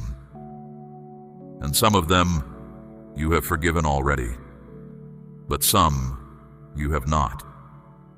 And the unforgiveness, my child, is a chain. It does not punish the one who wronged you. It keeps you anchored to the moment of the wound, unable to move freely into what I have ahead for you. I am not asking you to pretend the harm did not happen. It did happen. I am not asking you to return to what was unsafe, or to trust again someone who has not given you any reason to trust them. Wisdom and forgiveness are not opposites. You can forgive someone fully and still protect the ground of your life from being harmed again. What I'm asking is something specific and precise. I am asking you to release the right of revenge, to stop carrying the debt, to hand it to me, who sees everything clearly and will settle every account justly. That is not your work. That is mine. When you release that weight, something happens inside you that you cannot manufacture through any other means. Space opens. Not just emotional space, but spiritual space. Space where new things can enter. Space where I can move without obstruction. Some of the breakthrough you have been waiting for is on the other side of that release. Not because I am withholding until you perform correctly, but because the bitterness itself has been functioning like a closed hand. An open hand can receive. A clenched one cannot. Here is something worth sitting with. Where you have been broken and have allowed me to heal you, that is where you are now strongest. When a bone fractures and is properly set and healed, the point of fracture becomes denser than the surrounding structure. The place that broke is, in the end, more resistant than what never broke at all. Your healed wounds are not your weaknesses. They are the most unbreakable parts of you. The enemy spent his best effort on those places, and they held. What does that tell you? It tells you that you are more durable than you have given yourself credit for. It tells you that you have already survived what was meant to stop you. I am the God of new beginnings. This is not a title I hold casually. It is the consistent story of every life I have ever worked in. No matter how many times a person has stumbled, no matter how far off course a life has drifted, I am not done writing. Every morning that comes is a statement from me. It is mercy made visible. It is a declaration that the story is still open, that today carries possibility that yesterday did not exhaust. You have not run out of new beginnings. You have not used up the capacity I built into your story for fresh starts. I know you have tried to protect yourself from further hurt by keeping your expectations low. You have learned to not want too much, so that if things fall short again, The distance between expectation and reality is smaller. I understand why you built that protection. It was a reasonable response to real pain, but it is also keeping you from receiving what I intend to give you. I am asking you to dismantle that protection carefully, not to leave yourself exposed to foolishness, but to open yourself to the possibility that what I am bringing toward you is genuinely good, not a trick, not something that will collapse when you touch it, something real, something lasting, something worthy of your trust. You do not need to become someone different to receive what I have for you. You do not need to perform a version of yourself that is more polished or more certain or more spiritually impressive. I know exactly who you are in your most unguarded moments. I have seen all of it, every stumble, every fear, every quiet moment of doubt. And I chose you fully, not a cleaned-up version of you. The acceptance I extend to you is not conditional on your improvement. It is already complete. Rest in that. Let it settle. You do not need to earn what I am giving. You only need to receive it. Look up now. Lift your gaze from the ground of past losses and the weight of old wounds.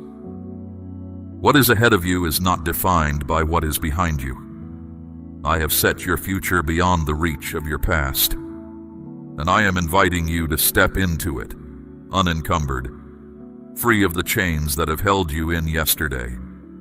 Say it aloud now if your heart is ready. Say, I release what held me. I step forward. I receive what is prepared for me. If your spirit agrees, let this be your declaration of trust.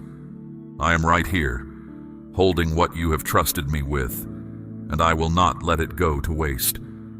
Not a single part of your story, not the struggle, not the waiting, not the releasing. It is all in my hands, and what I hold, I transform. Every single part of you is in the hands that form the world, and those hands are entirely trustworthy. My hands do not return what they receive in the same condition they received it. They return it, healed, strengthened, and multiplied. You are completely safe here. I want to tell you something you may not have heard in a long time, or perhaps ever heard in quite this way. I am proud of you. Not proud in the way that requires you to have succeeded impressively, or to have handled everything without stumbling. Proud in the way a parent is proud of a child who kept getting up. Proud of the way you have chosen again and again to stay in the conversation with me, even when the conversation felt one-sided. Proud of the mornings you rose and kept going when you had every emotional reason to simply stop. The world measures value by outcomes.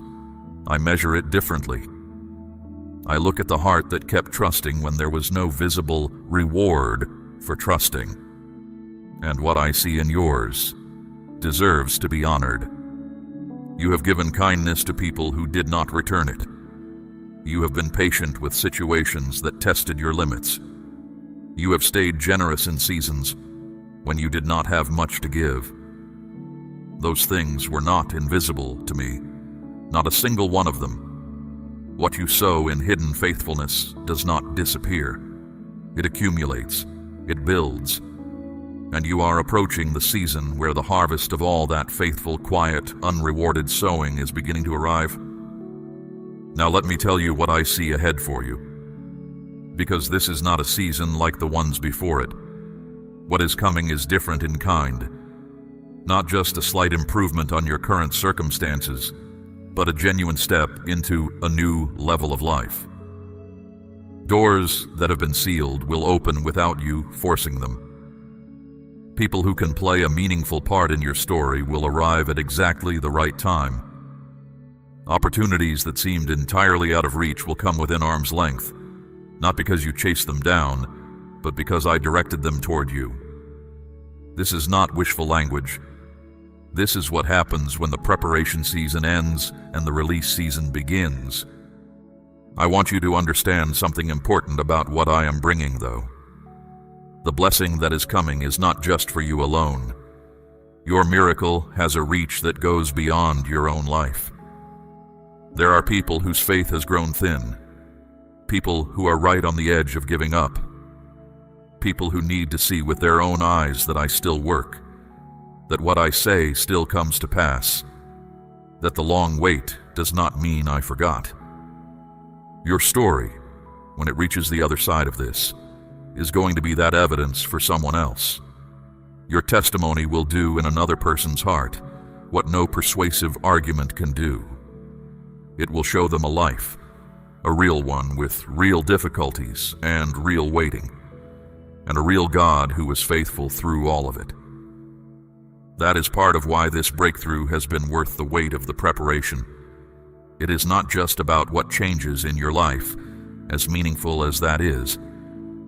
It is about what your changed life speaks into the lives of others who have needed proof that hope is not foolish, that trust is not wasted, that I am still the God who answers. You are being prepared not only to receive, but to carry something that will ripple outward in ways you cannot currently measure. I also need to prepare you for something. In the days just ahead, there may be one final place of pressure before the opening comes. I am telling you this not to discourage you, but so that when it comes you will recognize it for what it is. It is not a sign that things are falling apart. It is the moment that almost always precedes a breakthrough, the place where the press is most intense, because what is about to emerge is most powerful. When you feel that pressure, do not read it as defeat. Read it as the signal that you are right at the threshold. Think of it this way. Before a new day fully arrives, the darkness just before the dawn is at its deepest. Not because light is retreating, but because the light is about to break. You are in that space right now. The dark is deep, but the dawn is genuinely near. I am not simply saying this to comfort you. I am saying it because it is true, and I do not speak things that are not true. When that final test comes, do not face it alone. Bring it to me. Do not carry it in silence or try to resolve it by the strength of your own reasoning. Come with it openly and let me be what I have always been to you. Your source, your support, your place of refuge. I will be closer in that moment than I have ever felt. My hand will be under you. My words will rise in you. You will not fall.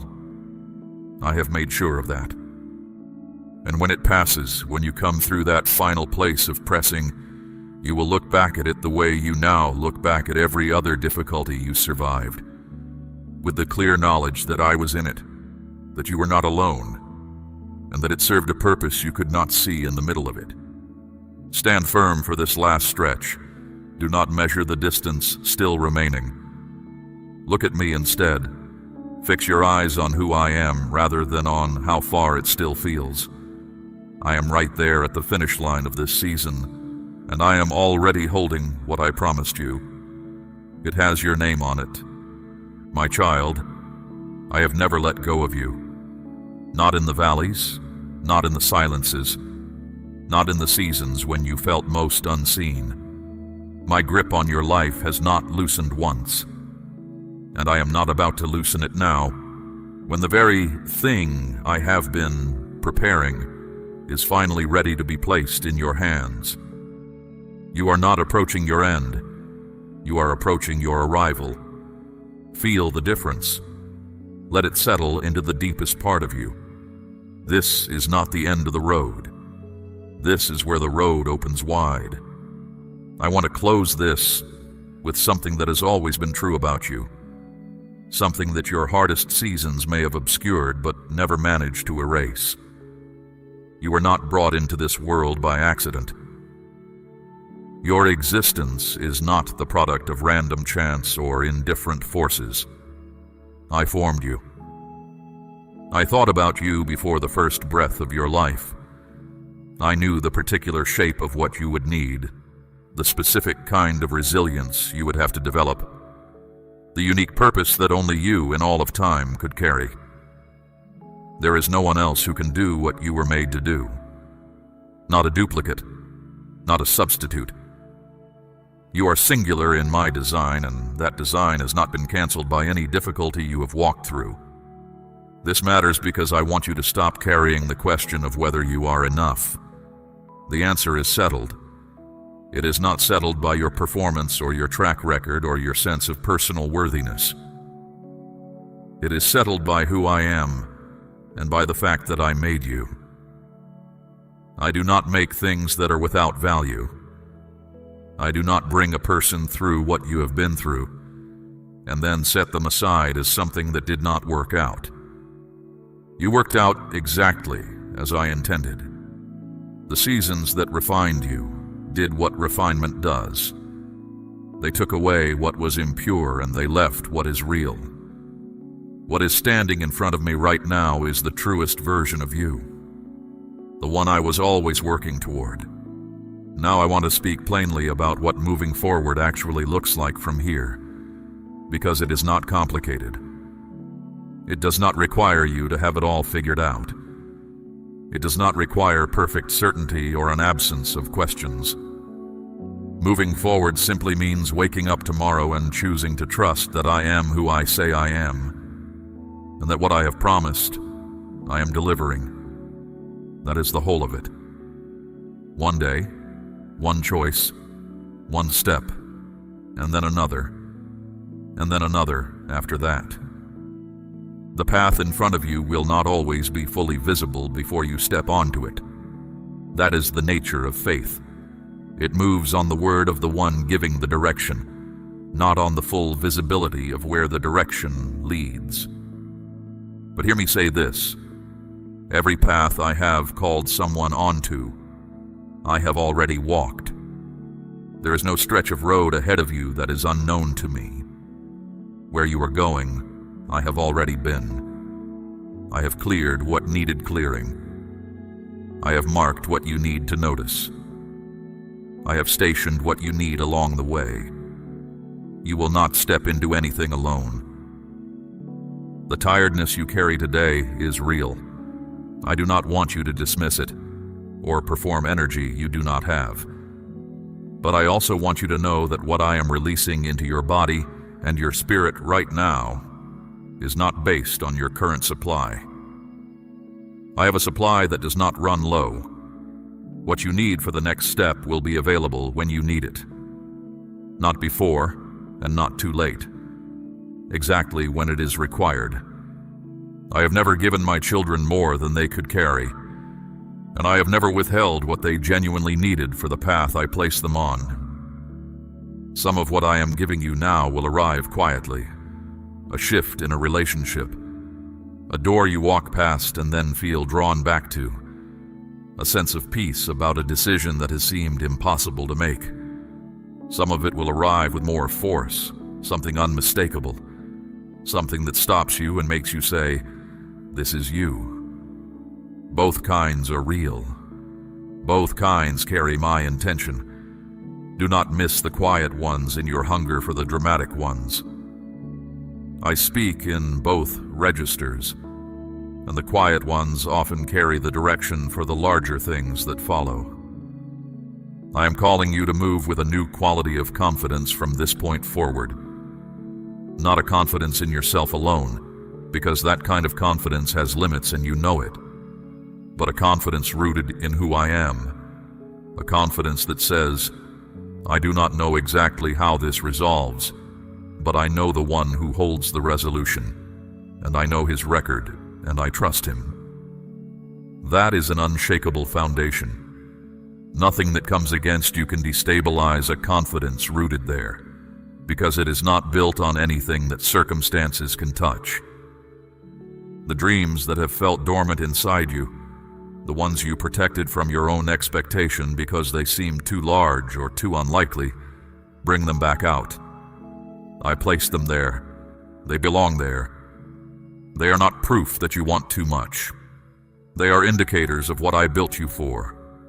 Begin to hold them again, carefully, with an open hand, rather than a desperate grip.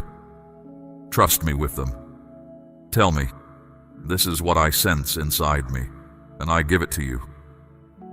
Let me carry those desires with you, because the one who placed them there is fully capable of bringing them to pass. Walk forward now, my child, not with the exhausted steps of someone who has barely survived the road behind them. Walk with the steady, sure steps of someone who knows they are accompanied, who knows where the path leads, who knows the one holding their hand. What is ahead of you is not a smaller life.